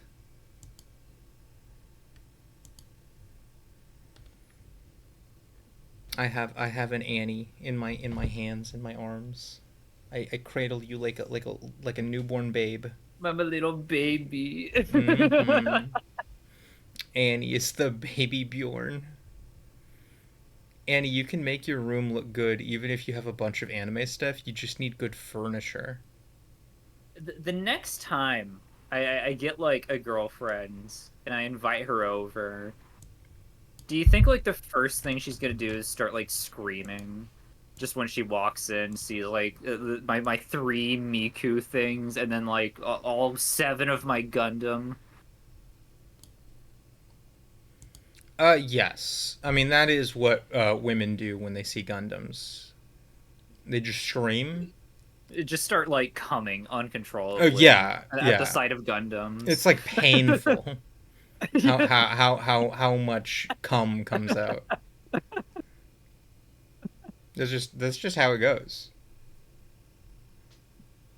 All right. Well, good to know. Good to know. Mm-hmm. I mean, you got to keep people informed. I mean, I do like how my room currently looks. It's a little bit cluttered because I can't like make my way over to my guitar without like fumbling over a very inconveniently placed end table. But we're getting there. I'm trying to make do with the space I have. Mm-hmm. You shouldn't have to hide your hobbies or interests from your partner. Ain't that for certain? Well, Hold on. I gotta... It depends. It like when you're in the beginning of the dating phase, it might behoove you to hide your power level at least a little bit, as it Hide your were, power level. until like the topic of anime gets introduced. And if she says anything along the lines of, "Oh, I like 7 Deadly Sins," or Immediately dump her. immediately dump her. Yeah. But if she likes Lane, or like if she names like some really obscure Hold on, anime that no one cares about, then it's in the bag. If she likes Lane, then you have to do the follow-up question, are you a femcel? Are you a femcel? And then when she says yes, then you say yeah. Imagine being in present day, present time, and dating a Lane cell in modern day.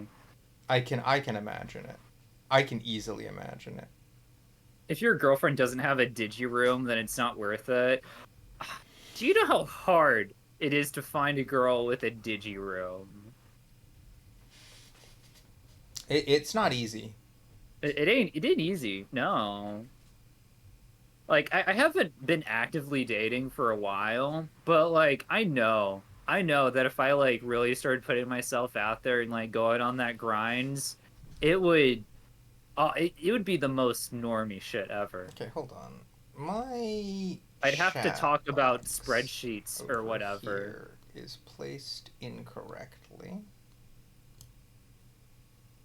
I can also technically afford to make it bigger, I think. Take up more space. I'd have to pretend that I like HGTV. You guys like that? You like being bigger? Oh, big chat. Mm-hmm. That might mess with some of my other settings because of how OBS works. I'll just have to fix those later. I kind of like big chat. Mm-hmm. It's imposing. It truly Like, it could is. overpower me if it so chose. Chat is way bigger than you are, Annie. To be fair. I'm nothing. I'm just a speck. Merely an atom against the overwhelming force that is chat. Mm-hmm. I've met 2 people with digirooms in the past 5 years. Wow. I do not know a single IRL person that has anything closely resembling a digiroom.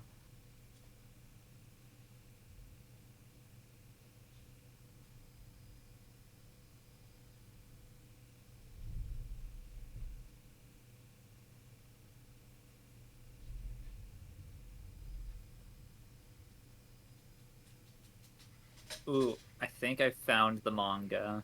You did? It came out last year and Okay. might still be in print, maybe? Maybe. Maybe. Here's the link to the wiki article. I'm gonna see if I can find like the full thing though. Okay, hold on. Hold on. We got Needy Streamer Overdose Manga Edition. I would absolutely get a physical one of those. Oh yeah. I mean, I have physical mangas of so many of the Inio Asano works. This is like just like a bygone conclusion at this point. Here, I guess I could pull that up. Do I have a like box that allows I do have a box that allows me to capture. Here, let me set that.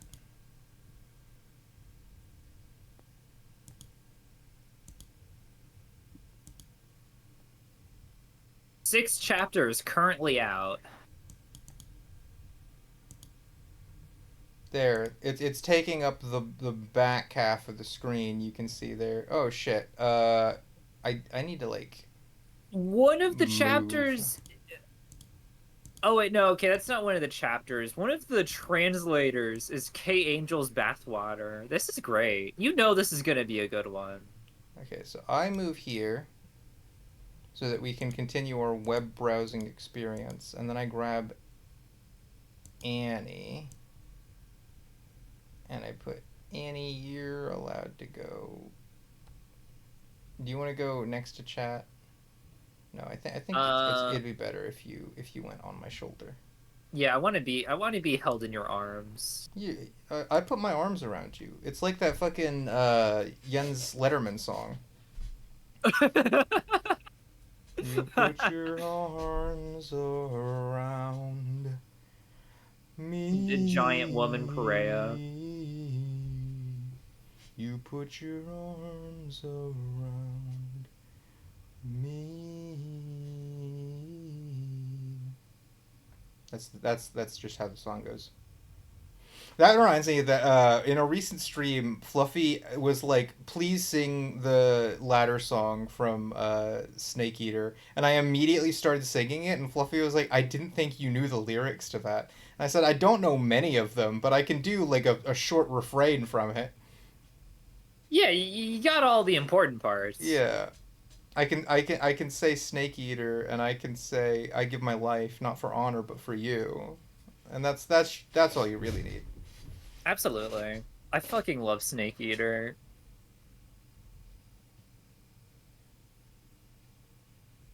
Also, like, holy shit, this is just an actual manga. This is great. Yeah, I haven't scrolled through it, but this is a real manga that it exists. I think why does is that supposed to be P-chan? P-chan just Where? looks like a dude. Where? Hold on. I'm looking through the images now. Okay, so that's no. These are game things. Hold on. What are you looking at, Annie? 'Cause you're He not. looks like the most normie dude imaginable. There's no This way. is Oh, this is kind of great. I would never have expected this I'm locking in. pairing. I'm getting big. You're getting big, Perea, because I'm locking in. I gotta find this. I think they're more leaning into Peachy being like a literal actual producer for K-Angel rather than like the boyfriend dynamic because he looks a That's lot older. no, that's not even what the original like fucking authors. They're like no, that like they always go for the boyfriend dynamic is the thing. Oh, this is on manga decks. I'll just look at the manga decks. Here you go. I will pull this back up. There's only a few chapters out, but you guys can see what it's looking like. It's not what I would have expected, but it's an interesting direction and Uh huh. interpretation that I Uh huh. kind of dig. Like for an AU situation, I think this works. That is okay. That is not Peachon. Whoever the fuck that is. Yeah, exactly. You're like, what? That's supposed to be Peachan? Uh huh. Okay. So, who who are Like, these? if anyone is supposed to be like the generic like anime dude Oh my protagonist, it god. should be Peachan. Do not make that Peach like I genuinely would prefer if Peachon looked like fucking L from Death. I like he can look like a little dweeb boy. No, he like needs to be a little crusty. Yeah, he can't look like that's not my Peachan. I think I would have preferred it if he was like a fucking Kirito lookalike. Uh-huh. Okay, so Peachon was a idol producer who got caught in a unfortunate news story and lost his job. Okay.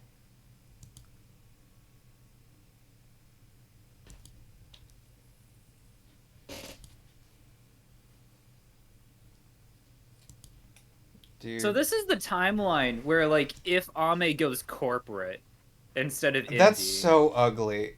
Not the image. I mean like the idea of Ame going corporate. You've got to be fucking kidding me. This manga actually upsets me greatly. I this is sacrilege to her blessed be her name.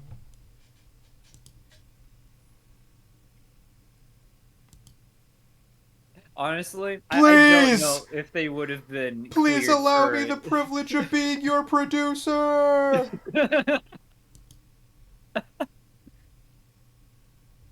Oh my god.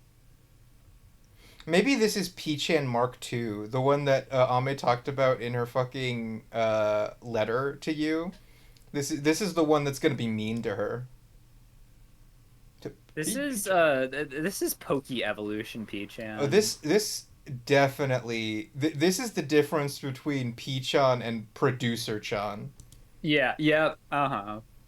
Oh, he gets Pokemon. I choose you. You're my Peachan. All right, all right. I want to like stab this guy. This is I how I want Ami to thinks this is how she I thinks other people see her. I do want to gouge his eyes out, to be honest.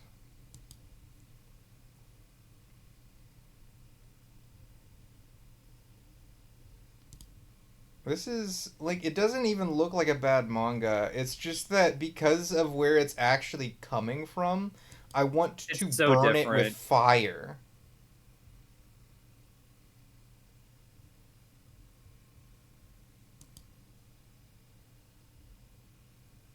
Oh, but Ame is cute in this manga. I do love She manga she Ame. is charming, to be fair.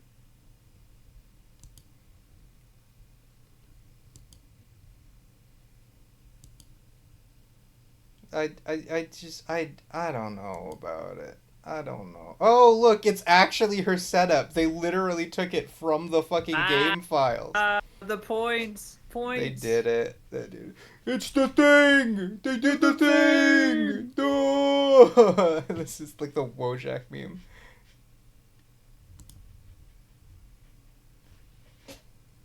Okay. Oh my He god, her gets ultra fucking slashed. home is just filled with garbage bags. Hold on, are you at like a little bit later than I am? Oh, I'm watching. I'm watching from the stream, so it's a little bit Okay, I see, delayed. I see, I see. So, oh, I see. I've been like doing Yeah, look cursory at she's literally glances. sitting in garbage. Yeah, yeah. That's insane. At That's least they got that part right. yeah, no, that's for real. Oh, I love that they use Ame's drawings from the game. Dude, okay, one of Yeah. the fanfics I read used Ame's drawings as a plot point, and I really liked that. She like drew a picture of her and Peachon together as a way of like making up with him because he was gone for like an extra 10 minutes when he said that he wouldn't be more than 10 minutes, and she got mad at him. But then she got really sad and lonely without him, so she drew him a picture. I I love Ame so much. Ame's great. This is okay. I'm like giant and imposing. I have got to fix that. That's gonna be a consistent Giant feature. woman. I'm literally that Superman image. Hold on. Hold on. I need to find it real quick. Okay, I feel like that's a more reasonable size for me to be.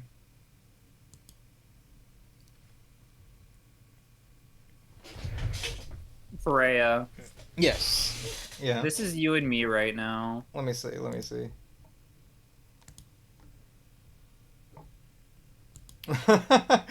I did...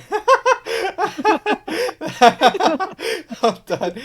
I think I have the ability to open that Yeah, in you can open that. yeah, that look, that's the fucking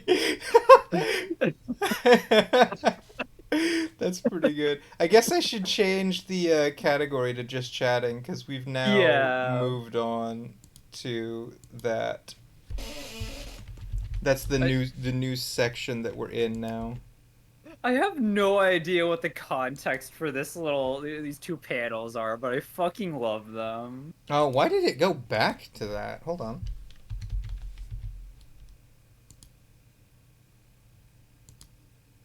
There. Now it's actually changed. I don't know why it decided to suddenly switch it up on me. Okay. Back to the manga. He gets ultra slashed super hard, and then she shows her little. I love Ame. I love her so much. I love her little drawings. And then he starts actually sketching out like a real design. And then he actually gets the products necessary. Oh, and then they. Okay. I think that as much as I want to take the author and just shove their face into a pile of Peachon fan arts, um, it's obvious they really liked the game because of the way Yeah, they draw it. they very clearly like played it and know the material. Yeah, I mean, there's not a lot They're of just doing their material. own thing. There's not a lot of material to work with Peachon, so they just had an interpretation that was so out of left field that it makes me want to talk to them in a very calm manner, where I am not yelling violently at them. I think it might just be like on the notes from the writer, just like, oh, P Mm-hmm. Chan meets producer Chan. It's like, oh, okay, I got it, and Mm-hmm. starts writing the story. No, but you can see a love for the game present here. For real, I do like I don't this. think it's a bad manga. It's just a bit less than I expected.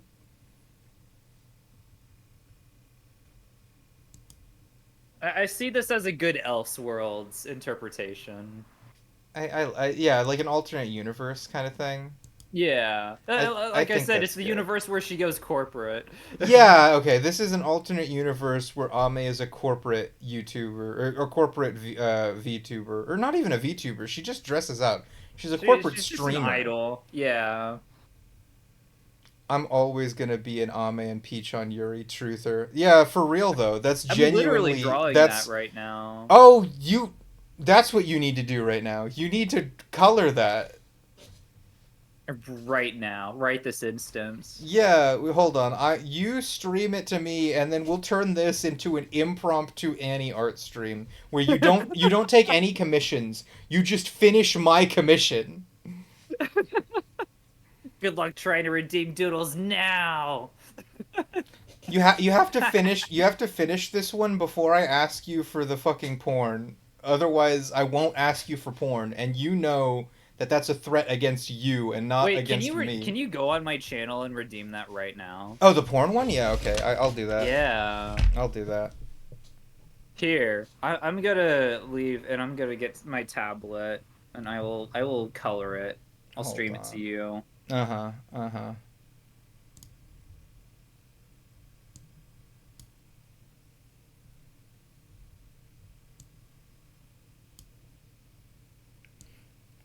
For those who may be out of the know, last night Annie drew a picture of Goku that looked like really fucking sexy and hot. And Annie was making a joke about how they almost forgot that they're allowed to draw male nipples. So they immediately started drawing nipples on Goku, and I went, "Oh, wow, you're too much of a coward to draw female nipples." And Annie said, "Yeah, I would draw female nipples if someone commissioned it." And I said, "No way. You're telling me that if I currently went into your chat and typed in draw fucking K Angel butt ass naked, you would draw that?" And Annie said, "I can't show some parts of it on stream, but I would draw that on stream for you." And so now that's basically a promise that we made at some point. Oh shit, where is Annie's fucking channel? Why does it always flood my followed channels with all the ones I don't watch frequently? Yeah, okay, here's Annie. Okay. Okay, okay, okay, okay, okay, okay. Okay. Okay, okay, okay, okay, okay, okay. Oh, Annie is currently hosting my stream, which resulted in there being a little bit of audio feedback for a second there. Annie never had a Twitch channel. It's all in your head. Oh my gosh, no. No. It's not true. Okay, I think I'm allowed to show you guys this. This is Annie's chat. I'm currently going to use some of my money to buy a doodle request of Ame and K Angel butt ass naked. And we're gonna send that, and that is, oh, you can't fucking see that because of me and Annie are in the way. Hold on, get out of there, Annie. Look, that's what it says right there. And I'm gonna send that. Oh my god, I can't redeem. You can only redeem this reward during a stream. What happens if I click enter? Does it fail to go through? Wow.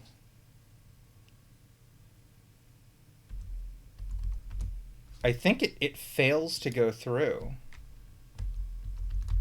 Fuck. Okay, Annie, are you still here? Annie fucking died. Oh no. No, no, no, no, no. Here, I'm gonna put myself back in my place, and Annie... Oh, that's not Annie. Annie back in their place.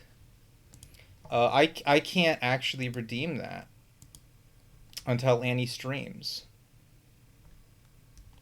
You are alone. Do you need help?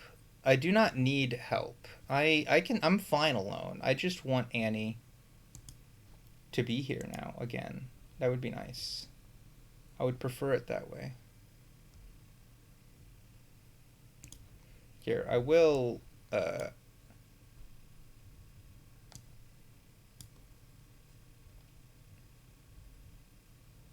put this back.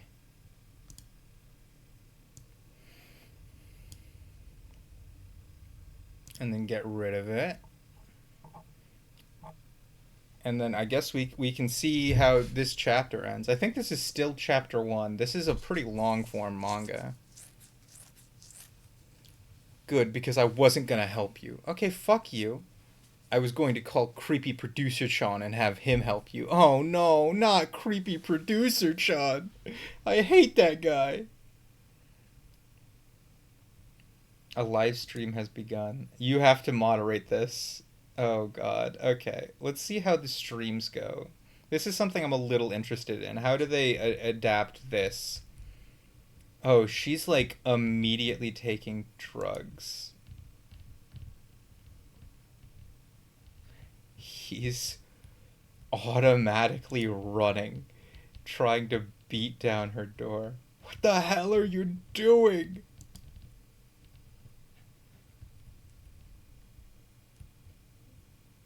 Wow. Okay. I'll admit they add a little bit of intrigue to the fact that he's so used to traditional idols and like corporate streamers that the idea of like a drug addict genuinely didn't cross his mind.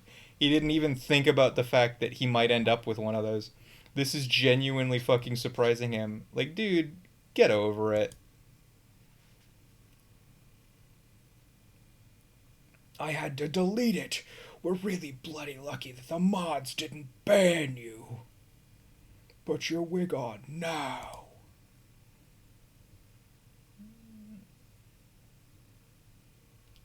Look at her. Oh, she's so cute. I can't stay mad at that face. Look at her. She's beautiful. Oh, and then look at Ame.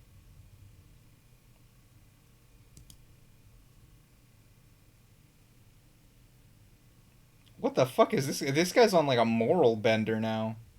He's high and mighty as shit.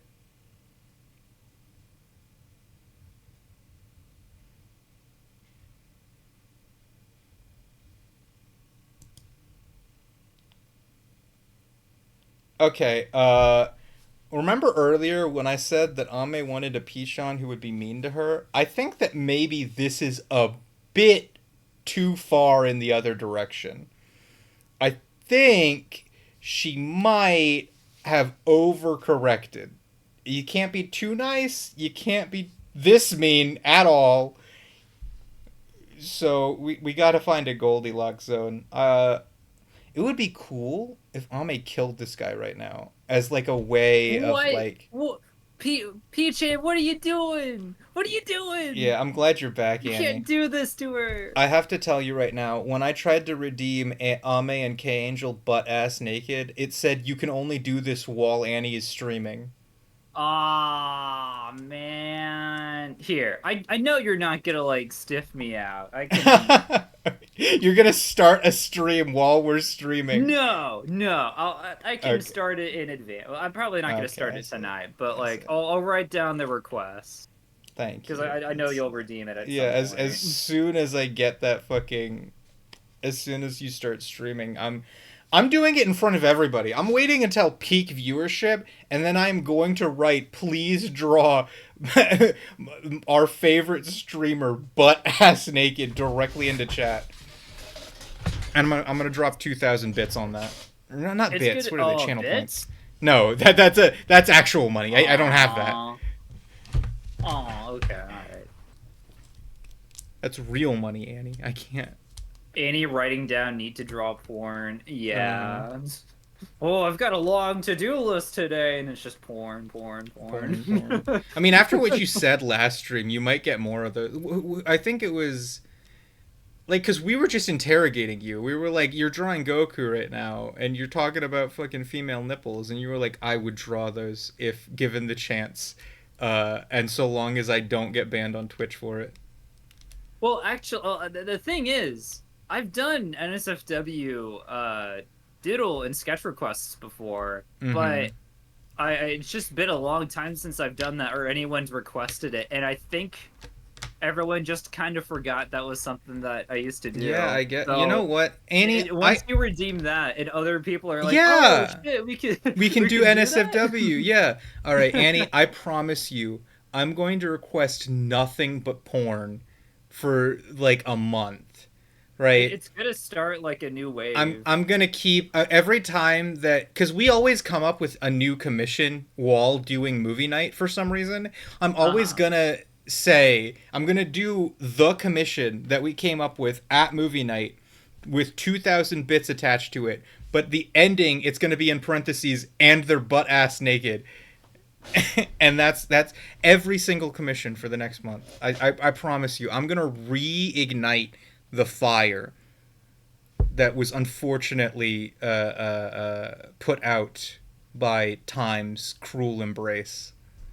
Perea is really the Martin Luther of anime in our point redeems, if you Yeah, think about it. I've only used my point redeems for when specifically told to. It was never for my own benefit. It was always because I felt like something needed to be done.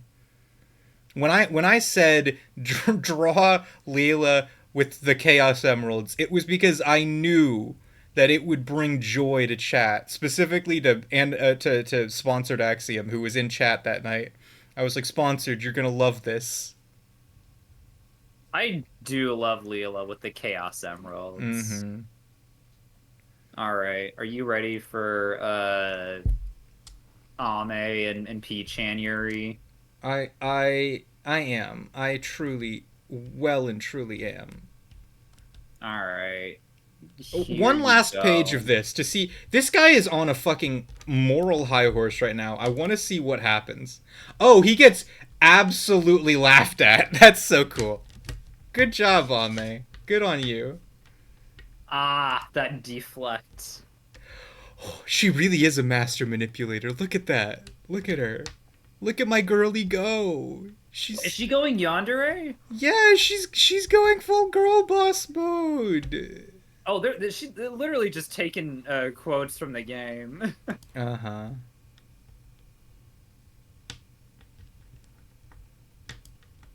Oh, this is you know what? I hate Pichon. I hope he dies in a fire, but this is all right.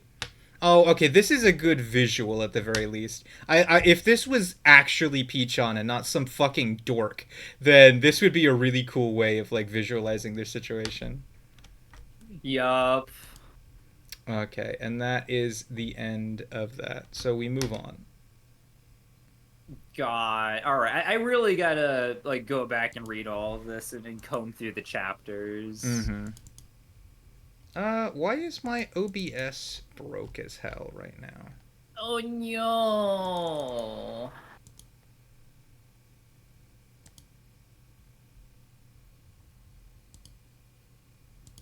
Hmm. Also, I gotta get color refs for everyone again. Rip. That's strange. Okay, so what happens if I close the tab then? Okay, it disappears.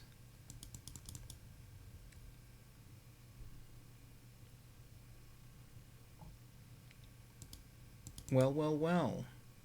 Here, what if I go to starting screen and then back?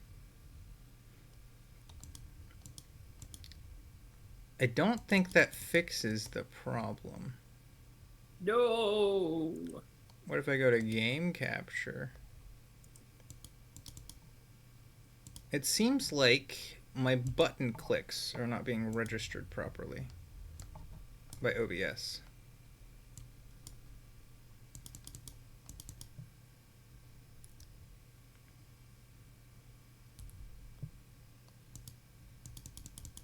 Yeah, I see it. I see it.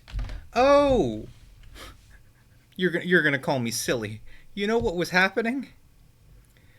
Was the what There was was it? there was a fucking pill bottle literally pressing down on my escape key the entire time.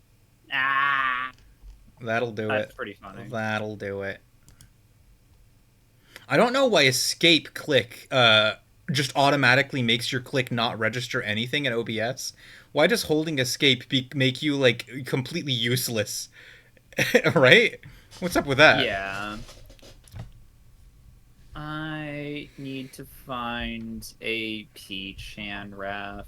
Mm-hmm. So you're already live. This, by the way, is what I commissioned from Annie last night using channel points. Boop. Oh, why is Discord all the way down there? Hold on, give me a sec. I'll get that. Yeah, this is something I commissioned from Annie last night. All right, I think I have everything I need. Looking good, looking good. Here, I think I can probably shrink this to the point where it's like about the right size. Hold on, I can also, I think if I get rid of that, then I can.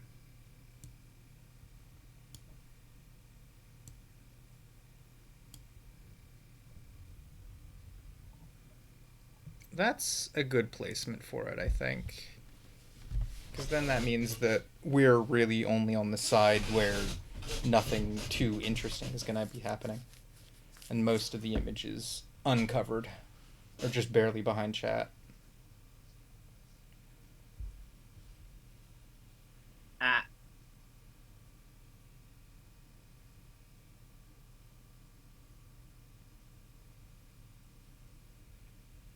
I really want to get better at doing inking. Like, that stuff seems really OP if you know how to use it well. Mm-hmm. By the way, when I was looking at the pictures of Ame earlier, I was thinking about how you drew her skirt really differently. Like, you drew her like she has a normal skirt, whereas they always draw her as if, like, her skirt is made up of panels. You know what I mean? Yeah, like, it's a little bit different. Mm-hmm.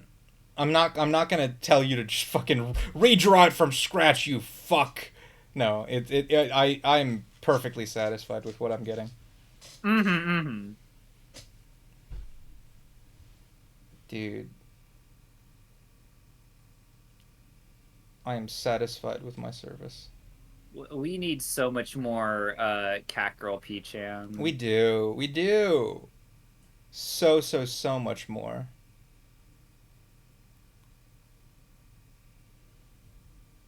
It's become kind of funny the fact that every time I tell Annie to draw something, Annie's immediate response is literally, "That's the best thing anyone has ever said to me. I'm gonna spend like 6 hours on this, and no one else gets a commission tonight because I'm doing Pareas." I think there have been a couple times when you did someone else's request after my request, but like it's very common that mine is the last one, and it's not because I send them in late into the stream. I mean, I'm biased. If you give me a really good idea for a request or a redeem or something, I will put a lot more effort into it. Uh-huh. I mean, you ended up really putting your heart into the what ended up being the Zora queen, which wasn't even really my commission, but a lot of it was my idea, because they basically said, "Okay, I want you to draw this, but I also want Perea to dictate how it's drawn." And so that's how that went, and you did pretty well with that. That was cool. It just needlessly caked up. Yes, but I feel like a lot of people will appreciate the needless cake. Oh, they have and did. People really liked that when I posted it on Twitter Uh the other huh. day.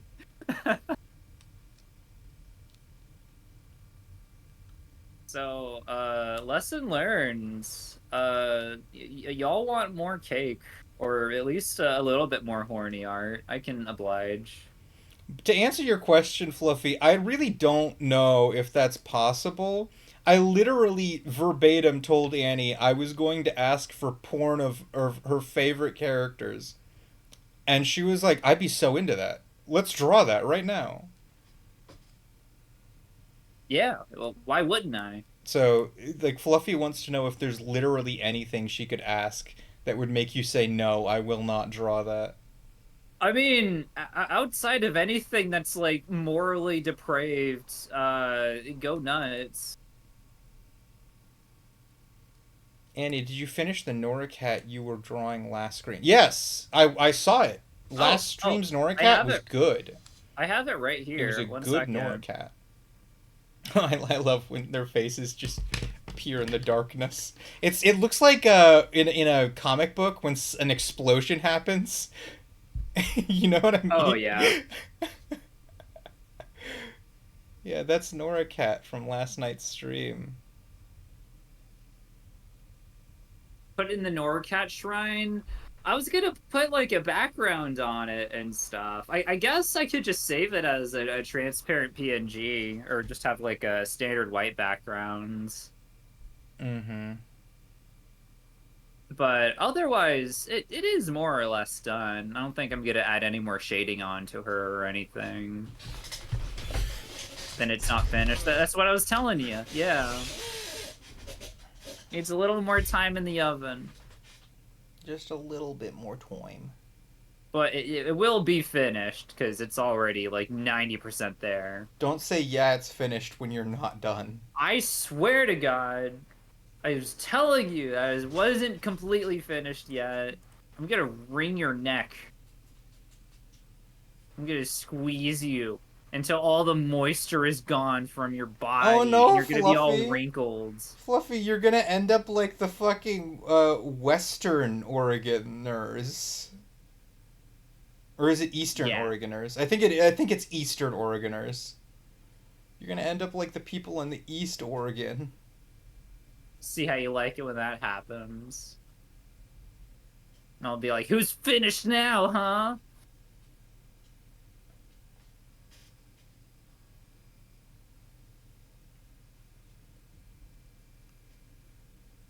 Ah.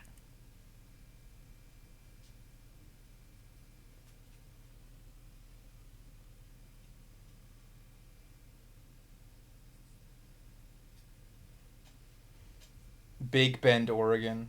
Wow, I can't believe you guys have one too. Stole that from Texas, did you? No, not my big Tex.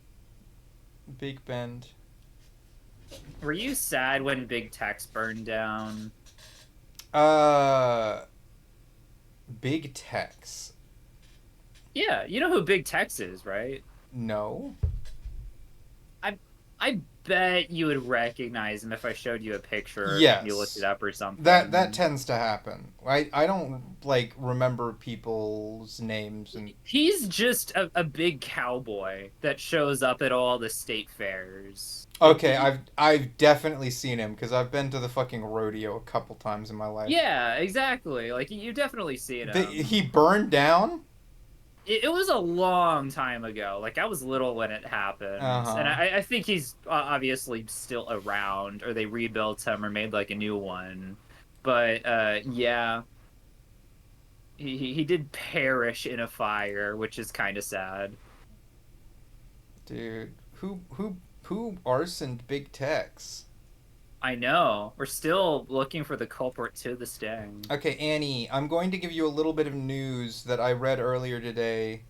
Oh. You probably have heard, but a second assassination attempt on Trump was tried.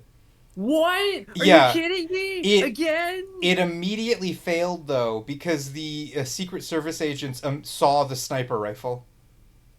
That's so funny because they were like, "Oh shit, not again." Yeah, and so Fluffy It's so over for us if it happens again. Fluffy asks, "Do you think that Trump will die in the third assassination attempt somehow?" Third time's the charm, I guess. But like, that's crazy. My thing is, like, if you're that first assassin, you're like, okay, I have like a pretty decent odds of carrying this out because like there's not like a high wanted level or anything, right? Like nobody's Yeah. gonna suspect an attack kind of situation. Yeah. But being the second dude who's like, oh, even though there was already another attempt, I'm just go fuck it, we ball. Yeah. I wish he had gotten at least one shot off. He got found out way too quickly. And it was kind of funny because the way that they caught him is he fled the golf course where he was in a bush pointing a sniper rifle at Trump. And then they saw a glint of the sniper rifle and started shooting at him. and then he left and he went to a like different county and the police caught up to him. And when he stopped his car, he was completely calm. Like extremely calm. There were like people screaming and pointing guns at him, and he just like in the most calmest manner surrendered to the police like it was nothing to him. Man, this is like the literal worst year for Trump. Yeah. Like fucking two assassination attempts, not even 6 months away from Yeah, each but one of them other. didn't even cause him to bleed. I feel like the third one's got to at least do permanent brain damage, or otherwise I'm gonna be upset. I mean, you just gotta keep rolling that die, right? Yeah, Like, eventually one's gonna go through. Man's not invincible now. This fucking dude, this fucking guy. This is nuts. What? This election is by far the most crazy one I've experienced. I've had the pleasure of living through. Hmm. Goodness. I mean, like, so many assassination attempts have been tried on Trump. No one has ever tried to kill Joe Biden or Kamala Harris. And honestly, they should. It's just that no one has tried yet. I feel like it would definitely be in the cards for like some crazy like MAGA conservative to try Uh it huh. out. Ooh. One thing that I thought was interesting was the first assassin Yeah. was like this really unhinged like I don't want to say a 4chaner, but like he was really deep on like the online space. Mm hmm. Uh yeah, as like some MAGA guy where it's like, oh, he tried assassinating him because Trump was too liberal or something. So like what was the reason for this other dude?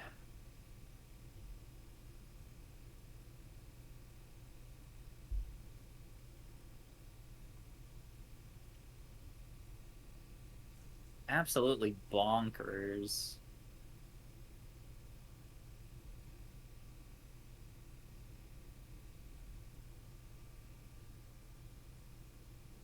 Girly, Ame, you're pale as fuck, girl.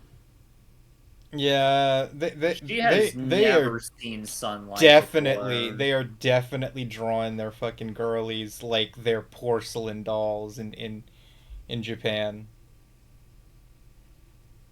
I really really like the melanated characters in animes. Oh, yeah, me too. They're nice. Ooh, they are. They are. I mean, I was in love with the Brazilian Miku thing, Uh-huh. which is still kind of going around.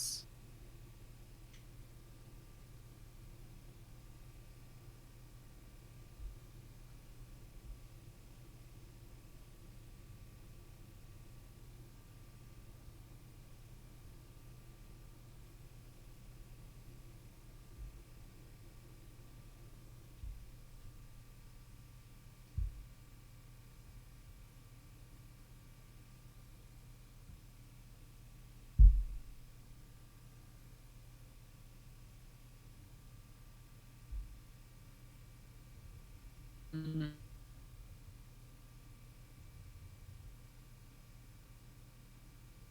I got pan on the hip. Mhm.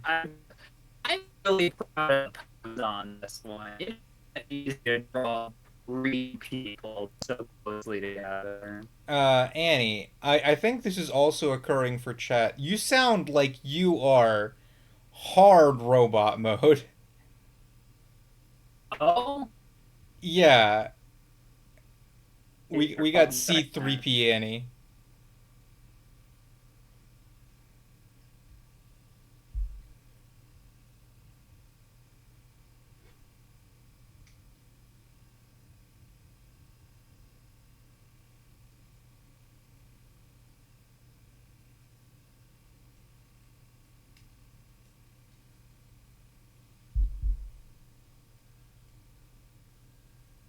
I tried resetting my router. It might take a minute. Yeah, okay. It probably will take a minute because you still sound that way. It's like you're putting Annie in a paper shredder. What the hell? Ah, I think it was slightly better. Like the bips and bops came at a little bit of a quicker pace.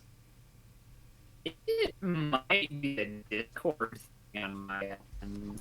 Okay. Should we both like leave the call and then rejoin just to see? Here. Yeah, one second. Okay, hold on. I won't leave because I can just stay here. We'll see how this goes.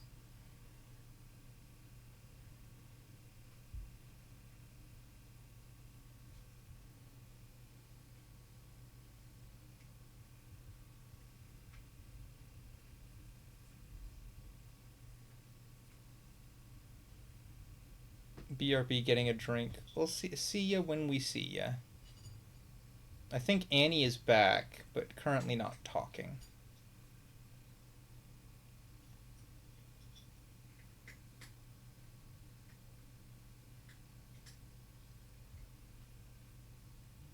I need no drinks. Fluffy is afraid of drinks because if she spilled them in a shallow enough room, it would end up being waist high water. I get my power from not being scared. I get my power from being scared. Yeah, that's fair. Hello. That's fair. Oh, that fixed it. I think that was Discord. Oh, what the hell? Why did Discord suddenly start freaking the fuck out? Yeah, that was weird. Here, let me stream again. Uh-huh.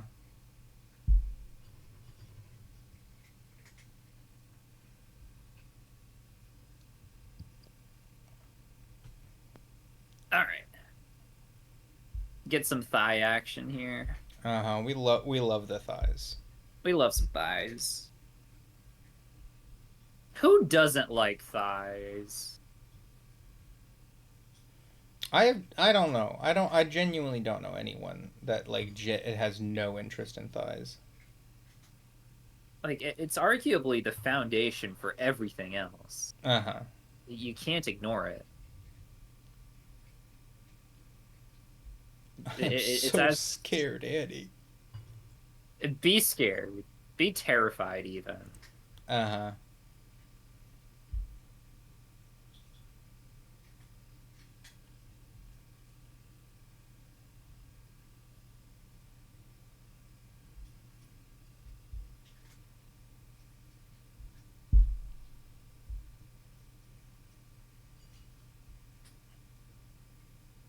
Oh man. So what's the next thing you see yourself getting into after Needy Streamer, Perea?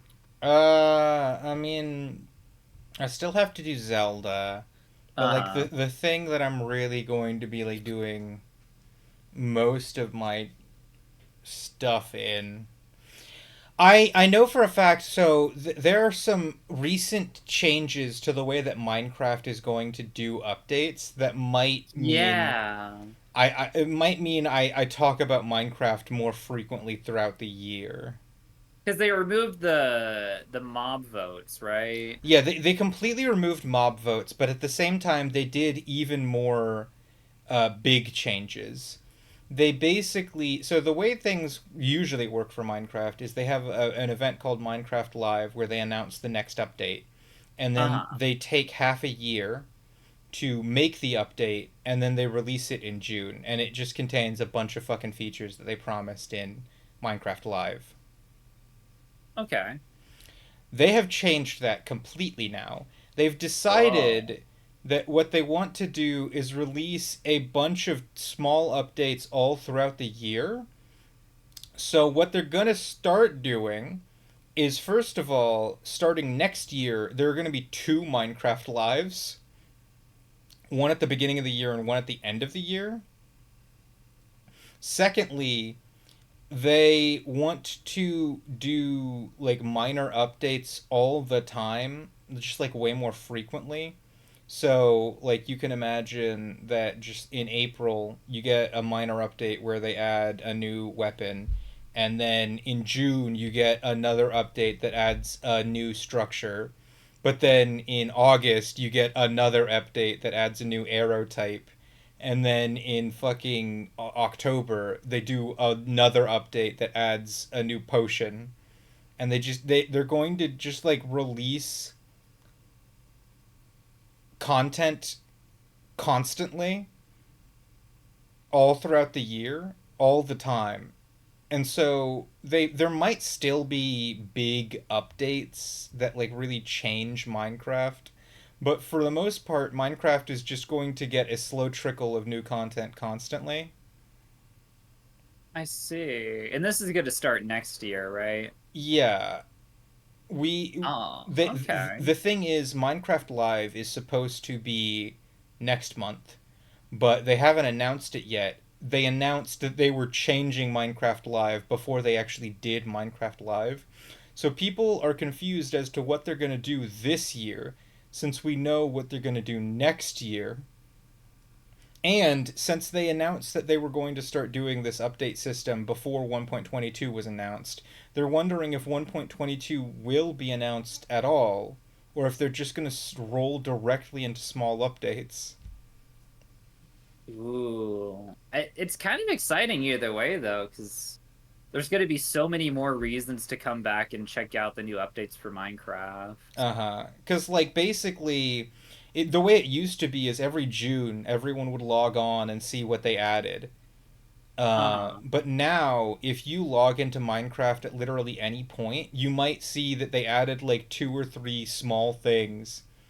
Um, if your friend tells you that they just added a new dungeon, and so you log in and you find out that like a couple months ago they added a new potion, and a couple months before that they added a new pet variant, like Hmm. just constantly and you like sometimes you just log into your server because you just like remembered that you had it, and then all of a sudden you find out that they just released new content, even though you the last time you played the game was only like 3 months ago. It's just a constant Dang. trickle of new information. That's so fun. It might keep servers alive more, because a lot of servers have a tendency to the thing that they do is they start up in June when a new update releases, and they stay steady until like almost the end of the year, and then everyone stops playing all at the same time, and they wait until next Yeah. year. It's like the 2 week Minecraft syndrome that everyone Yeah, talks about, where you it reinstall, you play it for like 2 weeks, then get bored, uninstall it, or just get stop playing it. given the way that they're trying to do updates, it seems like maybe it rather than 2 months of Minecraft every year, you're going to probably be playing 1 week of Minecraft every 3 months. Yeah, that sounds like a better balance, honestly. Okay. Perea, you need to remember that Sponsored wanted us to work on you being mean. You should get in a massive argument with Annie. What do Uh, we disagree on? Annie, you know I had to do it to you. Huh? Why why was the blood on the wrong side of the screen? What do you mean? Why was the blood in the ending a Dark Angel on the wrong side of the screen? It's because, well, okay, we both know the answer to that now because we know what the true ending is. Yeah. Can we talk about spoilers? I don't think that I. Well, no, actually, wait. Wayne Larva says they might be Wayne, interested. yeah, Wayne said he wants to play, so I don't think we can talk. But like the true ending, kind of it solves that debate, right? We kind of agree. I will willingly admit that the true ending solves that debate, because now we know that it very very well could be her. Yes. But like, still, why was it on the wrong side of the screen? My interpretation is they could not actually depict Ame literally slicing her throat open and thus had to censor it. Uh-huh. Yeah, but like, but what if, right? What if she killed all of her fucking fans simultaneously through supernatural means? Wouldn't that be much cooler? It would I, I, explain I why the blood is on the do wrong side of the screen. I do think that it should just be the Jurima bit. Uh-huh. It should be the Jurima bit. It'd be She, too good she, not to. she peeps the horror. A bunch of Yeah, people die and then she dies. exactly. Dude. I'm upset because that whole when we had that argument for the first time, I told you verbatim. I said the next time that I want to make you mad for no reason, I'm going to just say, "Why was the blood on the wrong side of the screen?" And you seemed like you were absolutely pissed at the time. But like because of the true ending, now that's completely resolved, and I can't make you mad anymore. Yeah.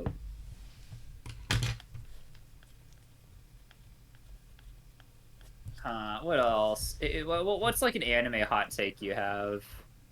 Oh, you like Texas Chainsaw Massacre? I think it's the worst movie ever made. I can see why. It. I don't want to say like it's aged badly.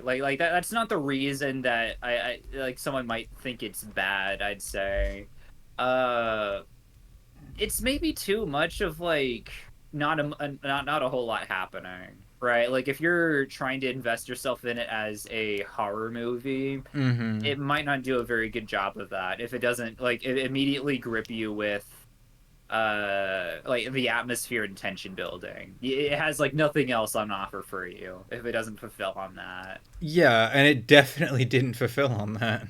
For sure. Which I can definitely understand you not enjoying that. I feel like in absence of like if you did not like classic Texas Chainsaw Massacre, you might like the remake. I'll watch the because I told you that the second movie was goofy enough to be funny. Uh-huh. Uh, but like I'm willing to watch like shoot off media of the Texas Chainsaw Massacre films because I think that they while the first movie sucked, I do think that the ones that came after it actually were really good horror B movies, so long as you view them as horror B movies. Absolutely. They fully embrace it. One of my favorites is Texas Chainsaw, and it's like the 2013 movie, and it has like Mm-hmm. Alexandria Daddario in it, and she's really attractive, and I like her. But the reason why I love the movie so much is it just stops giving a fuck. Uh They make Leatherface the good guy for some huh. reason. No, that's great. That's Like great. he's the hero of the narrative. That's so good. Because that's the thing. Leatherface was always a sympathetic character. Even, I think, in the first Chainsaw Massacre, but definitely in the second one.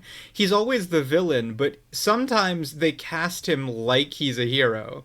So just having him outright be the hero of the story fits with the, like, narrative pretty well. It's so funny because he starts off like as the slasher villain and he's like murdering all these people and Mm-hmm. whatnot, and like a certain story plot gets revealed and he like shifts into being a good guy. Uh-huh. And it's fucking great. I love it. That sounds fun. That sounds like it understands the character. That's a problem. I think that the original Texas Chainsaw Massacre didn't understand its characters, and somehow the Oh. sequel films did so much. Like Leatherface is such a goofy little goober. I need you to understand that. And the first Texas Chainsaw had none of that.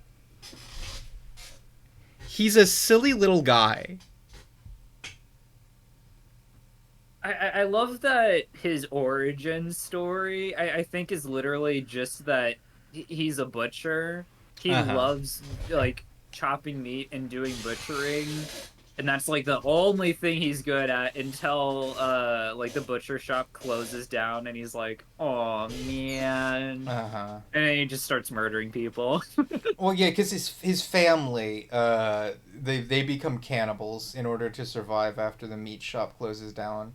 And so Yeah. they're like, Bubba, you're the dumb fucking idiot of the family. You got to do all the butchering, and it's like, oh, don't be mean to him. He's a little he's baby, He's okay? He's he trying his is he's best. He's baby. baby.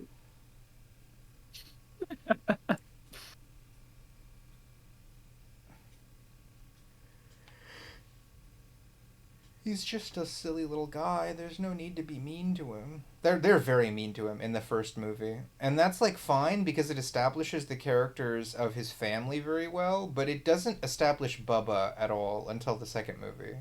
Exactly. I'm glad he gets his little redemption arc. Mhm.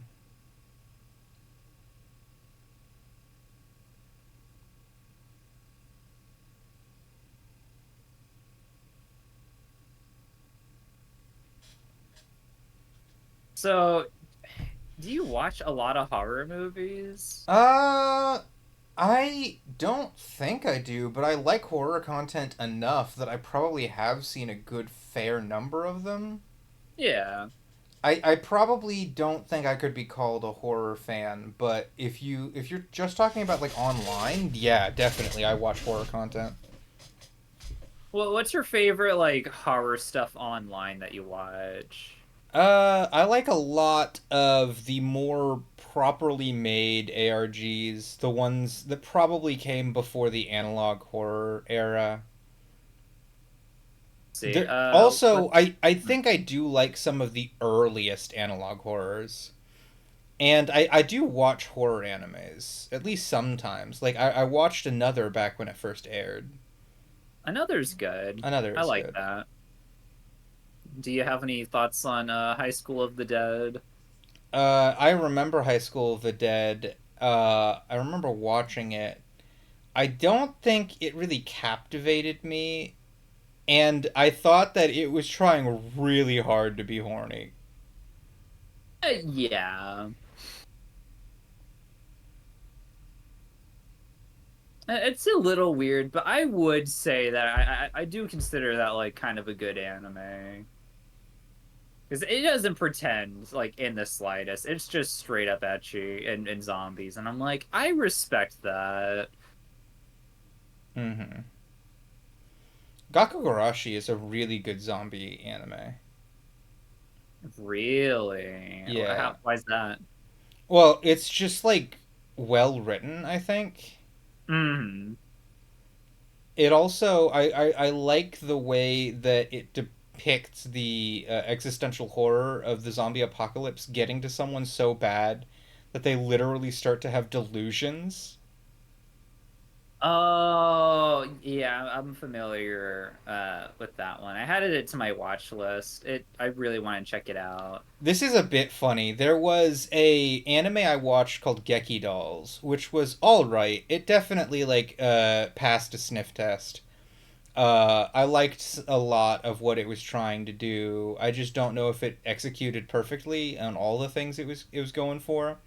Uh-huh. But then, because Geki Dolls is about a bunch of play actresses and actors, or no, they're all actresses actually.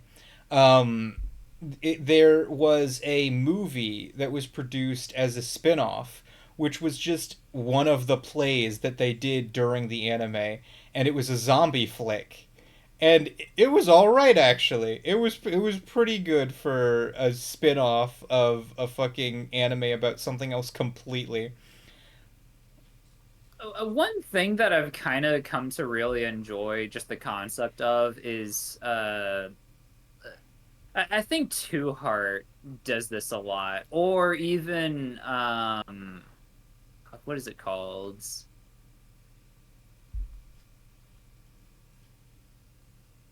Tenshi Muyo does this too, where they Uh-huh. have a shit ton of spin-offs and alternate realities that like balls to the wall concept where it's most of these are like start off as harem comedies, and then the sideshow will be like this really deep and gripping, like dark science fiction or dark action fantasy sort of Uh-huh. situation. Yeah. Just completely unrelated to the main thing beyond the fact that it has the main characters in it. Uh-huh. Two Heart, I think, is the best one where they spawned off into a dungeon crawler, and it's one of the first ever What the visual hell? novels. Okay. And and then they spawned their own series too. Like I think there's multiple of the Two Heart dungeon crawlers out there. That's insane. I guess Fate kind of does this too. Oh, they do a lot of that. There's a lot of side stuff in Fate.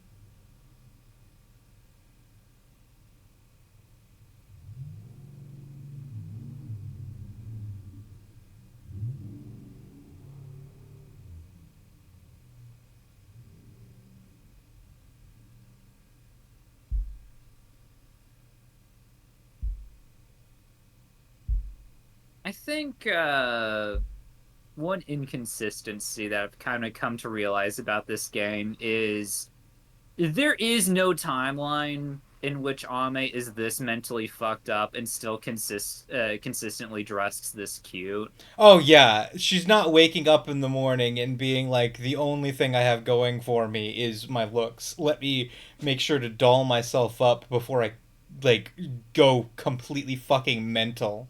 Like this is the kind of girl who like doesn't shower for weeks at a time. Like Yeah. I I mean, refuse to believe she yeah. actually would dress up like Oh, this. absolutely. And honestly, the fucking girl stink is a positive for girls that are like this. That is If true. if your That's psycho true. girlfriend smells good, then like are you even trying? Exactly. It's her marking her territory. Mhm.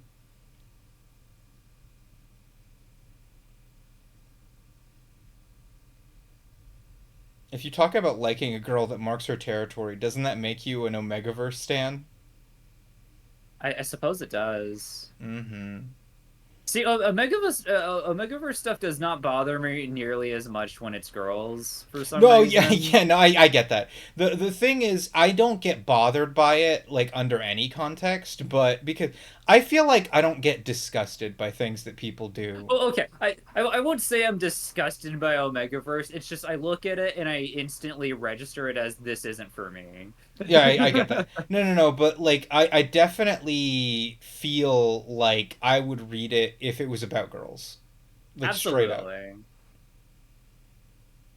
Like you know me. I'm the Yuri defender here. I Uh-huh. love my Yuri.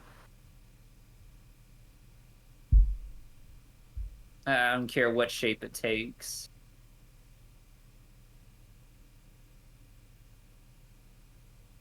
Which it was such a surprise to me to realize that even exists because I never hear people talking about it. Uh-huh. Like how much female Omegaverse stuff actually exists? If you go on like AO3, it's pretty common. If you look in anime and manga, I feel like straight romances are more common than lesbian romances, and obviously more common than both of them is gay romances. Right. But you can definitely find some Omegaverse stuff out of Japan that meets the criteria of being Yuri. I see. I see.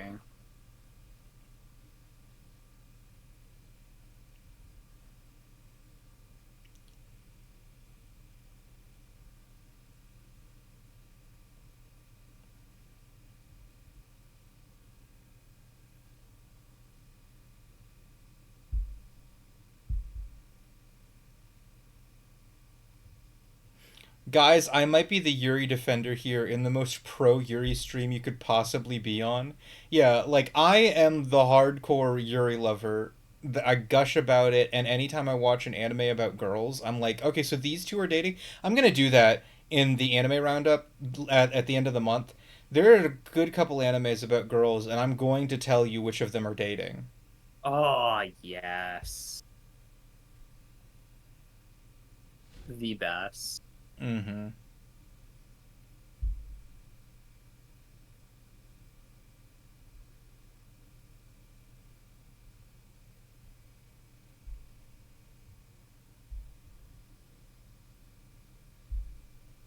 Man, I gotta have darker colors in the background. I can't see most of this shit. I didn't completely forget about chat, Fluffy. Back when the fucking other person was still here, uh, Wayne Larva, things were going by a little fast, so I couldn't read everything. But as for the stuff that you've been saying, I have been reading it, and I've been calling it out when I have time. Like, I'm not speaking, Annie's not speaking, and I also deem it worth saying out loud. It's just when you said, I think I might be the only one here that would survive a stinky person, my immediate thought was, I know a lot of stinky people, and I like them, so I disagree. And then I just didn't mention it. We love the stink.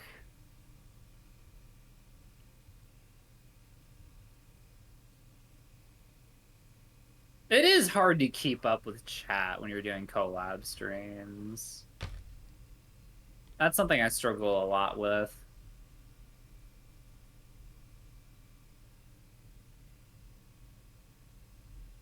Guys, I think you might be gay. I actually didn't read that one.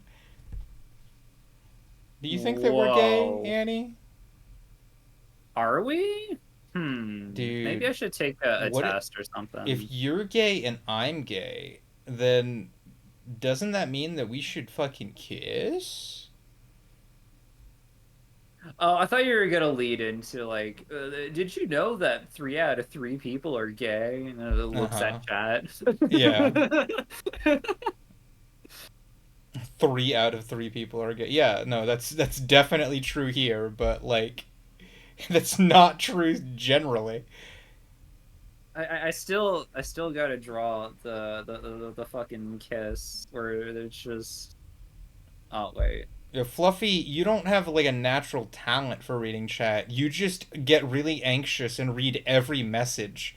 You never think to yourself, "Oh yeah, that doesn't matter. I don't care about that." Did you know that everyone is gay and if they say they aren't, they're just in denial? They're in the closet. Yeah, no, for real.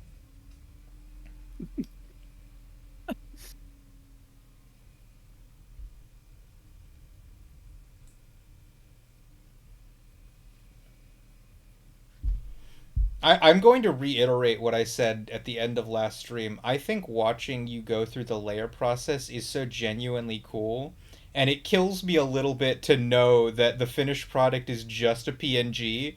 Because, like, it would be so cool to peel back the layers and be like, look, this became this.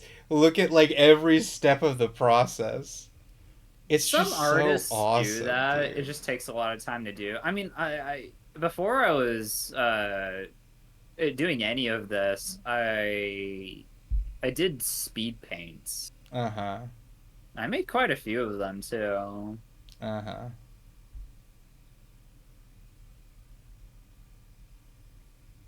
But yeah, I agree. There's a lot of times where I look back at a finished piece and I look at like the sketch and I'm like, I wish I could publish just every part of this process, but that would Uh huh. probably get annoying for some people, so I don't. It would never get annoying for me. If you, it doesn't matter if you're allowed to post it to Twitter. I want you to post every individual layer as a PNG specifically to my DMs with you cuz I will always appreciate it, Annie. All right, I love the artistic duly noted. process in and of itself. Oh, I like it too. This is fun.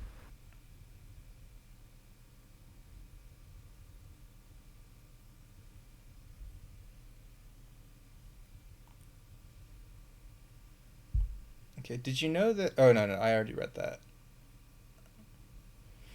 Being anxious is literally why I do anything per.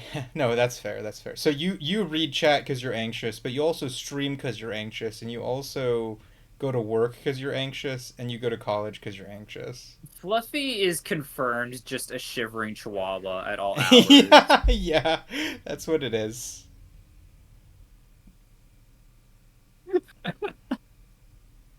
Literally, yes.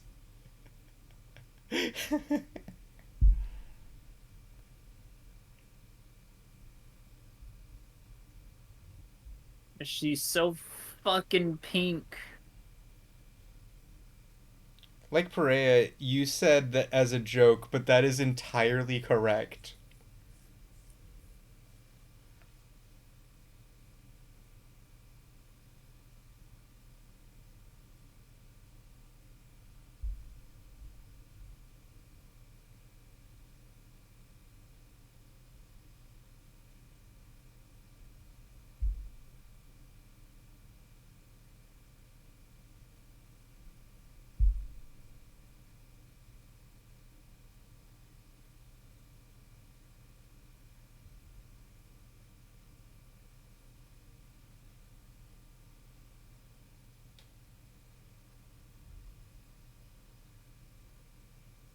One thing that really messes me up about like some AI stuff is some people have gone through the effort to make like drawing process quote unquote videos of their AI art Uh so huh. they can like pass it off as like, oh, I actually drew this kind of thing.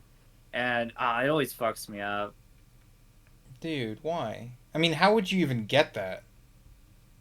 Usually they're taking speed paints from other people's videos and then just processing that through like AI and whatnot to make art. Uh huh, I see. It's like that's the most shitty thing. It's like why are you trying to like fake it like that? Come Uh huh. on. I'm just anxious and stressed about everything all the time. It's why I do anything. If the anxiety left me, I would become a restful cube, never do anything ever again.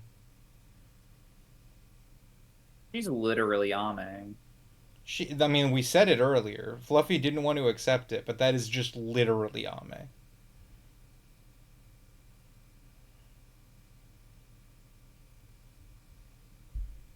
Fluffy denies it. Fluffy doesn't Okay. want to accept the truth. So here's something I'm a little bit curious to pick your brain out. What about? So obviously the like I can fix her girls are popular now. Yeah. Why is that?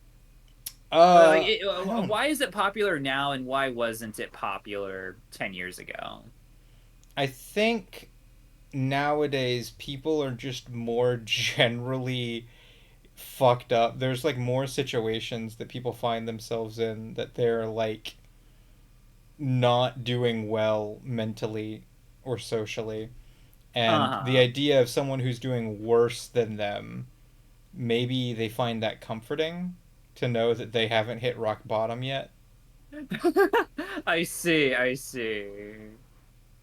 So it's always from a so you think it's from a situation or a position of like, oh, at least I'm not that bad. Maybe. That's just like a guess. I genuinely do find these people attractive. So Oh, me too. it could come down to just simple preference. Like every age has societal norms that everyone grows up with, and then when they become adults, they end up gravitating towards similar things collectively. Like culture affects human behavior so much that it literally just could be a product of the times. At some point, someone made it a trend to like girl failures, and everyone latched onto that, and now it's a thing. Do you think it is just like a symptom of like internet brain rot subculture? Fluffy suggests I switch it to art. This is gonna be the most diverse stream that I've ever done, with three Streaming different. someone else's art process is kind of funny. Yeah, You have to make good on your promise. I paid 200 fake dollaroos for I've this. paid good Annie gems for this. It was actually 2,000 fake dollars. So that's 20 real life dollars. Yeah. Oh wait, So wait. I better get Is my that 20? I money's think that worth. is 20. Yeah. Oh man. You think I could sell them on the black market? Make I some. know Fluffy could. Yeah, Fluffy has fucking insane numbers. 2K Annie gems is $2. Okay, Oh, so okay. I spent $2 on this. So you better get it done quick. This is pretty good value for $2, not gonna lie. It truly is.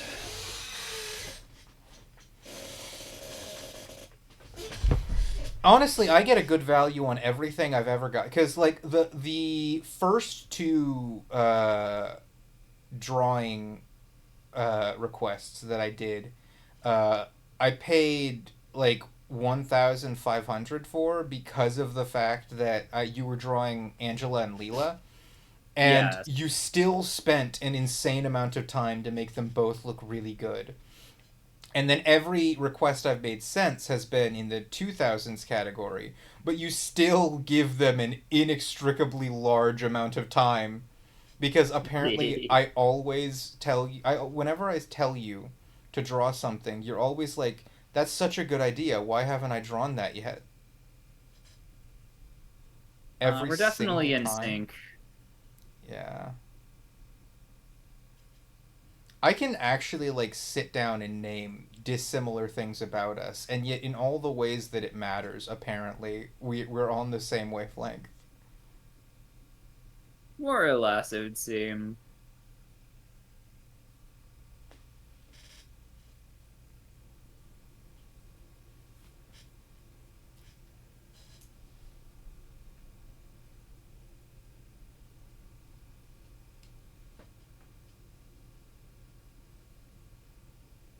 I feel like this design would work good on a duvet or shower curtain. I think it would be large and prominent in the customer's house.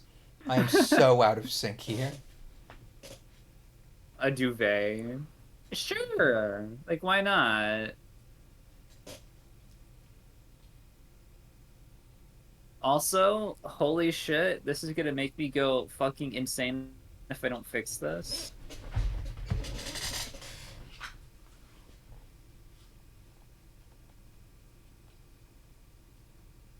Oh my gosh, that could have been fucking terrible. Yeah. If you had shipped that to me and I noticed that, I think I would have slayed you on the spot. You would have spit out I your yeah. canvas after taking like a large Uh-huh. bite out of it. I would have Like, teleported behind you and then this said, this this is pure This garbage. this is entirely personal, kid." But not fit for human consumption. Oh my gosh. Don't you ever try to make it in this town with those chops.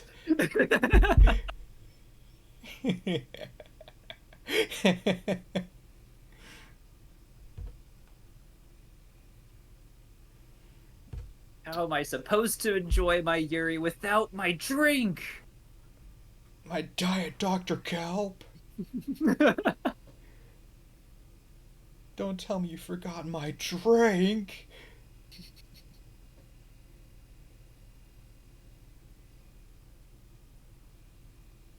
Do you have a favorite SpongeBob bit? Definitely Sweet Victory. Simply because that shit actually slapped, even outside of the context of the joke being funny.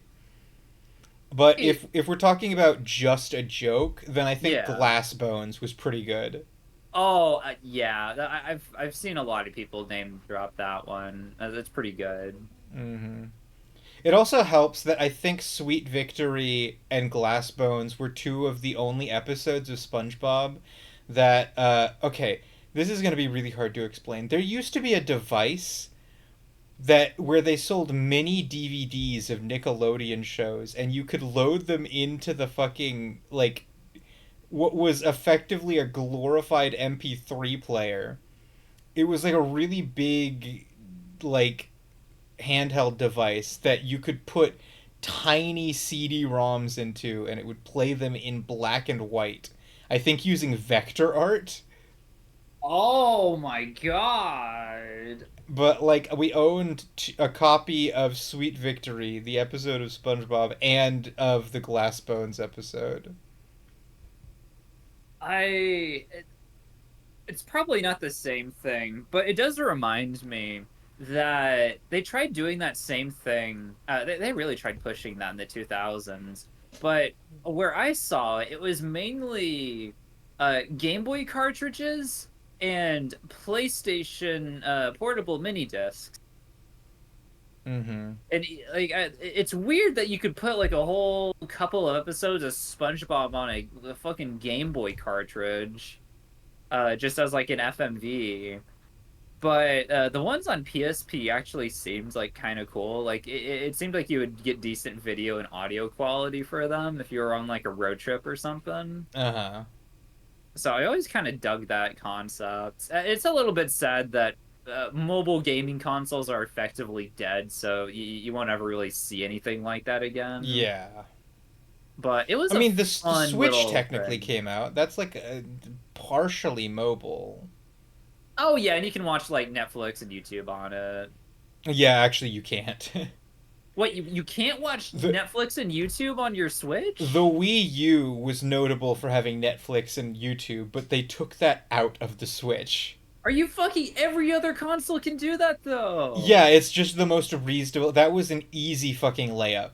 They literally had it on the Wii U, but then they just No, decided that you're that's not fucking allowed to do that. stupid. Why That would is you do dumb. that? I genuinely think that that is like the fact that you cannot. They supported that functionality with the Wii U. Why They would the had it Switch on the just Wii. not do that? Netflix is on the literal Wii. You had to put in a Netflix disc and everything to use it. The Netflix disc. That's silly. It was. It's crazy because like one of the huge appeals for like asking your parents for like a new gaming console for Christmas or your birthday was like, oh, it also has DVD compatibility and you can like watch news and shit on it or watch Netflix on it and like the whole house could use it kind of situation. And you can't freaking do that for your Nintendo Switch. What the hell? Uh huh. That's good. That pisses me off. Like that should just be a standard I am thing. also of the opinion though that the Switch has abysmal storage, which means that even if it could support Netflix, that would take up so much game space. Like it's worse than the Wii U. Well, yeah, the Wii U had a console where it kept all its memory, but like the Switch, it all has to be inside the dock. Or not the Oh my dock. It all has to be inside god. the portable part. No, that is so ass. I I think it would be interesting if they put a little bit of memory in the dock. It would mean that there are certain games that you can't play portably, but it would improve the console's performance. Yeah. And you'd be able to swap out which games are stored in the dock so that you can take different games with you portably. It's just you can only load like 3 games when it's portable, and they I can put hate most of the Nintendo, image. dog. This Yeah. is oh my god.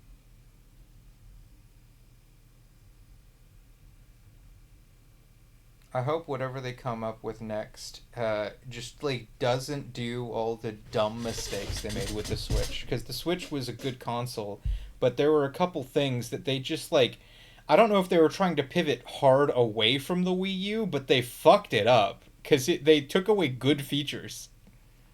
I'ma be real. I genuinely hope they just make a normal gaming console after the Switch. Like, Hmm. please.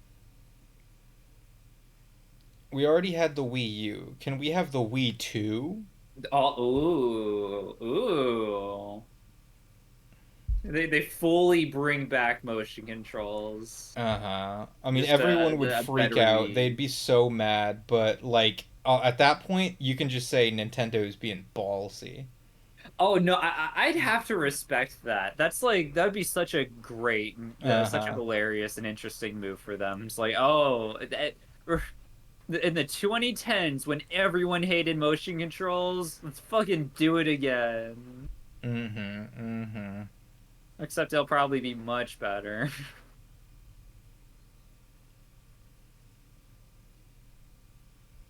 It was kind of crazy how like motion controls blew up for a solid like 3.5 years. And every company became obsessed with it and convinced like this was the future for gaming. Yeah. Fluffy has been saying that she loves that the Switch is a portable console and hates the idea that you're proposing that they stop doing portable consoles. She's begging with you and says the Vita died and Xbox never tried. If they make a normal gaming console, there will be no more portable consoles.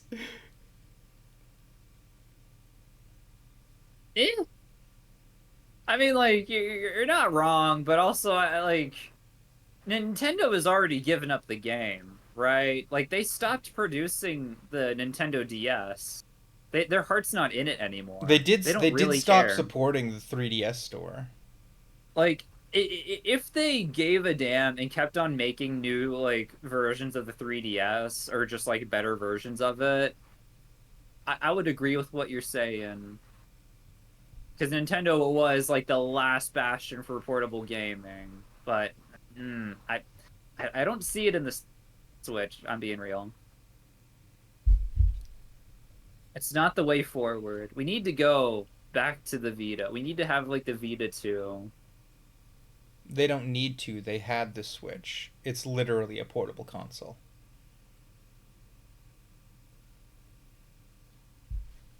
Does a Vita run better Than a Switch? than a I Switch? can't imagine, just because it's older. Making a I DS I would be gotta fucking wonder stupid. though. What about the 3DS, though?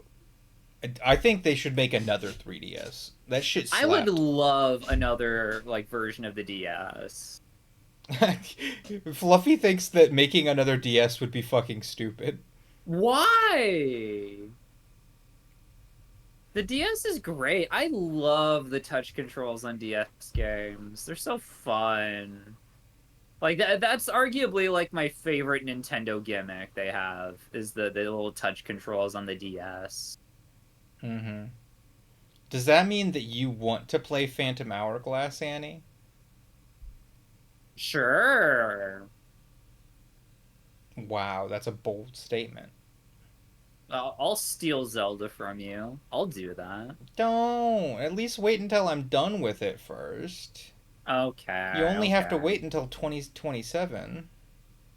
I can wait that long, I think. We'll have a fucking Breath of the Wild 3 out by then. Uh huh. Because they're just always gonna be making those from now on, I think. Yeah. Breath of the Wild was too good of a game and they can't do anything else. Technically speaking, they're making a game which is not comparable to Breath of the Wild 3, but there are some similarities. Uh-huh. So the new Zelda game is the 2D equivalent of a Breath of the Wild game. Are you talking about the one where you play as Zelda? Yes, basically the major core things that make it like Breath of the Wild is they added a quest system that functions in the same way that Breath of the Wild's quest system did. They have main quests, side quests, and other quests that are labeled differently in the quest log, the exact way that Breath of the Wild did it. And no other game in the series has had quest logs in that exact fucking style. So we know it's taken from Breath of the Wild. They decided to take the open world concept that a lot of 2D Zeldas have and expand on it way further so that it feels more like a Breath of the Wild game. They decided to Oh include man. as many of the Zelda races as they could, which is effectively what they did with Breath of the Wild as well. Because, like, they took two races that, like, logically don't make sense being next to each other, the Rito and the Zora. And Uh-huh. they decided in Breath of the Wild that they just coexist. And they don't explain that, they just do. And they effectively did that with this game, but to an even greater degree. The Deku, the River Zora, the Sea Zora, the Gerudo, the Goron, and probably the fucking Kokiri as well all live just alongside each other. It's like if Dang. it's like if every single race that has ever existed throughout the history of Zelda were all co-currently living with each other. Oh man, the timeline heads are gonna have such a time. Me, I am the timeline head. Really? Yeah, I love talking about the timeline. I love talking about the timeline too, but like my whole critique with it is that it sucks. Mostly because it wasn't conceived like at the beginning of the franchise, right? So it was just like very clearly this jumbled together mess of like, oh shit, people want a timeline. Fuck, looks around quickly. Here's your timeline. There is a sense in which a lot of it was planned out and a lot of it was so impromptu. I think that before A Link to the Past came out, they didn't care about a timeline basically at all. Like they Yeah. basically it was Zelda 1 and Zelda 2. Those games are obviously connected because they're the two Zelda games. Then Zelda 3 came out and they went on some other bullshit. They decided ignore Zelda 1 and Zelda 2. We're not doing that anymore. We're starting a new thing called the Ocarina of Time timeline. And then with that game they were like, yeah, yeah, yeah. So this comes after Ocarina of Time, and then we'll start work on Ocarina of Time. But then in the meantime, they decided to make A Link's Awakening, which is directly connected to that game.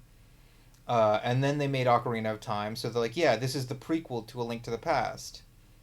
So now you have a sequel to A Link to the Past and a prequel to A Link to the Past. But then they hired new talent at Uh-huh. Zelda HQ, and those new talents had their own preconceptions about the story. They really liked Ocarina of Time.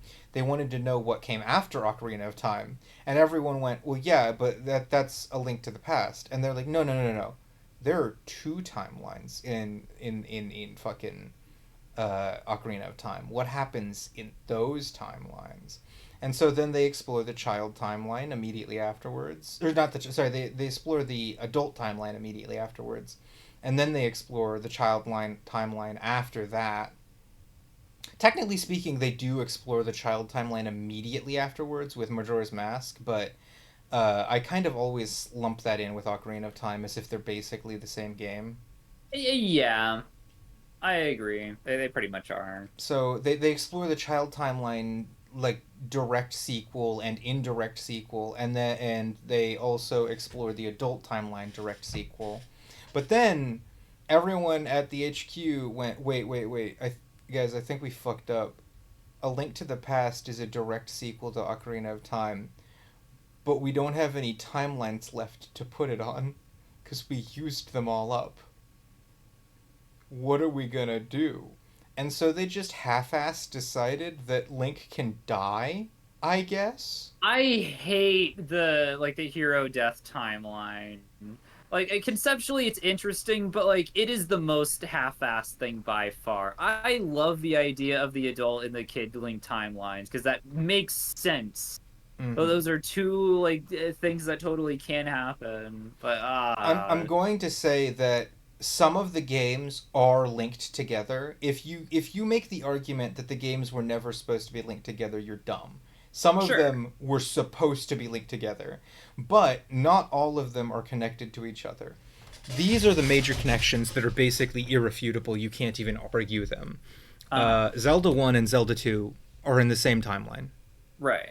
Zelda 3, Zelda 5, which is Ocarina of Time, um, and A Link to the Past all exist in the same timeline. Mm-hmm. Uh, Twilight Princess and Majora's Mask are direct sequels to Ocarina of Time in the child timeline. because they were always meant to be. Right. Wind Waker, as well as Phantom Hourglass and Spirit Tracks, are direct sequels to Ocarina of Time in the adult timeline, because they were always intended to be that way.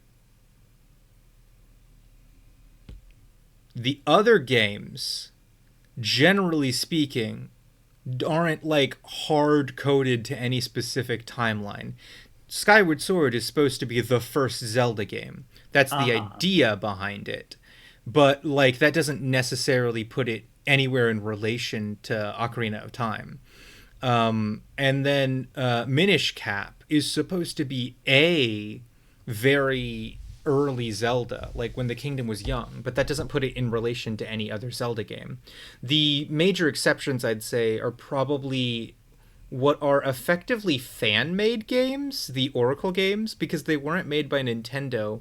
They were made by a different company. I forget who. They were made by Sega. They were which made by is an Sega. interesting Yeah, thing. Sega made a bunch of fan fictions of this is what the Link from A Link to the Past would be like if he went to places outside of Hyrule. And those games are canon, which means they are linked to A Link to the Past, which means that by transience they have to also be linked to Ocarina of Time.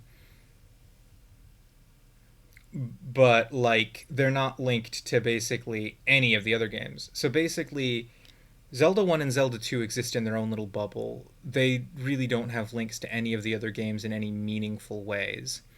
Then you have Ocarina of Time, which has to be by definition be linked to Majora's Mask, Twilight Princess, Wind Waker, and Link to the Past all at the same time.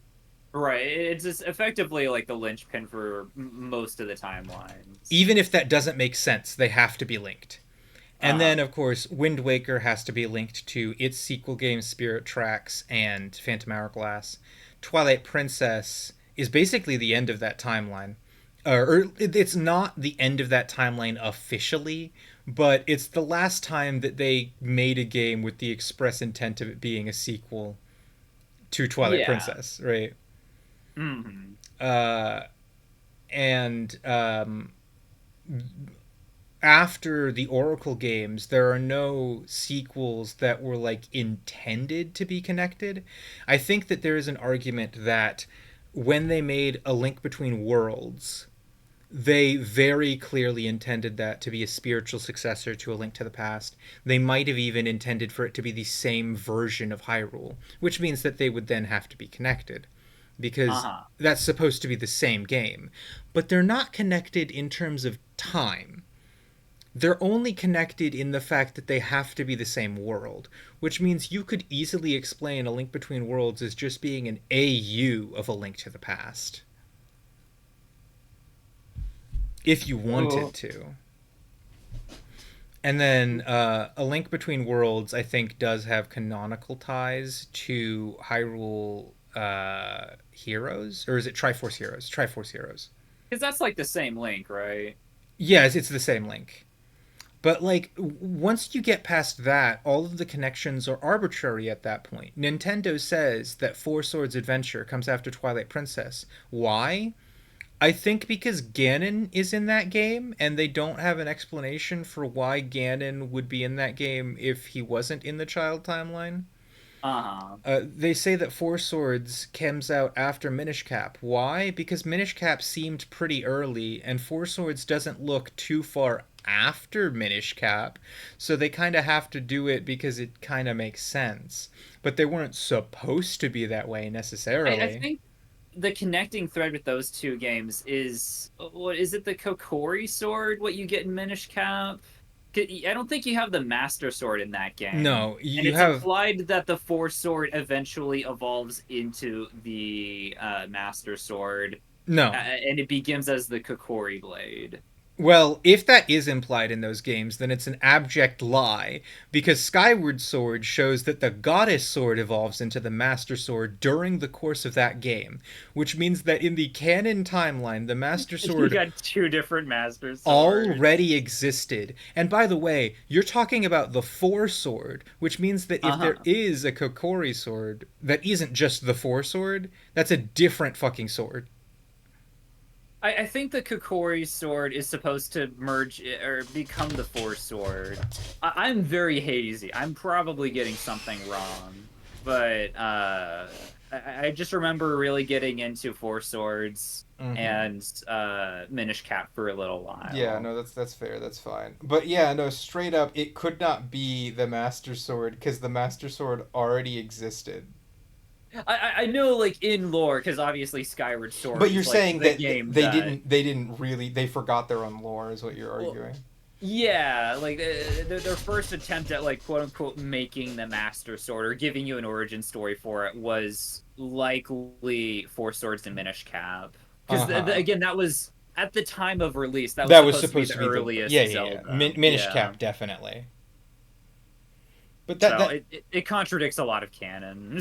that is the thing. Like, there are a lot of games which are just earliest Zelda. Four Sword was supposed to be the earliest Zelda known yet, and then Minish Cap was no, no, no. We're actually the earliest Zelda, and then Skyward Sword was actually, guys, step aside. I'm the earliest Zelda, and none of those games have links to any of the other game because they're all just trying to be the first one. They're literally just all competing for first place without actually having any meaningful connections to the other games. So all of the connections I've gone through are all of the connections that are meaningful. I guess technically you could say Breath of the Wild and Tears of the Kingdom have to be connected because they're like obviously. But Duh, yeah. even on the official timeline, those games aren't connected to the other ones. They literally decided when they started making Breath of the Wild, timeline's dumb, guys. I think the timeline's stupid. Let's not do that this time. So they didn't. Well, isn't it the case that like all three timelines technically merge back into one, and that's what That's a Breath of the fan Wild theory. is? Okay, The okay. official explanation for Breath of the Wild is it takes place so far in the future that all of history is just a legend. That means that because all of history is a legend, Breath of the Wild can take place in any of the timelines because once all of the previous history has been forgotten, there's nothing stopping anyone from just doing the same stuff in all of the timelines. Basically, they're arguing that like if you don't even remember that the world got flooded, then you might as well live in the exact same world as the one where the world didn't get flooded. But Right, like anything could have happened, yeah, essentially. they also in Tears of the Kingdom they make it a little bit more clear the reason why um, all of history was lost is probably because the Kingdom of Hyrule was completely destroyed, like literally destroyed from living memory at one point, and so all of the history of Hyrule was also deleted. Uh, Uh-huh. and once that happens in each of the timelines, you're effectively like free reign. Anything can happen now. Because, like, if New Hyrule has all of its historical records burned to the ground, then no one will know that the world ever flooded. And if the Twilight Princess Four Swords Adventure version of Link dies and Ganondorf destroys the kingdom, then no one will remember that Termina exists because it basically doesn't. And Exactly. if all of Hyrule becomes so heavily destroyed that it has to be rebuilt from the ground up, then it doesn't matter if Ganon destroyed it once, twice, or three times. So the Fallen timeline might as well just be every timeline. And that's effectively what they go with. Is because the Kingdom of Hyrule was fully and totally destroyed, every timeline becomes the Fallen timeline, and then they just go from there. Personally, my little headcanon is that because Twilight Princess doesn't have many entries after that, it falls in that timeline specifically. But that's just me, because I really like Twilight Princess and Yeah, Ocarina and I, all I that. I also love Twilight Princess, so I'll agree with anything you say if you just say I love Twilight Princess. If you could say like I think that we should just kill more fucking dogs. I say that because I love Twilight Princess, and I'd be like, you go, girl. I mean, Twilight Princess is a good game. You're allowed to do whatever you want if you like Twilight Princess. Twilight Princess is actually the only canon Zelda game. Wow. The more you Is it know. because you like Twilight Princess? Yeah.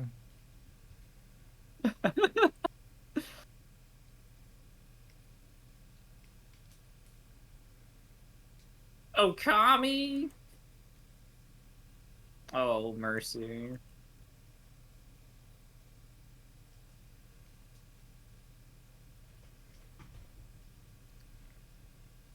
So yeah, that's the canon explanation for where Breath of the Wild and Tears of the Kingdom place. It's literally just like after Hyrule gets destroyed, everyone just rebuilds the kingdom into the kingdom of the Zonai, which becomes the flashbacks in Tears of the Kingdom, which eventually leads to Breath of the Wild, which eventually leads to the current present era.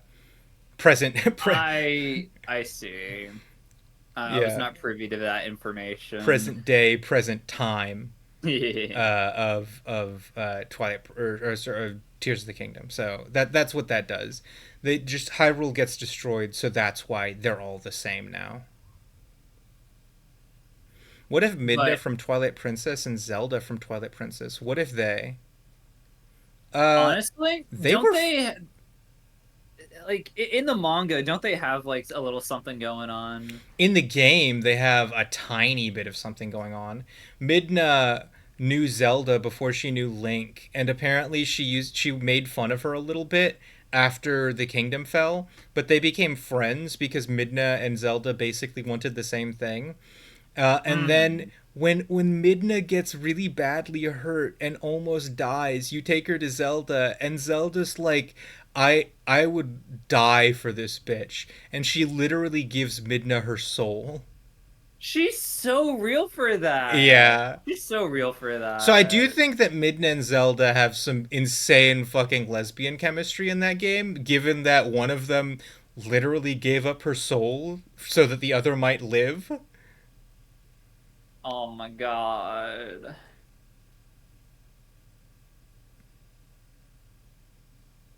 Love how I can trust you to get what that sentence meant, even though I like intentionally didn't finish it.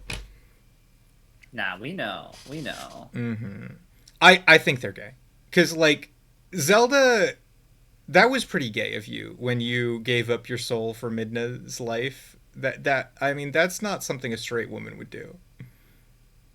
I mean, I I'm a little bit biased because I do like Midna X Link for Uh huh. I think they're probably the most compatible out of most of the other Zelda ships you could have. Yeah, I mean Uh, it maybe Wind Waker, Link and Zelda, uh huh. Well, Wind but Waker, Link, and Tetra. We don't want to talk about Princess Zelda and Wind Waker. Whitewashed girly. why did she turn white? I I don't know. never I understand don't know that. why she turned white. She was fine before.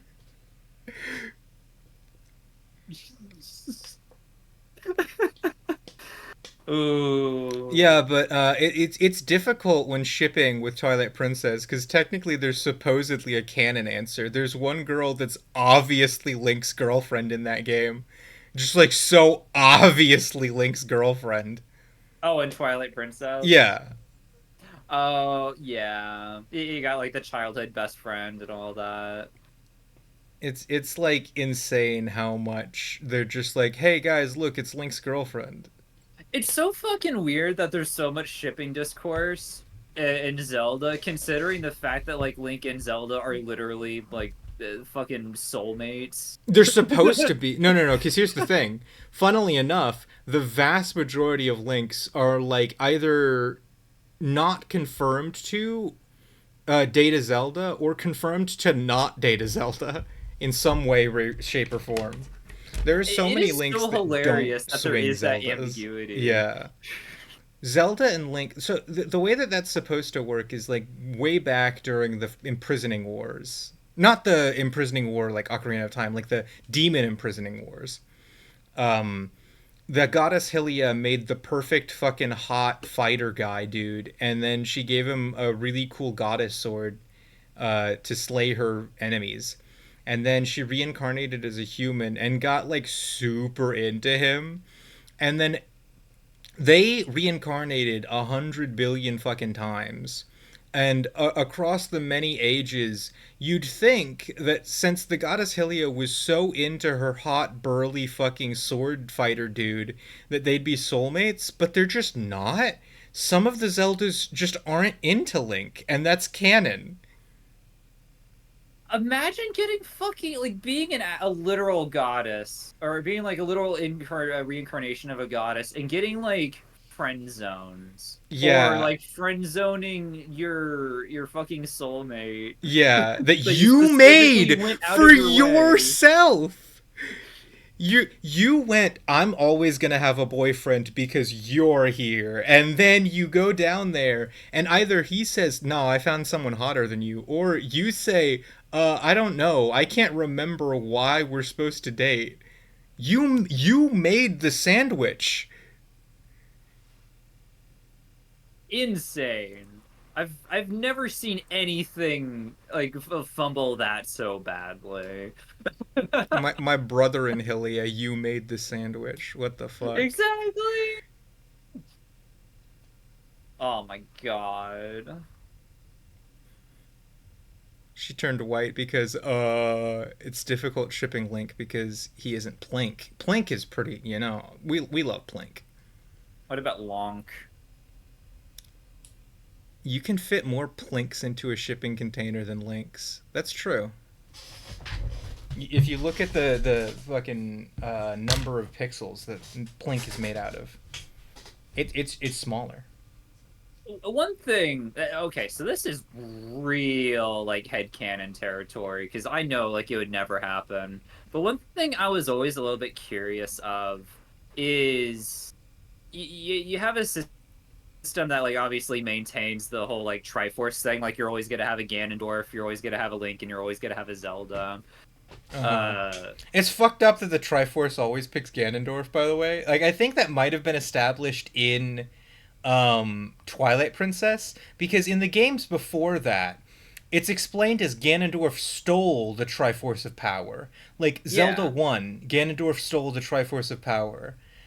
Zelda fucking Ocarina of Time, Ganondorf steals the Triforce of Power. There are lots of games in which Ganon or Ganondorf steals the Triforce of Power. Twilight Princess is the first time that the Triforce of Power is like, no, no, no, no, hold on. That guy's cool. I like how evil he is. Just power is always evil, no matter what.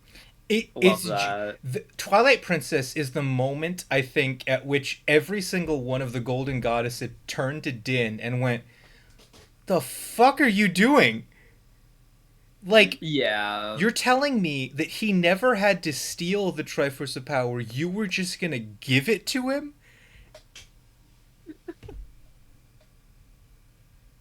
Oh, that is so nutty. Well, that actually kind of leads into what I was gonna say. Is all the games like in lore are functionally just a conflict of one of the pieces of the Triforce being like out of whack, right? Like Yes, yeah. the power scale is tipped Uh-huh. usually in favor of power, and then like Yeah. the other two have to connect and then restore balance. I'd really like to see like an alternate reality or whatever where either the Triforce of courage or wisdom ends up like getting too powerful and like needing to be stopped essentially. Like, oh, you essentially have like a bad Zelda or a bad Link. I mean, they get Uh they get pretty close in this new game because Link is a mini boss. oh, okay, all right.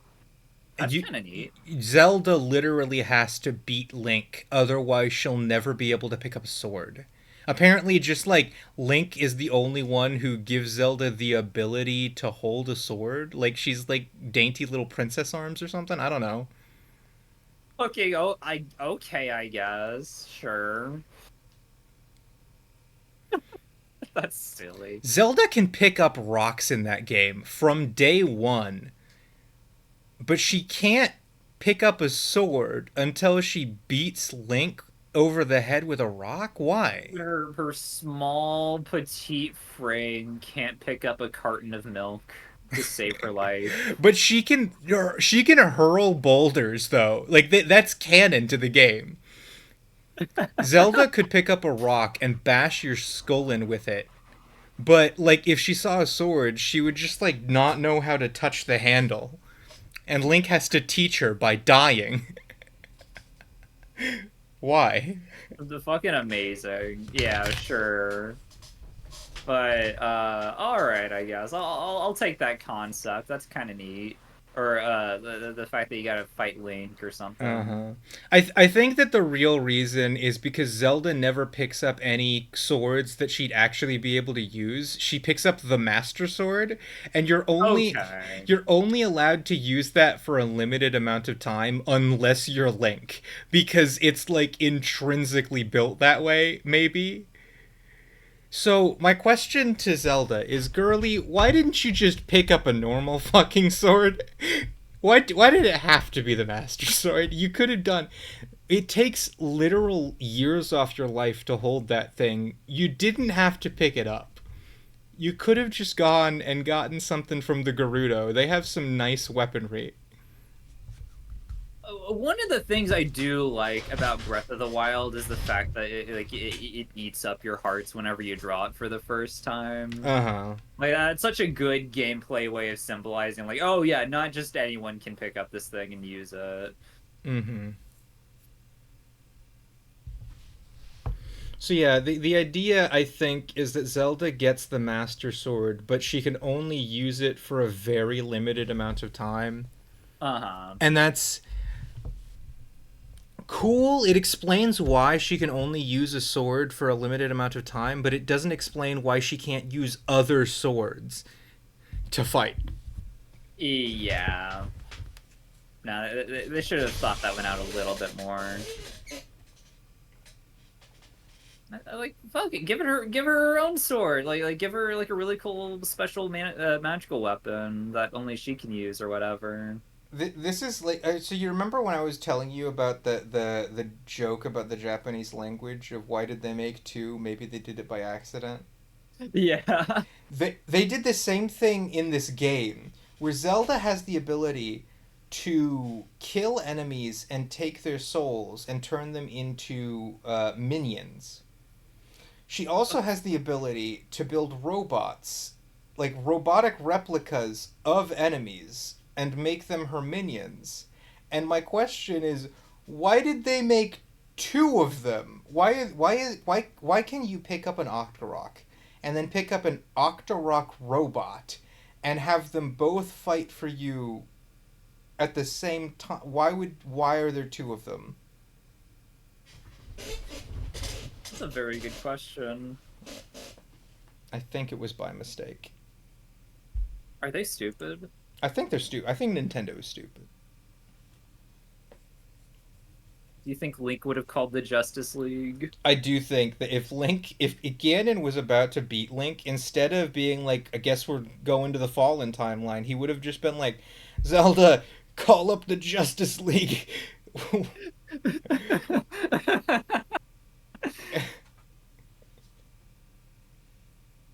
I think so too. I 100% agree with this. Mm-hmm.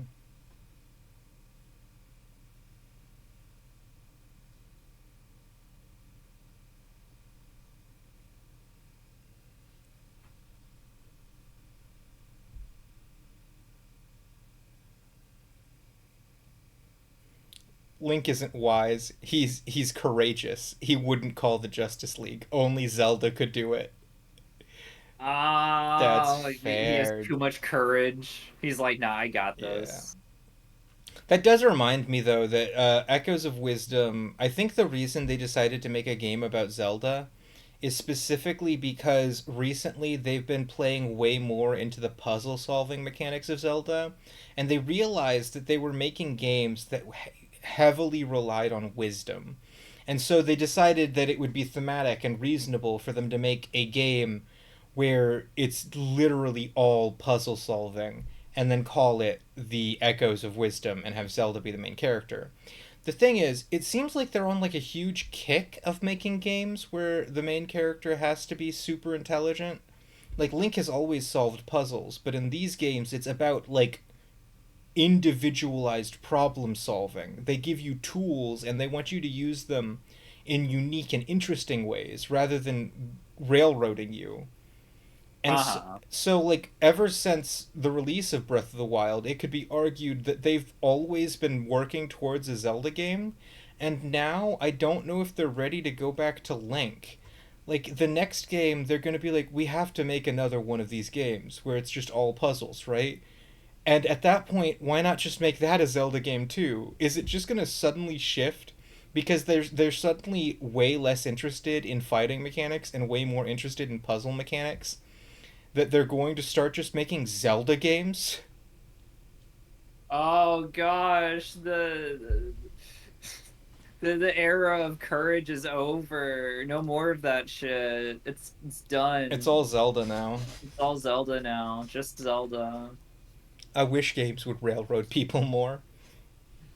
Me too, honestly. I love a good railroad. I don't like open worlds are overrated. Most I of them suck. I have played enough open world games. I'm done with the whole concept. I'm really happy that I'm playing Majora's Mask and Ocarina of Time right now. It feels like Yeah. I always know what I'm supposed to be doing.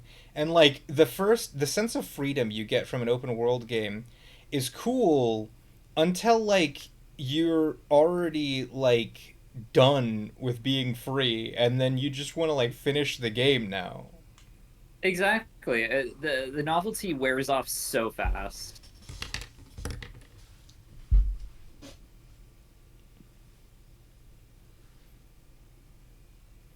I think one thing that I genuinely don't like about Tears of the Kingdom is they made the world so open that it's like I've already explored the entirety of the surface and the entirety of the sky, and you're telling me that they added a second map to the game that I now have to go down underground to explore?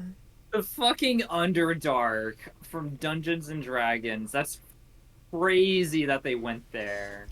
I It kind of love that. I no, I love it too. When it first came out, I thought it was such an interesting concept, but now it feels like a slog exploring the whole thing. I just wish there was less of it. No, I agree. Breath of the Wild did not suffer from the world being too small. I can say that definitively. So they fixed a problem that did not need to be fixed with the sequel. Open worlds just seem to torpedo the shit out of any good story progression. Like, is there any open world game with a really good story? Um, I'd say there's plenty of them. For example, really like a lot of the GTA games. Like GTA 4 and 5 have particularly good I think stories. the way that that works so well is because you're railroaded into very specific missions that you basically have to do in a line, so it's able to keep a consistent story. But the world is open so that you can go play bingo in the fucking northern island if you want. Yeah. But that's Yeah, the go ahead. okay. I was just saying like, that's the thing about GTA is it's effectively a story based game where at any point in time you can just say I want to go play tennis and then go do that.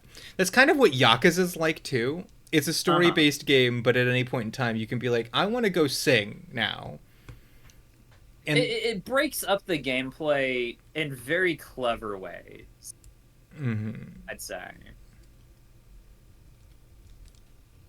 But Breath of the Wild and that school of thought that it comes from is the story quests help you get strong enough to take on the final quest, but they always want the final quest to just be there.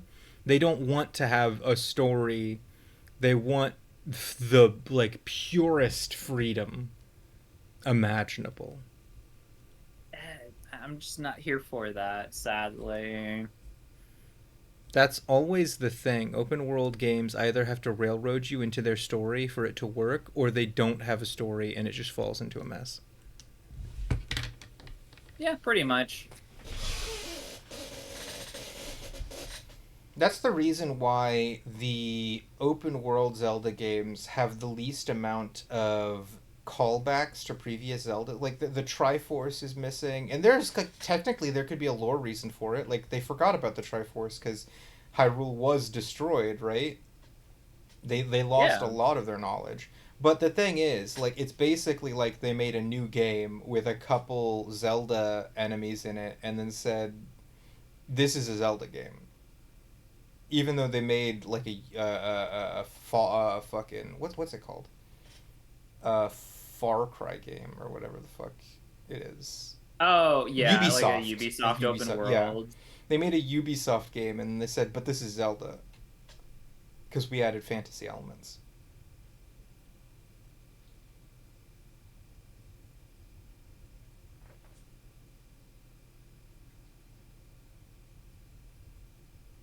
The only one I've heard that doesn't do this is Fallout New Vegas. It does that because it railroads you through world design more than what missions you're allowed to complete. Yeah, because you can complete missions in any order.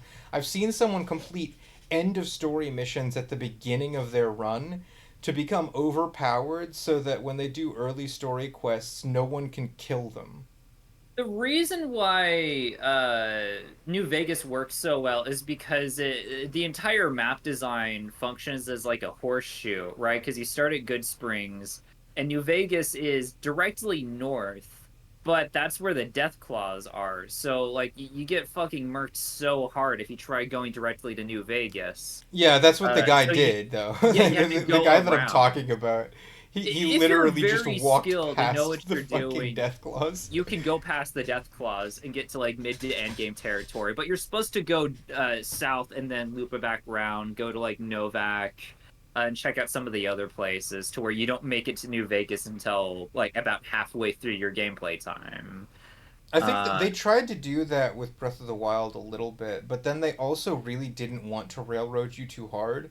So, like, uh-huh. as soon as you get off the plateau, the easiest places to go are the Gerudo Valley, which isn't where the game wants you to start, so it tries to not make you do that, and Hyrule Castle, which is why a lot of people just head straight there, because it's like the big obvious thing. Hmm. They do technically tell you to go to the dueling peaks, and they do help railroad you a little bit through the way that the uh, eastern outpost leads directly to the dueling peaks. But who's to say that you exited the Great Plateau from that side? What if you exited it from the north? Then the most obvious landmark is the Colosseum, which is an endgame challenge. Oh bother. And if you exit it from the south, just like I said, you either go to Lake Hylia or to the Gerudo Valley, which they don't want you doing that either.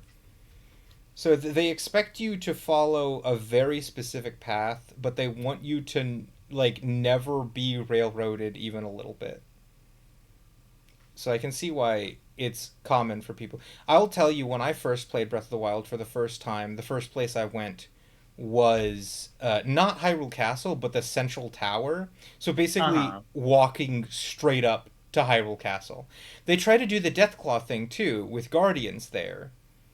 I mean, like the Guardians are a huge deterrent, but I mean, I'm up for a challenge, so I just tried it anyway. Did you succeed? Yeah, eventually I did succeed. I didn't get to Hyrule Castle, but I did get to the tower and then up it. So I did succeed. Oh, nice.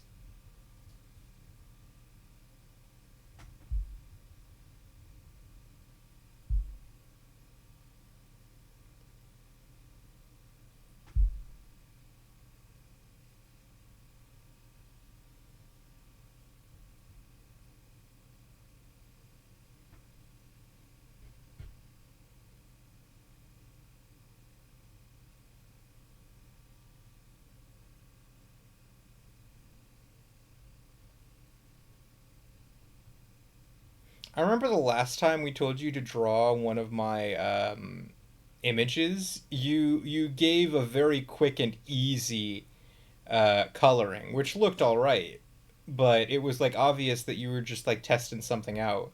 This time, you looked at my prompt and went, "I'm going to post that to my Twitter, so I need to make sure it looks good," and then you decided to give the rest of stream and also more time after stream to just making it because you were like, "This needs to be good."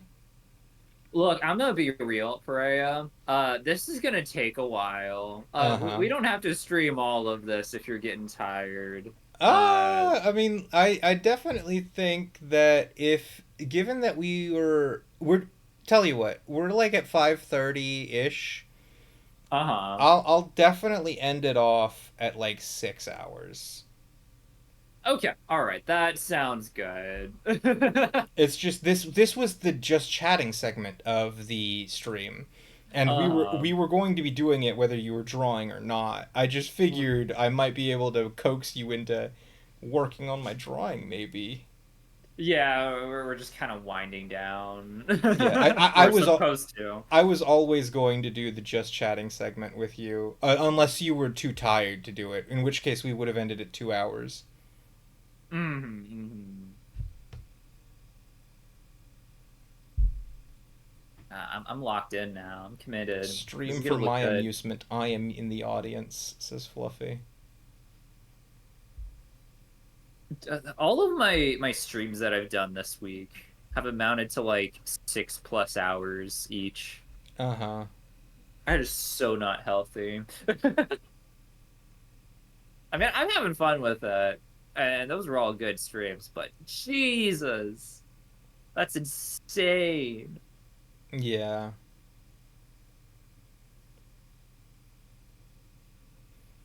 I mean, like it's become a pretty normal tradition for me to end a stream with Fluffy on a Saturday, and you're already streaming. So I Yeah. just immediately like I don't even hop into the chat of your stream. I hop onto your stream in a voice call. So like it very recently especially it's felt like I went from one stream directly into another one, and your streams do go until like 5 a.m. Not all the time though. Yeah. Usually it depends because yeah, obviously if I'm like really engaged and whatnot, I'll stream for longer. But like usually I'll cut it off at like 4-ish hours generally. Uh-huh. I think that's like a pretty good stream for me, like 4 hours. Yeah. Um, but yeah, lately it's been like 5 or 6 each time. Like, oh my gosh. Mm-hmm. Fluffy says, fuck yeah, we have a good time the worse that Annie's sleep schedule is. That's true. I'm so sorry for being tired from working for 9 hours yesterday and leaving. Oh, that's all good. I uh I I always say this, but like the second I have like a normal sleep schedule, I'd probably stop streaming. Uh-huh. And like I do like there are times where like I get into like a regular routine and whatnot, and I'm streaming significantly less. So that's usually where I'm at. Mm-hmm.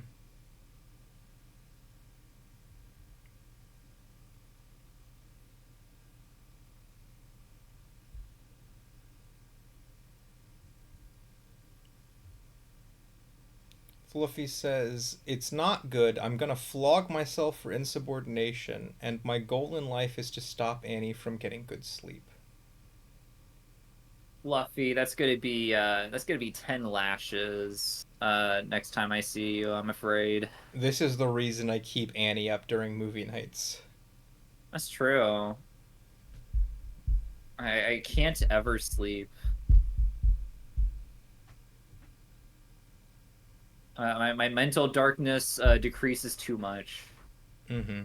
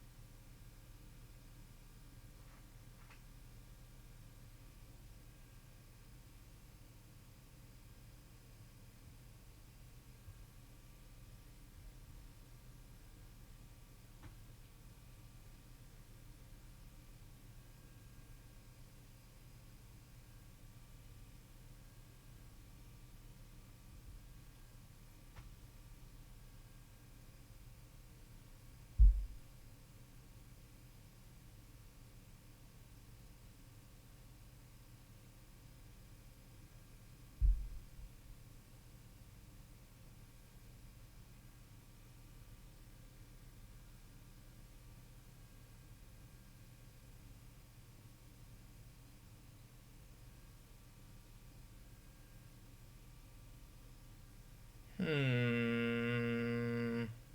Hmm. Fluffy turned into a villager. Hmm. Huh. Huh. Huh. Huh. Perea, your eyes are twitching violently. It's probably because I looked down. Rhea's in the middle of losing her shit right now. Yeah, I'm actually just going fucking crazy. I'm like high on drugs, dude. I gotta do that before the needy streamer stream. Oh, absolutely, for your immersion. Uh huh.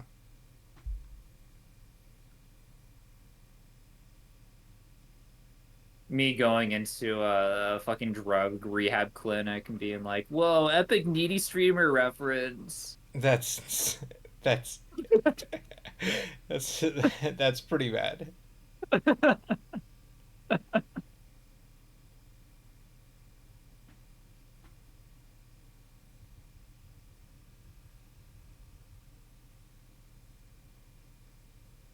Did you know that the shape of the human ear is specifically designed to be able to bounce the sounds uh,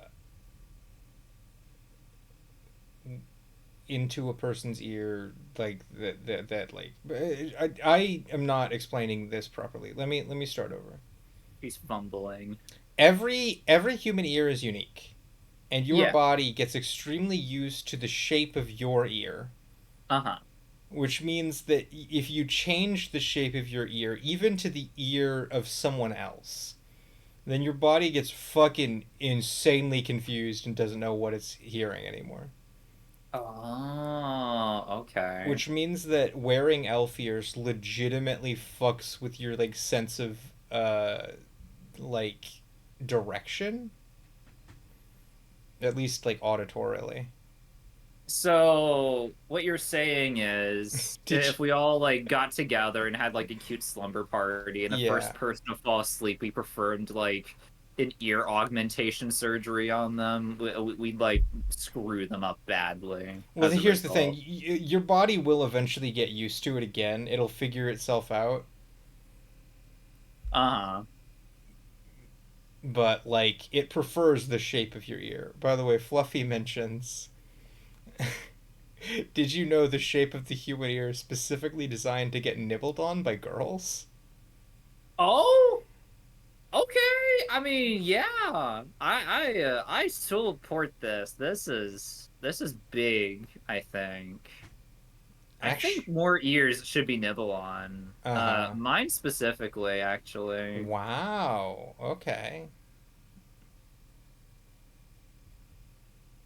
Actually, Fluffy could be asleep right now. I'm just the intern she doesn't pay to stay in chat and fool all of you into thinking that she actually watches your streams.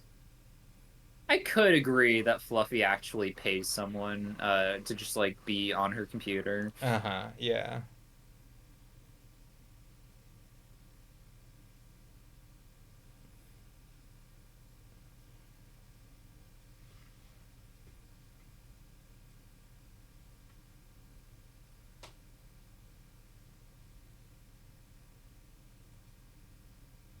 That is some okay hair.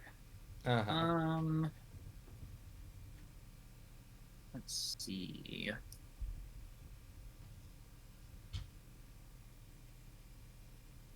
It's all the money from her fake Redbubble empire. Yeah, that checks out.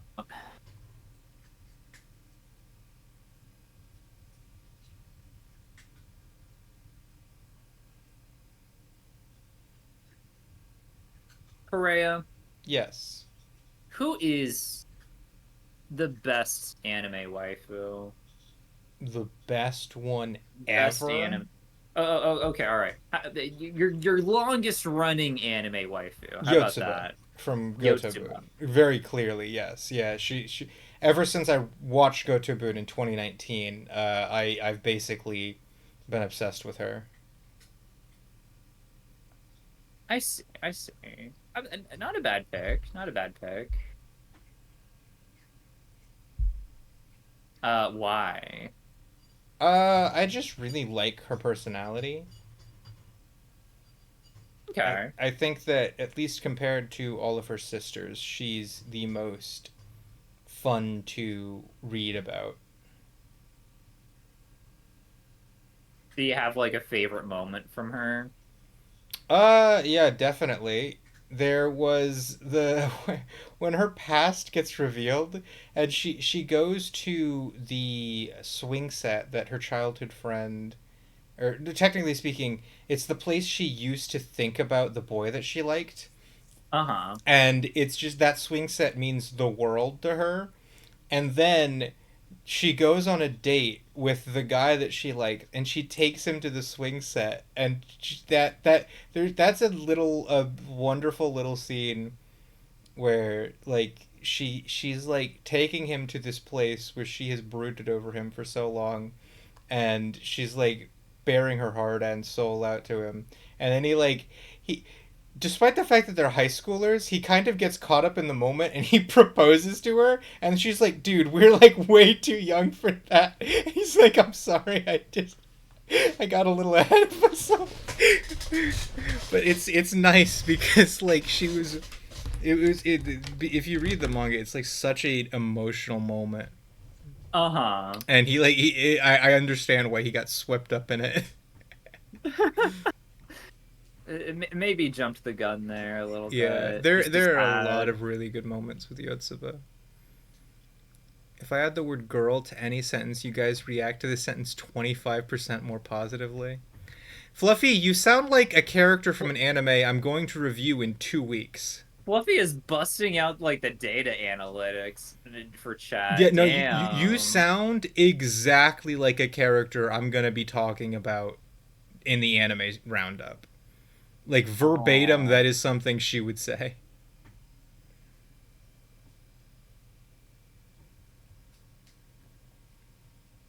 Holy fuck, I looked away and the titties are done. How did that happen? The titties are fucking done. Look at that. Dude, you're a ninja when it comes to drawing titties. You're like way quicker than I thought you were. I have drawn so much titty. Well, I'm gonna make you draw another titty. I'm gonna make you draw a whole set of new titties. I'm like the big boss of drawing You titties. know what, Annie? I could really make your life miserable. And I could include Peachon in my new drawing idea, and then you have to draw all three of them naked.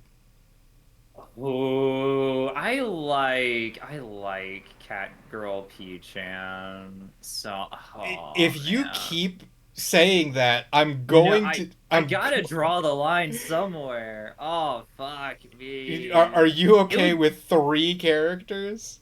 look, all right. One reason that I'm Yeah. doing this is because I know that like all these images would pull fucking massive numbers, right? Like Yeah. I'm doing fan art, I'm doing like lewd art, like Yeah. that is like double bonus, all Yeah. right? Yeah. People Yeah. eat that shit up like it's popcorn. Uh-huh. So, Okay. How about like we can actually make this the best of both worlds, Annie. uh-huh. We agree in not writing but like verbally right now. I will do the K Angel Ame one the next time you stream. Okay. And then the next time after that, I'll get a solo of Peach on to give you a break so that you can have time to do other shit. All right. I appreciate that. Okay. That That I'm way, you, totally happy doing because that. you also said that one of the reasons you want me to do that specific request is because it'll improve the chances that other people will ask you for similar things, and Uh-huh. we can increase that chance even more if we spread it out more like that. So I'll ask you for one new drawing, and then in the next stream I ask you for a second, and then like if someone missed the first stream, they'll know they can request that because they showed up to the second one. Eventually, everyone is gonna know that like I Yeah, do I, I requests. I will continue requesting lewd drawings until you tell me that you're convinced everyone knows what you will and won't do. I'm here for. I mean, this plays exactly into the kind of stuff I want to I do. want So you to know I'm that happy. I am doing this for you. I know that you really want to draw lewd things, and I really want to help you with that vision. So I'll keep requesting them until everyone gets the memo, and then I'm gonna cry because naked women scare me. Okay. That's a joke. Just so nonchalant there at the end.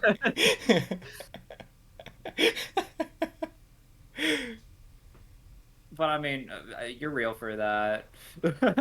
Uh-huh. I wanna kickstart your fucking Rule 34 business. I want you to get all of your fucking commissions being like and draw her without any clothes on for me, and then you're like that's gonna be a premium. I'm gonna funnel business your way, my friend. I mean, like the way that was literally like what the original objective for Animoy Arts was in the first place. Is this Uh-huh. was like my lewd art account, like alternate account And now that no like one spun off requests into lewd its own art. thing. That's Yeah. insane. So it all wraps around very neatly. You guys just start imagining a cute girl who's really into Microsoft Excel. I can do that. That's actually not that hard for me.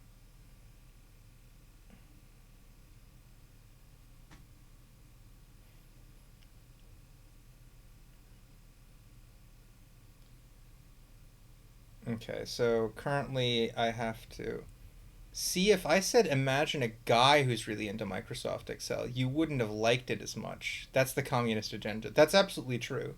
Yeah. If you told me to imagine a guy who was into Microsoft Excel, I would have went ew, icky. But because you said girl, I was immediately like I can imagine a cute girl that's exactly like that. I'd get like the ick. I'd tell the guy to eat shit. Okay. Annie, I I I've run out of ideas. Oh, I'm already gonna tell you to draw K-Angel and Ame naked, and then I'm gonna tell you to draw Peachon naked.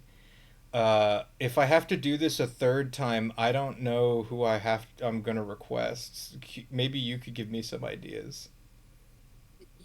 you can request anything.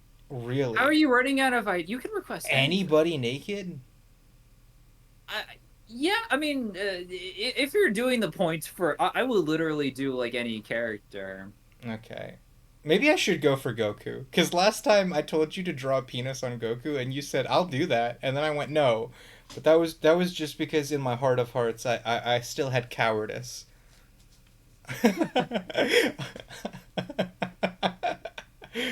Hey, I you know me. I I love I Dragon I Ball. All right. believe that the world needs more Goku cock. And by golly, you would get it. Perea, you will get new ideas in the coming weeks. Draw a Oh, vagina on Goku. Trans Goku? That's not even a bad idea. Imagine a girl who's a genocidal maniac. Oh no, oh, Fluffy. Fluffy? That's you. I told Annie about that. Fluffy, actual genocidal maniac. Yeah. SMH.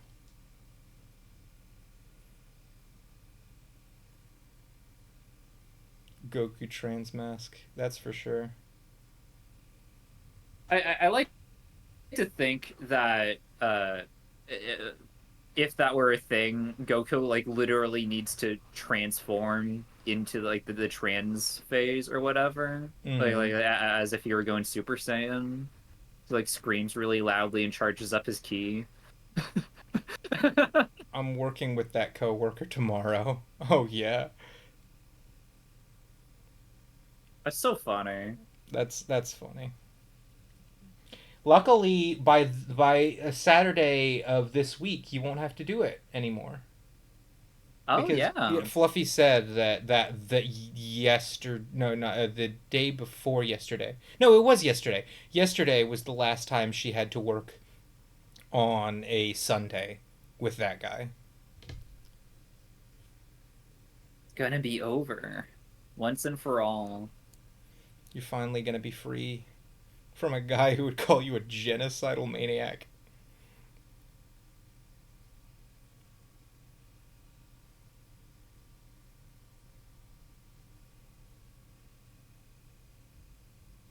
Okay. Well, actually, now I have a genuine thing, which because I can't just tell you to draw Peach on naked and then expect that to turn. I have to like come up with like a good I'm gonna have to do some planning for the porn ones. Can't Honestly, believe you're yes. making me do this. Oh, I can. Give me some. Feel free to give me some good pose references, and I mean Okay. like, go nuts with that. Uh huh.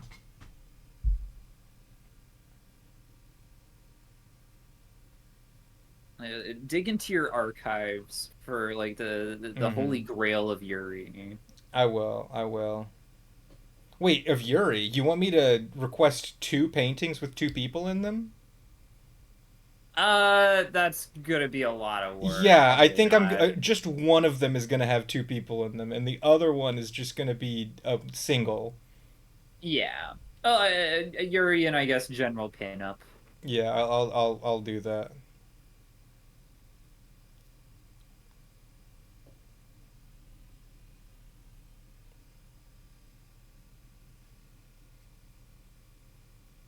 You just have to expect this from people and try not to take it too seriously.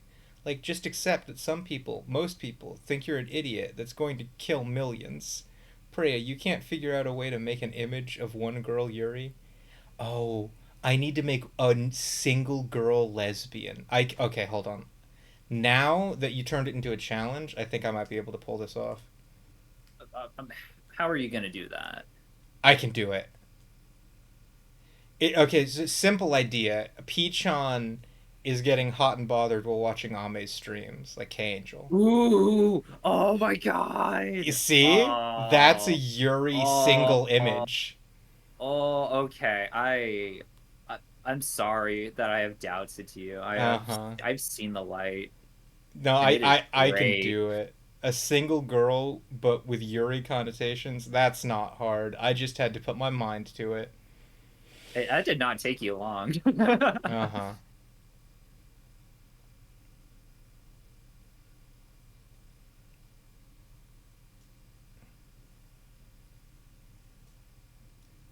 Okay. I know I'm doing this to improve your porn business, Annie, but I do feel like a lot of your chatters are gonna think I'm a fucking pervert after I say, because I'm going to one type. I'm gonna be like, I have a photo for you. Draw K Angel and Ame naked You're like you're, this. you're sacrificing Yeah, what yeah, remains of your dignity yeah. for the greater For good. this, and then in the very next stream after that one, my next thing is draw Peach on masturbating to Ame's stream, and everyone's gonna be like, okay, so are you on like a huge fucking like just jerk off? And I'm like, no, it's like this is like a business. I'm like, I'm investing. I swear, please believe me. Gonna go down in history as like the biggest Annie Moyen Arts gooner. Sometimes you just have to take one for the team. I want you to get lots of NSFW commissions because, I mean, that's what this account is for. And if that requires me to look like a big hornball, then that's a sacrifice I'm willing to make. God Okay, bless you, I Perea, was for your being nice. sacrifice.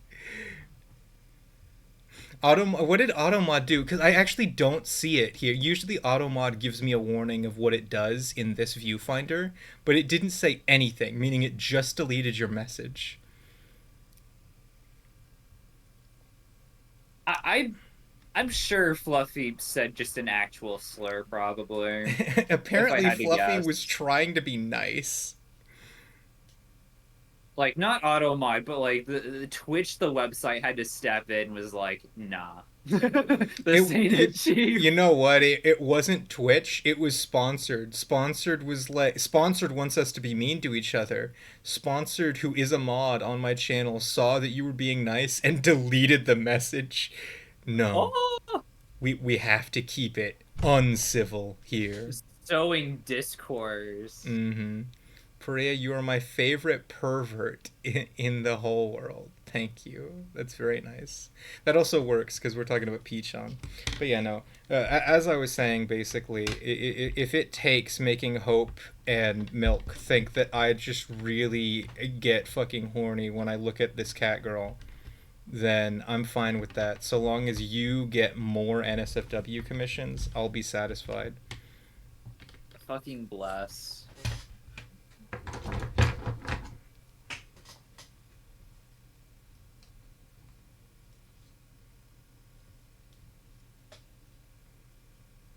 Perea, but do you actually get horny from this cat girl? From Peachon specifically, I don't think I really get horny. I really like seeing her and Ame in romantic situations. But like, I'm not attracted to Peachon, really. To me, like obviously, like it's there's horny things going on, but Yeah, but like no, I I just think this is appreciate it cute. from like, yeah, because it's cute. I think it's genuinely very nice when two people that love each other very much get intimate. Even if Yeah, it's like really incessantly horny, it's like I can see that there's love in their eyes, and I appreciate that. yeah, there's some actual like emotion kind of going on. You're like, oh, Hmm. I'm invested in this. This is like aesthetically, I love this. That's also how I feel about fucking Mahou Shoujo Akogarete, where it's like I'm so into Magia Baser getting uh really horny about magical girls because like support her and I wish the best for her, but she doesn't turn me on. I It's don't. so funny given her character design. Uh-huh. I think she's a wonderful girl and I want to be like in her corner at all times, even when she's beating the living shit out of magical girls. It's not about being attracted to anyone. We support women's wrongs. I think that's my specific brand of lesbianism. When I see women being horny with each other, I want to support them, but I keep my dick in my pants. Yeah, no, I'm totally on board with that. I agree.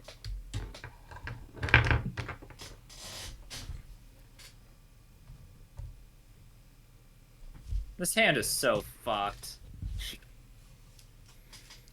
Oh God. We make it work though.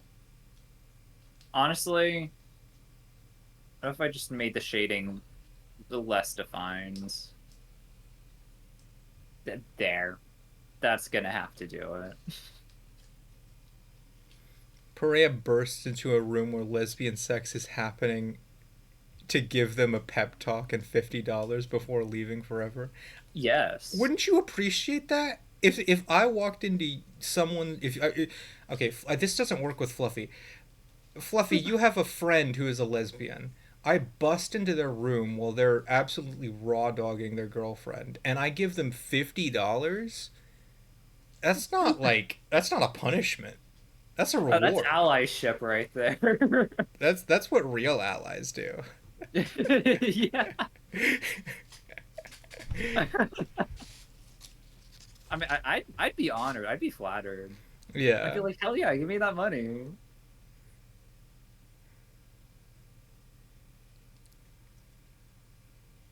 I It, imagine the worst possible consequence of that is that it kind of like ruins the mood, so they have to get back into the swing of being horny.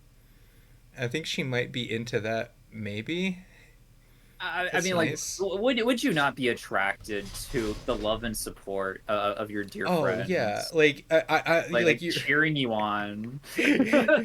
I'm like you're using that strap on so well, you know. And I feel like no, there are people who have price kinks. Even if they're not attracted to me, if I kept like telling them that they're doing sex well, they'd probably be into that. There would be an initial shock, but like eventually, Fluffy, I cannot stress enough. Please do not ask her.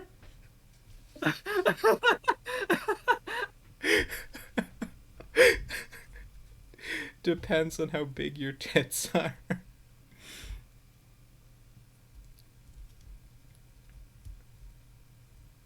could you imagine if like you were having like just sex with someone and like Uh-huh. someone comes into the room, Yeah. but like they weren't like turned on or into it or anything, and they started like coaching you as if like they were watching a football I game. was like, no, no, no, that's not the right play to make here. You want to pinch and twist. That's not like. By the way, that is not actual sex advice. I was just fucking making shit up.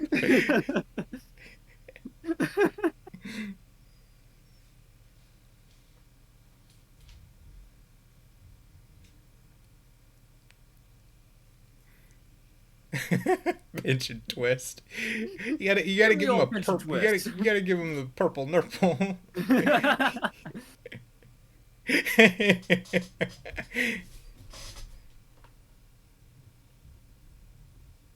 18 degrees to the left. No, that's too far. Back to the right. What are you doing? All right, you Get need your head out of the right gutter. now. Your angle is a little too obtuse. We want to make that more acute. We're trying to ram into the womb. Because you're not going to actually hit the opening of the womb. Don't worry about that. It'll move downwards into the G spot. So just keep that in mind. Pulls out the fucking whiteboard.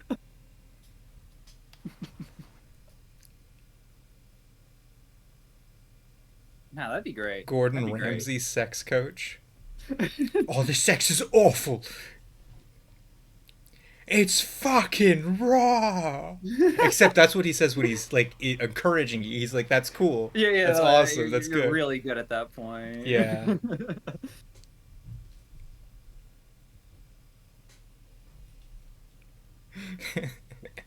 That's a pretty good image. It's not like the sex coach. Like, do you think that you'd be really happy when they like start telling you that you're doing a good job? Yeah.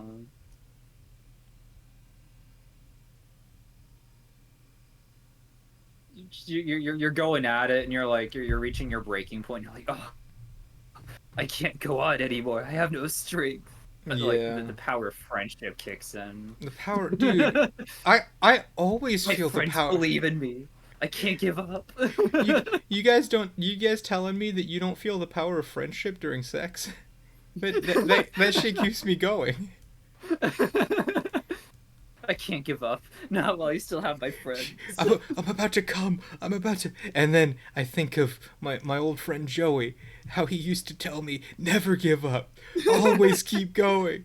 And so I keep thrusting. What the fuck? What's that one song from fucking like Boku no Hero? Dude, do you think that The main theme kicks in. this is more deranged than I think anything I've ever said? Do you think listening to like TikTok Deku edits would improve your sex life? Yes. Like you're like having sex and you're like, I'm not feeling encouraged. Here, I need to put on a motivational speech.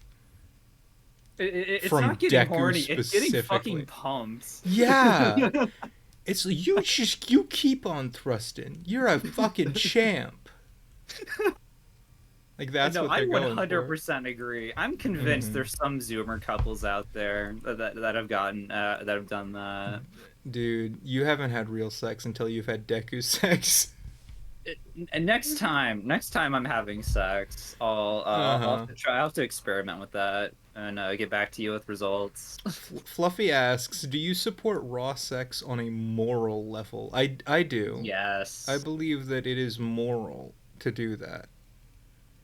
Very good. Which would kill the mood faster, motivational speech or CBAT? Is that cock and ball torture? Wait, no, cock and... That's C-Abbott. What does that stand for? Cabot. Cabadat. Cabot.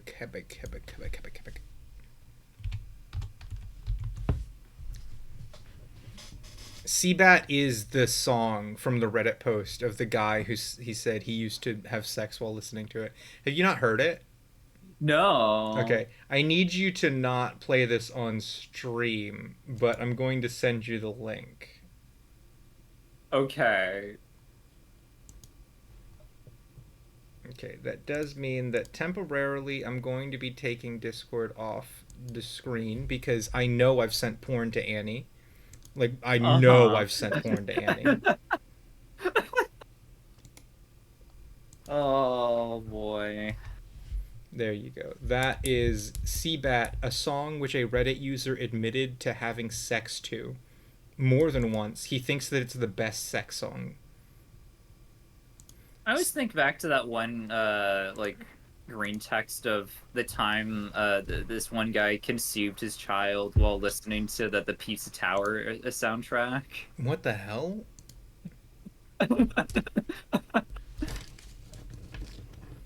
Read this to Annie. I will. Today I fucked up. My 20 female girlfriend of 2 years told me the music that I, 25 male, play during sex is weird and a major turnoff. A little taken aback. Hold on. Wait, what did you miss a line, or is that just a little taken aback story? No. I read that wrong. A little backstory. When I first started having sex, I researched into ways to be better, as I was a little stiff and pretty much had no idea what I was doing. I read online that you can play music and watch and match the rhythm in order to put a better performance on. I searched lovemaking songs and started slowly creating a playlist in which I was comfortable matching the rhythm. There were a few songs on my playlist, however, there is one song in particular, which actually happens to be my favorite, that my girlfriend hates, and says turns her off in a major way. I don't understand why it has taken her 2 years to tell me she hates that song. It's a good lovemaking song, with good rhythm. I feel the way I fucked up is I could have possibly asked her previously if she likes the playlist or any songs she'd like to add or change. But to leave it for 2 years, thinking our sex life is great, but in her eyes that is just ruined by my song, has left the whole situation feeling awkward, and I'm a bit annoyed. I pretty much played this tune every single time, so the amount of times she must have not been enjoying it when I thought the complete opposite is annoying, but also embarrassing. Not to mention my previous partners, however, they never complained about the song. So maybe it was just her. It's fucked up the relationship, to be honest, because sex feels awkward now. The other day we were having sex with no music, but I was still thrusting to the tune playing in my head, and she recognized that and asked me to stop. Oh, I thought this song was perfect. I always thrust along to the tune and feel it give me the perfect rhythm to do the deed. I usually bust to this song, find it devastating she hates the song. So, have you listened to the song in question? Because this guy was bearing his soul out, and honestly, you kind of filled the fucking side text bar with your little Reddit story, and it's Fluffy. this song that you sent me. Mm-hmm. Yes, it's that song. I can't play it on stream. I might be able to if I mute you, just to make sure that it is the right song. So this guy always fucks to this song right Yeah, here. does it sound like right? Look, why? My question is why this song? Like, come on, come on. Anything else? Anything else? No, I side with the girlfriend on this one. Like, get your shit together. This is a you're the asshole situation. No, he is the asshole. Mm-hmm. Okay, Annie. Well, I was explaining the CBAT situation to you, but we did hit 6 hours. How close Oh. are you to getting done? Uh, I really just got to finish K Angel, and I think that's it. But that again, that might take a little bit. So Mm-hmm. I'm Is fine Ame ending done it. with all the shading? Oh, I need to shade her outfit, but like her skin and hair and eyes are done. Okay. So we're getting there. We're getting there. Mm-hmm. I forgot about Ame. Dude, why would you forget about the best girl? You even said that you loved her.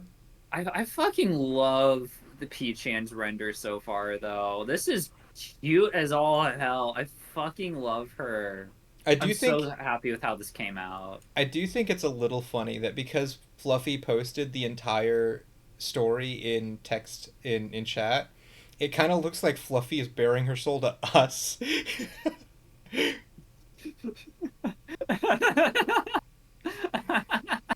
Yeah. Oh, No. goodness. Absolutely not, Fluffy. I know, I know. Do not have sex. Is that an instruction or like a description of yourself? Oh, you did put I before it. Sorry, I didn't see that because it was really thin and on the side of the screen. No, no sex. I don't Fluffy, have known sex. non-sex haver. I've never had sex. Hold on, that reminds me of like a copy pasta. I read, I am a virgin, I swear. Fluffy, you don't want to advertise that. The witch's brew may find you. Because That's they true. need virgin's blood for that shit. It could be used in satanic rituals. Uh-huh. Okay, I have CBAT stuck in my head now. Because that shit is so fucking goofy. That I think about how did he have sex to that? Oh, that's cool. Oh man, humanity is truly fascinating.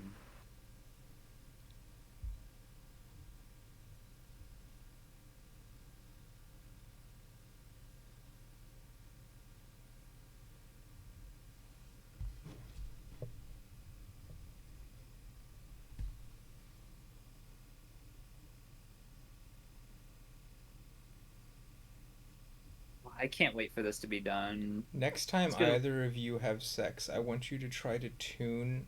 I want you to try to do it to the tune of that song and report back to me. No, absolutely not. That's not happening. Order rejected.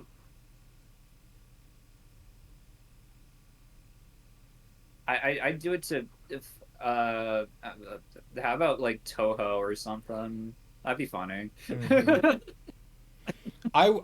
I'm going to do it to the tune of the Needy Streamer soundtrack. I think I'm specifically gonna go with Internet Angel, because that one's the one where it's like, needy girl, You do it so much angel. that your Yeah. partner is able to recognize like the Mm-hmm. fucking movement. Yeah, yeah. Get frustrated. Please stop. You're doing it to that song again, aren't you?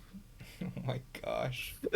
Perea not beating the pervert accusations. I love that spelling. Why is that a pervert accusation?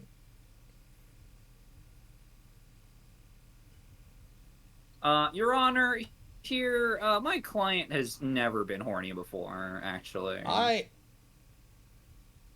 No comment. All the statements were made, with the addendum of in Minecraft. Oh yeah. No, that's for. I mean, yeah, I do have the Jenny mod downloaded. No, I'm joking. I'm joking.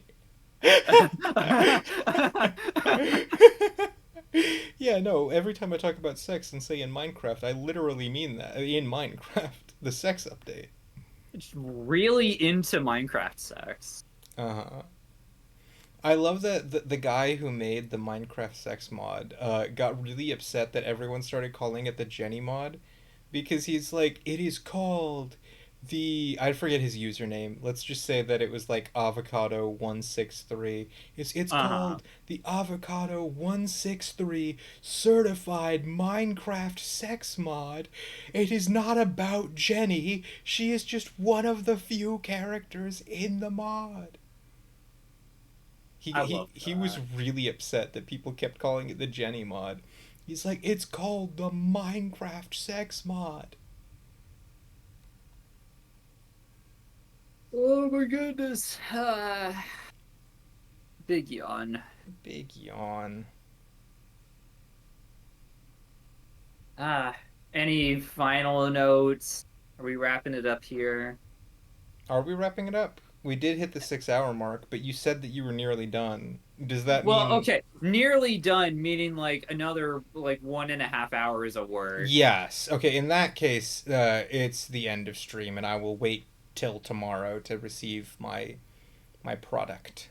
Thank you for being patient. Rest assured that Mhm. it will be finished I think at that some this point was soon. this was a good backdrop to the just chatting section because I think it went on way longer than I thought it was going to because you were doing this. I think It is topical. if we yeah, it is topical. If we ended up just doing nothing but chatting on like a blank screen the entire time, maybe with a couple like Firefox interjections, we would have only talked for like 2 extra hours and it would have only hit like 4 hours. But Yeah, we yeah. we got an extra 4 out of it because we were doing art and talking about all sorts of stuff. So I'm glad we did that. It's been a blast. Thank you for having me on, Perea. Yeah, Fluffy says, "Okay, bye. Talk to you later, my precious perverts." For real. Mm-hmm. I, I'll see you next time, Annie, and I promise that you and me are gonna start a great business venture.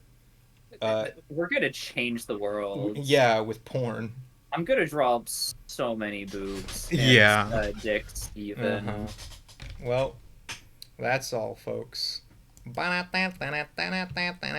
bye.